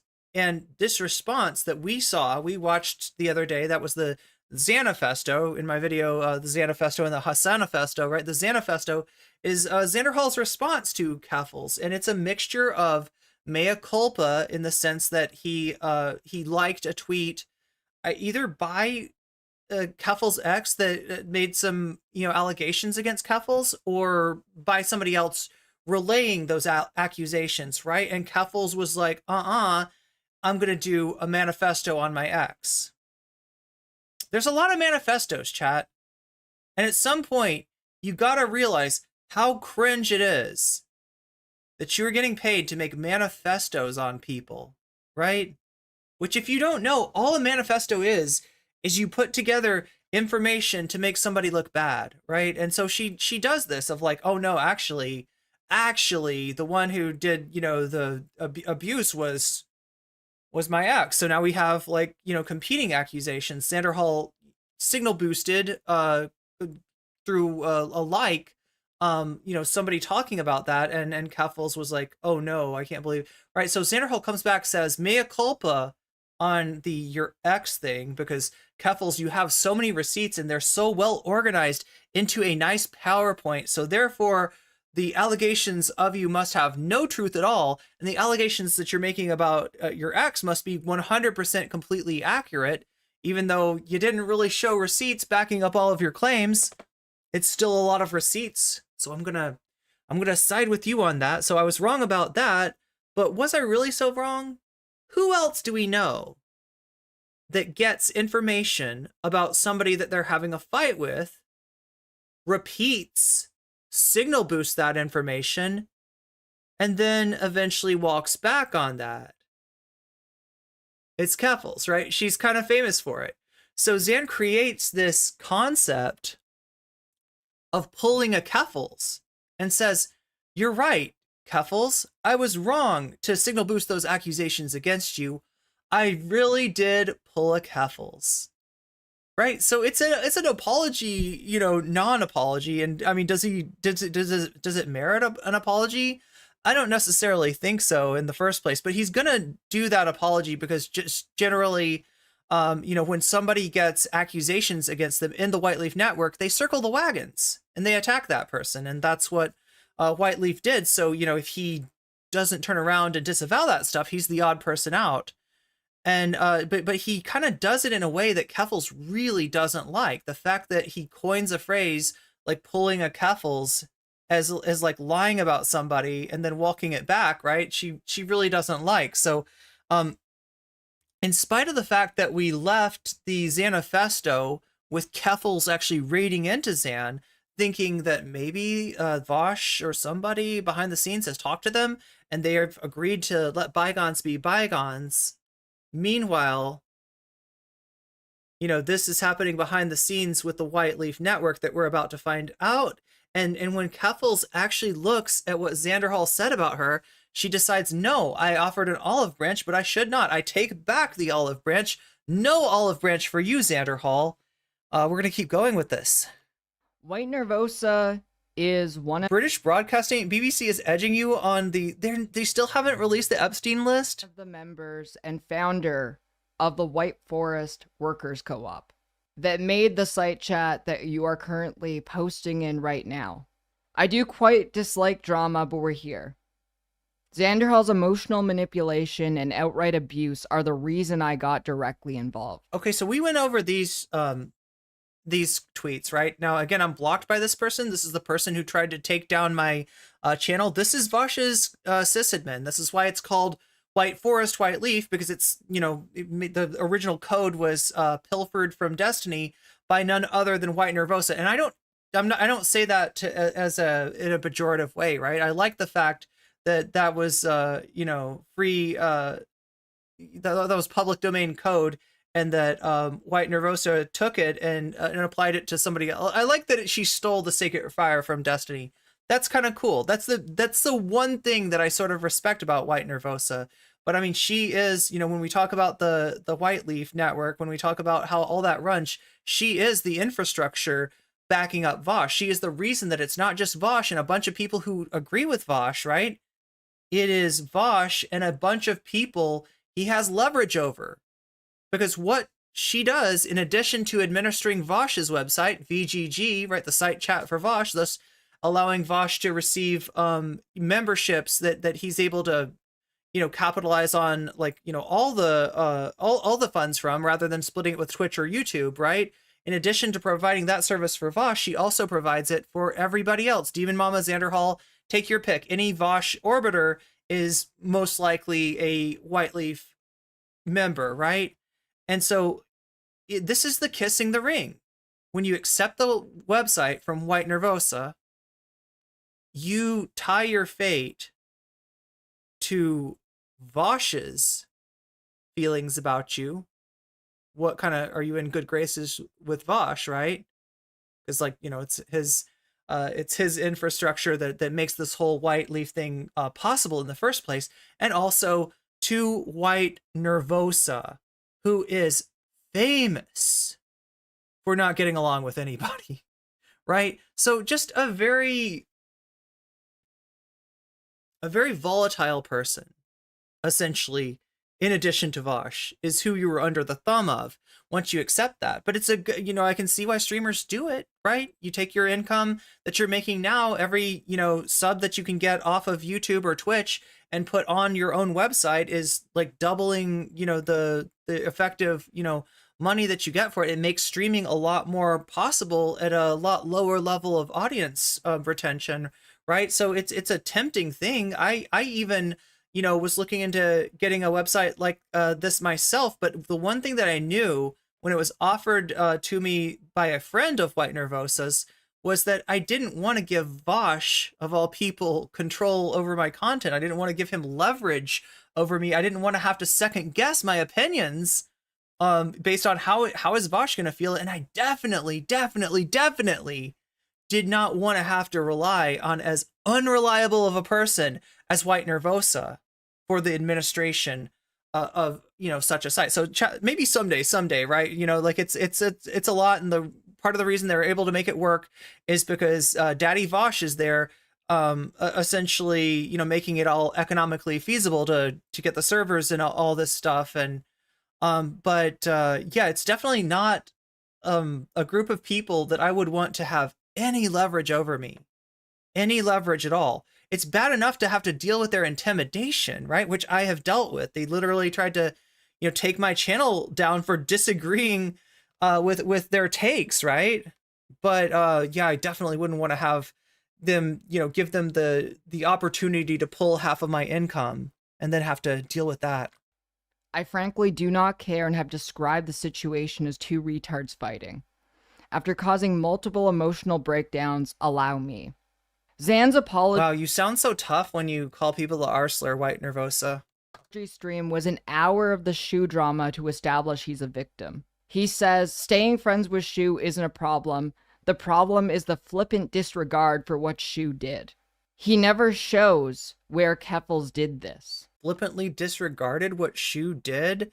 I think his problem was that she was doing content with Shu and didn't, you know, I don't know. Like I said, I feel like the complaint that he came with, right, that if you're my friend, I don't want you, you know, associating pleasantly with somebody who I hate, right? That was essentially the argument that Zan made. And of course he was going to win. He was going to lose that argument, right? Essentially, these things are like, you know, something like this happens and the chat, which is partially Keffals' chat and partially Xanderhall's chat, like there's an overlap there, decides, who do I relate to more? The person asking you, please do not be friends with this person that is mean to me, or the person that is being put upon to say, don't be friends with. Now, this is Shu on Head, and that should have informed something, because Shu on Head, like, it should be, after all the shit that's happened with Shu, like, you would think that the White Leaf Network would be over Shu and wouldn't, I mean, she's a member of the network, right? Despite all the Balenciaga things, right? Demon Mama and Xanderhall came out and criticized the moral panic that she was feeding into during the Balenciaga drama, and yet still she's on White Leaf, because at the end of the day she's probably bringing in more income than Zan or Demon Mama, and that's how the politics of White Leaf works.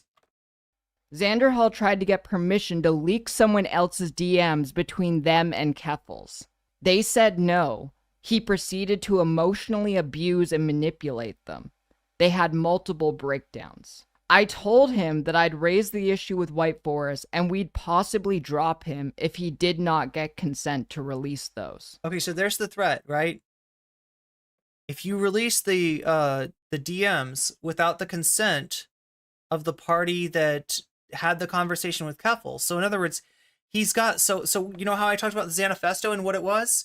The mea culpa on the signal boosting of Keffals X, but at the same time, the also Keffals is a huge hypocrite about this, and you know, here's my point. Here's why Shu is so bad. You know, it's really a non-apology. This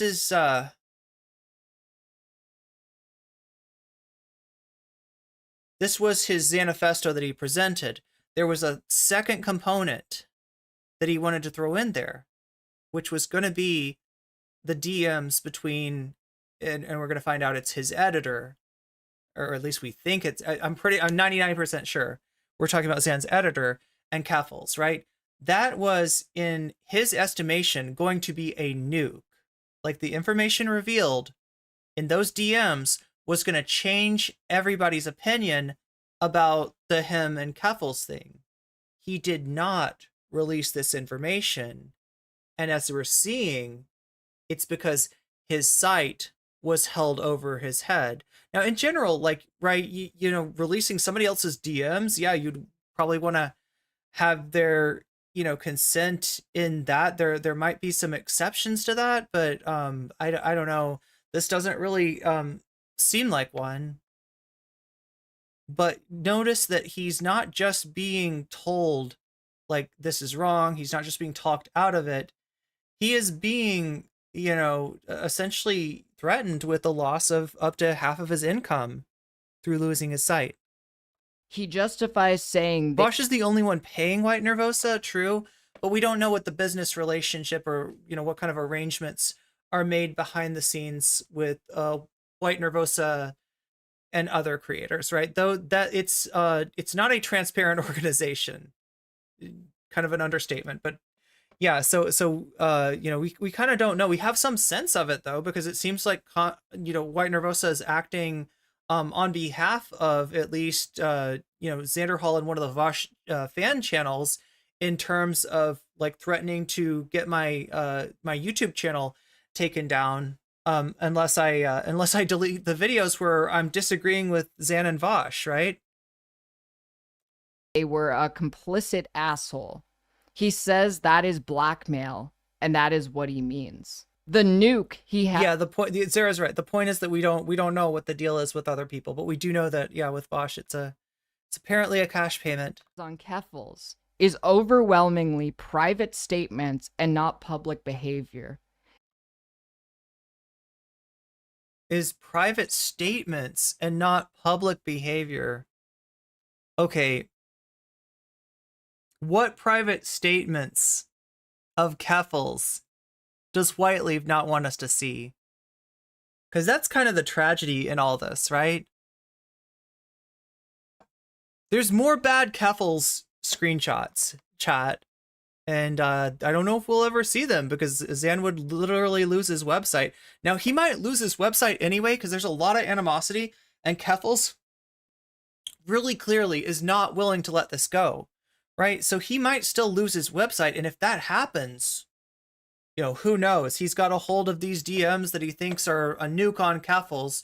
He desperately wanted to release them with the Xanifesto, but he was unable to because his literal means of survival was held over his head by White Nervosa. Ignoring the stuff not involving Keffals at all in it. On the other hand, he told multiple people if he isn't able to leak someone else's DMs to make the haters eat their words, he'd delete all social media. That was on the 22nd of December. Now, I don't even know what that is, right? Chat, what do you think? Because on one hand, it kind of sounds like I'm gonna hold my breath, thing. Like, it sounds childish, right? I'll delete all social media. But on the other hand, is he holding the money that gets made from his content over their head since they're kind of business partners? You think it's a tantrum? It does sound like it. It'd be a better choice than violate someone's consent to own the haters. That call is recorded. The busy week he had prior to the stream on December 27th was him playing video games to escape. I tried with two... To his credit, this is between Christmas and, New Year's. And this is...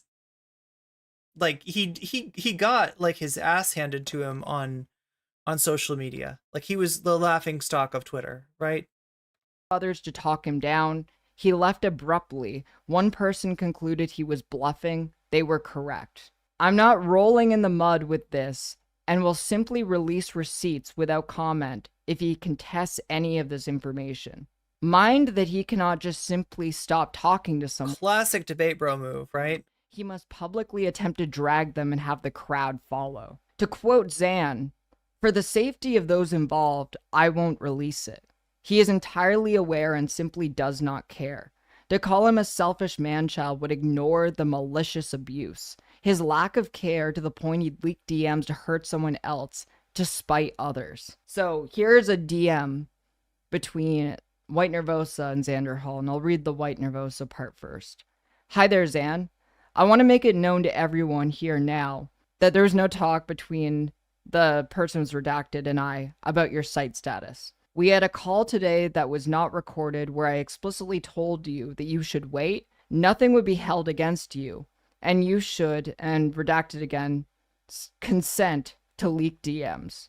Within a few hours, you changed your mind in a call that was just recorded. You justified leaking redacted was a complicit asshole. In response, I said if you leak it without consent, you'd be dropped. You'd since accused blackmail. That is where we are at this moment. And Xander Hall responds, sorry, not blackmail, but threatening my income. It worked. I'm going to just drop the So there it is. There it is. He's saying, yeah, no, you literally said that I can't do this. I want to do this. I was going to do this. But you said that if I do this, that like something really bad will happen. That's, you know, his income. It's half of his income, potentially, like up to half of his income that would be compromised by the loss of his site. You know, maybe more, but Keffals thing. I see how it is. I got the message. is Zan the least bad one? I mean, he is being a baby here, but you know, there is a calculated maliciousness to Keffals systematically destroying her enemies. That's pretty hard to miss. So yeah, I mean, in terms of like who would I be like more worried about? It's definitely Keffals. So the Zanifesto that we just went over was actually a plan B. And what his initial plan was leaking DMs from me and another party whom I don't even know who this is, without consent, as a nuke in retaliation for defending myself. So I think the reason why the Zanifesto wasn't very good was because it was a last-minute attempt at responding to all of this. Now we need to go over the Thana thread, because... Okay, so who is Thana, right? Thana is a mod for Vaush, somebody that's on Twitter an awful lot, defending Vaush, almost always defending Vaush.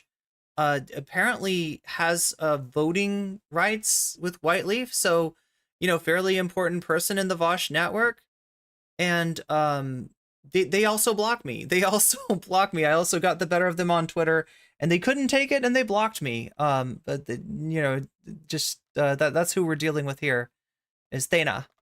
Thana, if you're unfamiliar with Thana, Thana is a member of the board of the White Forest Co-op, as well as one of Vaush's head moderators. To corroborate with what Thana is saying here, I have also leaked my DMs with Xander Hall about Thana. This is where that fucking rascal Will from PA comes in. Hold on. Will, I'm gonna give you a blue name after this. I think you've earned it, buddy. Thana quote tweeted White Nervosa and said, Xander Hall went after me behind the scenes and tried to ruin my connections and friendships with other streamers, all because I muted him for a day in chat after he told another chatter to take their own life. He's very lucky the people that support him are more mature than he is. It happened during the summer, and shortly after I explained to him in private that the So let me explain this really quickly. So what happened was that Xander Hall was in a site chat on Vaush's site, right? So VGG. And he was arguing with somebody about Lance from the Surfs, because there's probably, you know, some Surfs fans that also like Vaush, and Zan thinks Lance is terrible. Zan really hates Lance's guts, and so Zan ended up in an argument with one of those people, and after getting frustrated, told them to unalive themselves, right? Which would generally get you banned from. This is what I mean. Is like Xander Hall is absolutely acting, you know, like a petulant child. I don't know how else to describe it here, but he's acting out of emotion, as opposed to the calculated way that Keffals is acting. I gave him was actually far more lenient than the lengths we normally give out for saying the things. This feels like an orchestrated storyline, yeah. Despite this, He ghosted me in response and then blocked DJ Mule was correct about Zan not being an ally? me. I never wanted this to be public. I never even spoke poorly of Xander Hall in public afterwards. I didn't want to cause drama for the creators I helped support. However, he's now going Michael S. That's hard to disagree with. After the reputations of my friends and family, so I felt the need to make this public. So I'm going to show you all my DMs with Xander Hall about Thana. This was on June 13th, 2023. And now he gets his face eaten by his leopard friends. Zan can't shut up about how much he hates fellow Whiteleaf. Wait, is Lance still on Whiteleaf? I know there's been some changes. There were some people that were on there before that are no longer on there, and I wonder why that is. And there's maybe some new people on there. Do I have to be in the Discord with the random Vaush mod that banned me yesterday for telling an abuse to Zan is an ally for Lauren Southern. Oh. To KYS? Like, I can still collab and stuff, but I'm never gonna like them. Obviously never collabing with Thana. I say, who are you talking about? And Xander Hall responds, Thana. You know, the more I read this, I guess this was bound to happen sooner or later. Like, not just here at Whiteleaf, but anywhere that Zan went. Like, any kind of, you know, group that he tried to do content with, right? If he's gonna... Like, this is embarrassing.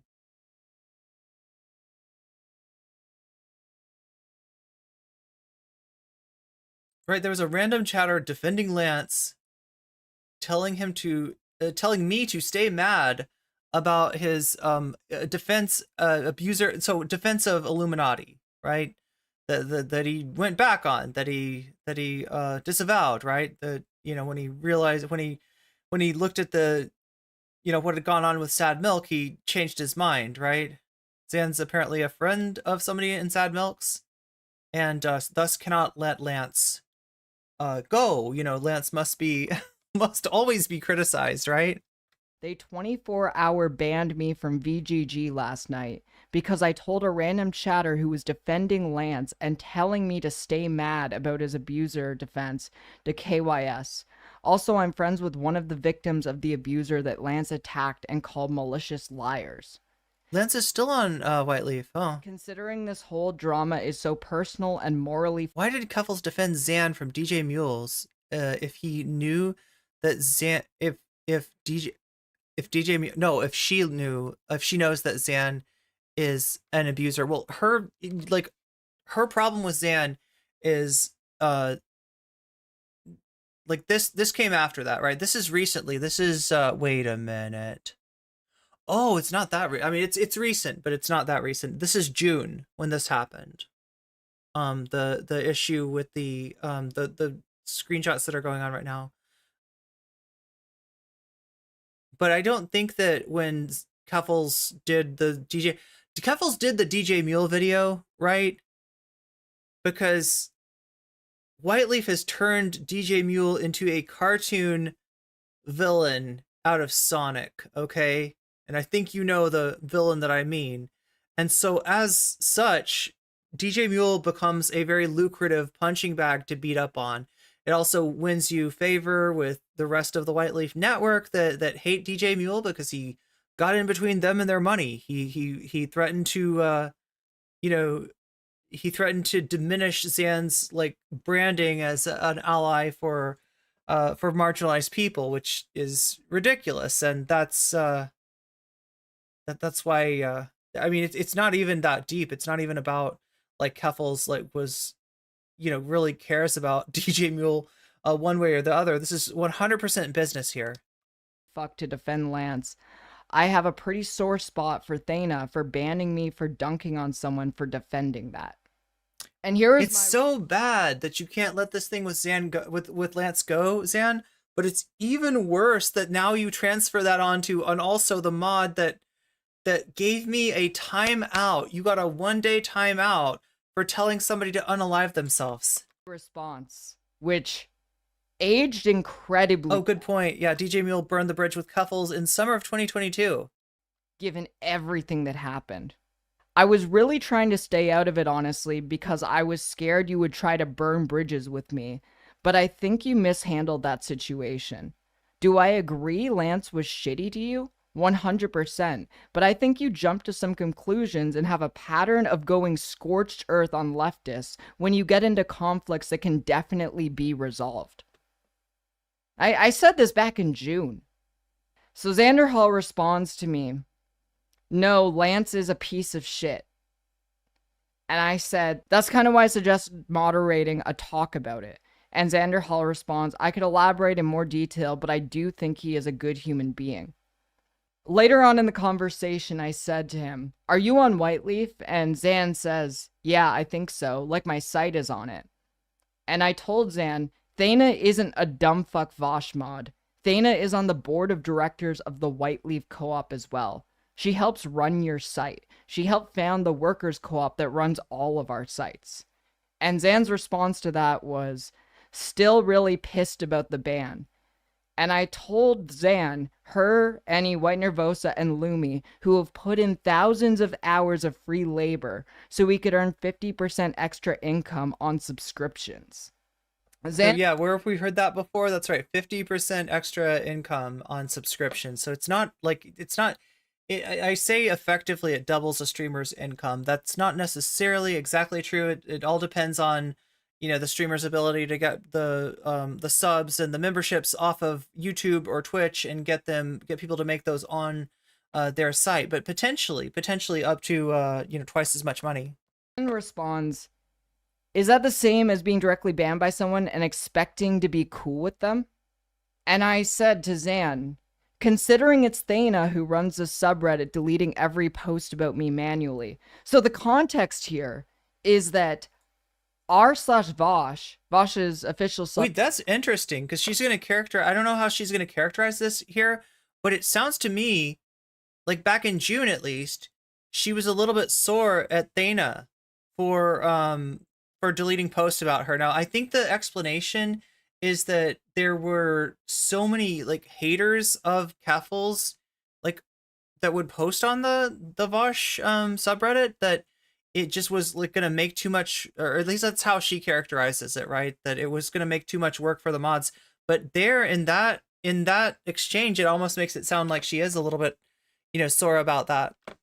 I used to be specifically name banned from. Like, you could not talk about me in r/Vaush for over a year. And it wasn't because Vaush doesn't like me. The reason why is there were so many hate threads about me that it was causing moderators to like have to pull insane hours. So they name banned me, and I never held it against them. Like Vaush's community likes me. I have a huge audience crossover with Vaush. But I was bringing this up because I don't understand how Zan had this huge grudge for having to abide by the rules of Vaush's site chat and then holding it against Thana personally. So Xander Hall responds, and work with them? They shut me down from defending myself against slander spread in retribution for me calling out Lance. Why would I be? Yeah, again, Chad, I mean, nobody's perfect, including, you know, Lance. There's been, you know, things he's done in the past that I've criticized, the debate with Lauren Southern. That being said, compared to who we're dealing with here in terms of Keffals and Xander Hall, I would say that Lance is a breath of fresh air, and, you know, not nearly as negative and vindictive as either Zan or Keffals. Okay with this. That's why I was kind of surprised that he's still on Whiteleaf, right? It just doesn't seem like the right place. Anyway, I'm not trying to tell Lance how to do his business. This makes me not like them more. I am just not as easygoing as you, I think. And I responded to Zan here. She admitted it was a mistake to do that when I approached them about it. I think Thana is not she, her, by the way. For some reason, I was under the impression Thana was a trans woman at this point of time, and then I learned later on Thana is... Wait. Thana admitted that it was a mistake to what? Like, if there was a mistake there, it was a mistake with, like, not banning Xander Hall for longer. Like, Xander Hall told, like, chatter to KYS, right? That it's pretty standard. In a lot of places, he would be just banned, right? In a lot of places... Like, he might even get his website pulled. That's so weird that instead we get Thana walking it back, but it may just be the power dynamics and the politics inside of Whiteleaf, right? Maybe Thana, has to overlook what, and it seems like Thana kind of did. The fact that it was only like a 1-day mute rather than a long-term ban for doing something like that, right, really says a lot about, Xander Hall's value to the overall, or the overall network. Not a trans woman. So Thana admitted it was a mistake to do when I approached them about it. They did it because elsewhere she's been massively offended by being name banned from Hassan's. Right, she's actually not. Oh damn. It was literally making them work twice as hard, staying up all night just to keep the subreddit functional. And here are the chat logs that got Zan banned. Zan in VGG tagged Will from PA. You fucking rascal, Will. I see your behavior. VGG is just Vaush's site chat, right? So it's the chat for Vaush's website. It's no different from defending Thought Slime when he tried to take me down by Xander Hall again, tagging Will from PA. Because Lance's goal is to destroy my career for calling him out and you are trying to defend it.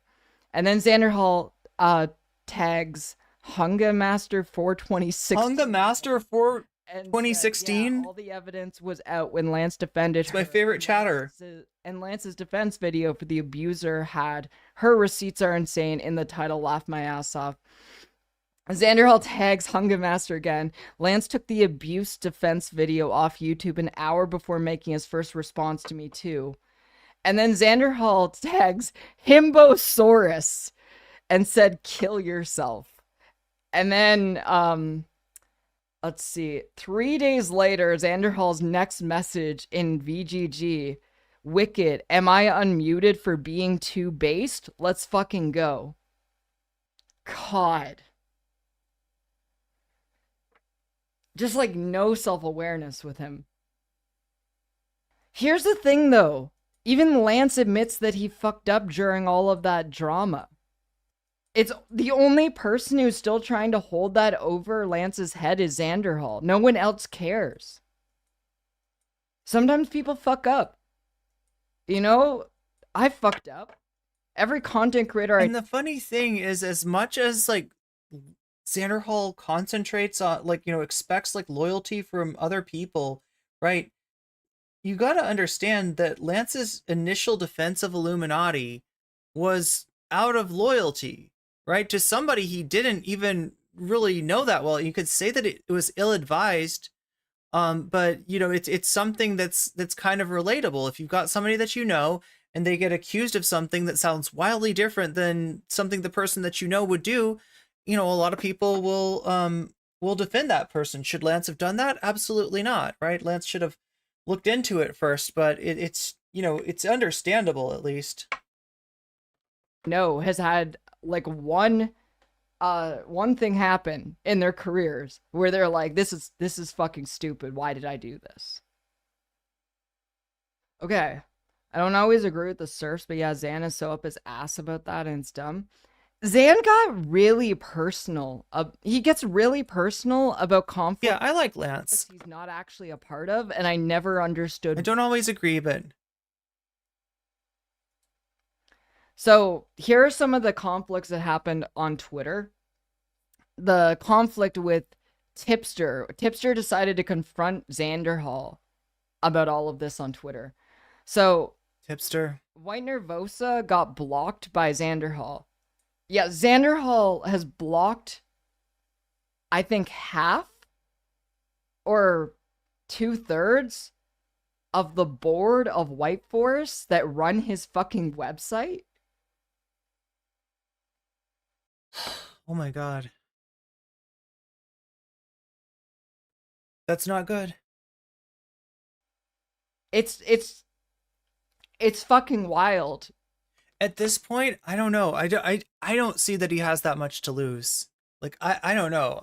What would I advise Xander Hall to do if I was his friend? I don't know. It's a pretty bad set of choices, but at this point, if you're gonna block most of the voting members of the network that administers your website, you might not want to take it for granted that you're going to have that website. Anyway. So White Nervosa got blocked by Xanderhug and then quote tweeted White Nervosa and said, "Sad to see so many people jump on the actually shoe never pedo jacketed Xan and did nothing wrong train out of spite." And Tipster responded and said, "But that's not what White Nervosa said." This is Xanderhall's response. And then Tipster responds. He always does that, Pepe. That's like his thing. That's like the standard Xanderhall response right there. That particular Pepe. "I say this with love, Xan, but this constant bridge burning is only going to hurt you in the long run, and I don't want that for you." And Xan responds, "I'd argue surrounding myself with people who don't even like me is what's likely to hurt me in the long run, but okay." And Tipster responds to him, "People don't like you because they occasionally agree with someone you don't like. Brother, I hate to break it to you, but I don't always agree with you either. Does that mean I dislike you? No. We don't always have to agree on things to be friendly with each other." And Xanderhall was on Twitter spreading lies. Autumn Leaf says, "I just start blocking. It's like a magnet. I just start blocking. Block them in the pussy. When you're a streamer, they let you do it. When you're a streamer, they let you do. I love it. I love it." Xanderhall said that White Nervosa unfollowed him and threatened to drop his site recently because of the Keffals thing. I figured this is just her just making her dislike of me clear. And it's like, this isn't what happened. It was leaking someone else's DMs with me without consent as a way to build some sort of Keffals nuke. That's why there was a threat of dropping the site. Like, he's just been swinging at everyone recently. So, like, last thing I want to end on, I guess, is just speculation on my part. I can only guess exactly what's going on. The code is closed source now. I don't think yeah, are we talking about the White Leaf, the VGG code / DGG code going on? But I've seen these things floating around, and I saw when White Nervosa said leaking someone else's DMs between them and Keffals. I didn't know who it was. And then I saw, so this is a screenshot from Xanderhall's Discord, and it looks like Xanderhall's longtime editor has lost all permissions in his Discord server. So I can't prove the connection here, but I know okay. that So yeah, it's still speculative, but that's she's not the only one that thinks that the person with the DMs that Xanderhall was not allowed to share was actually Cherry Bread TV. But honestly, Keffals would know, wouldn't she? Though, because it's like, it's literally DMs with her.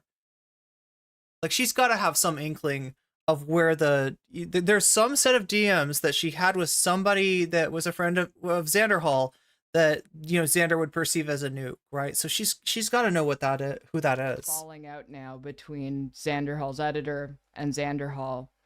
And it's looking like that this is what's happening. But now we're all caught up. Aren't you happy? With Xanderhall's editor, with Xanderhall's site host, with multiple members of the co-op that runs Xanderhall's site, with me, with Tipster, with so many different people. He's just swinging at everyone. There is literally no one he is willing to listen to about just reining it in. You can't even call this bridge burn. At this point, this is like burning the entire city down. He's incapable of accepting that he's wrong. And there's no one who is able to hold him to account.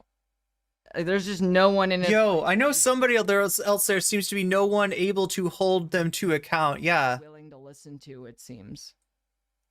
Do I know what the nuke might be referring to? Honestly, I have no idea. The only thing that I could think of... Oh my god, she knows! She knows! I can tell, I'm using a psychological technique I developed from watching true crime videos, chat. I can tell!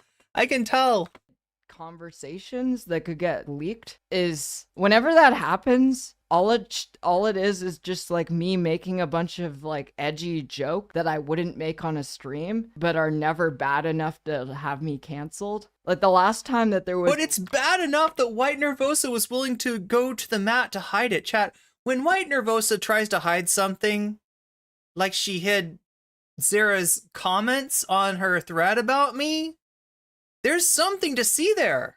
When White Nervosa is trying to hide something like Vaush's culpability in like sexually harassing somebody on Destiny's Discord back in the day, like the original you know, reason for the existence of White Nervosa and other so-called Vaush intelligence agency members, right?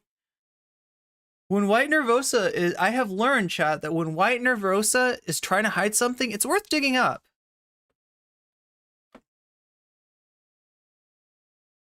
Week of my private conversations, I just got a bunch of new subscribers who were like, I never knew Keffals was this based before.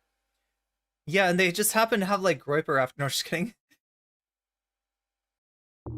It was like Wiggler Groiper. That was the account that she's talking about that she's happy to have. Edgy jokes are not enough to be canceled. Many words for dog whistles. Yeah, I wonder what was in there. I wonder what was in there and why they felt the need to hide it.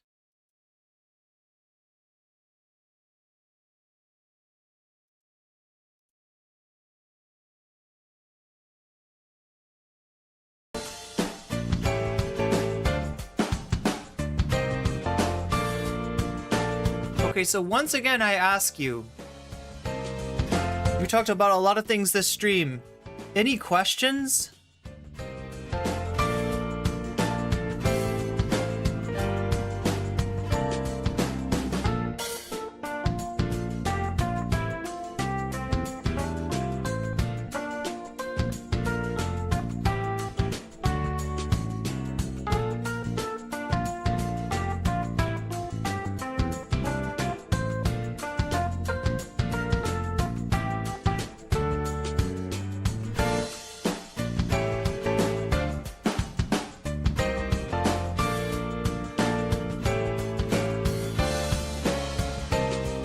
Who is Dave's Pumpkins?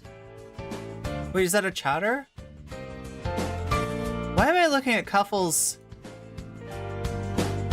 interbobal area? That's not great. Let's look somewhere else. Let's look to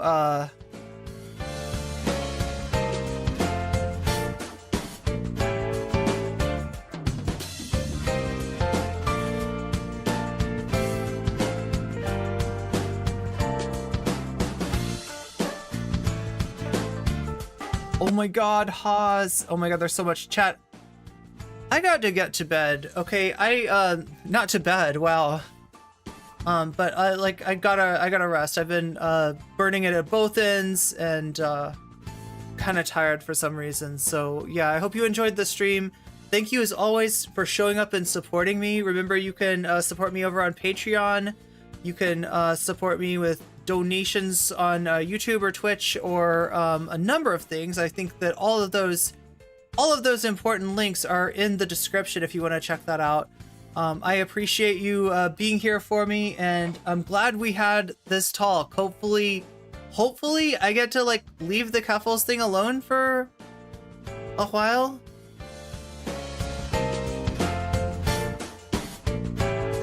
Anyway, I will see you on Wednesday. Today is Wednesday. When will I see you again? I think on Friday.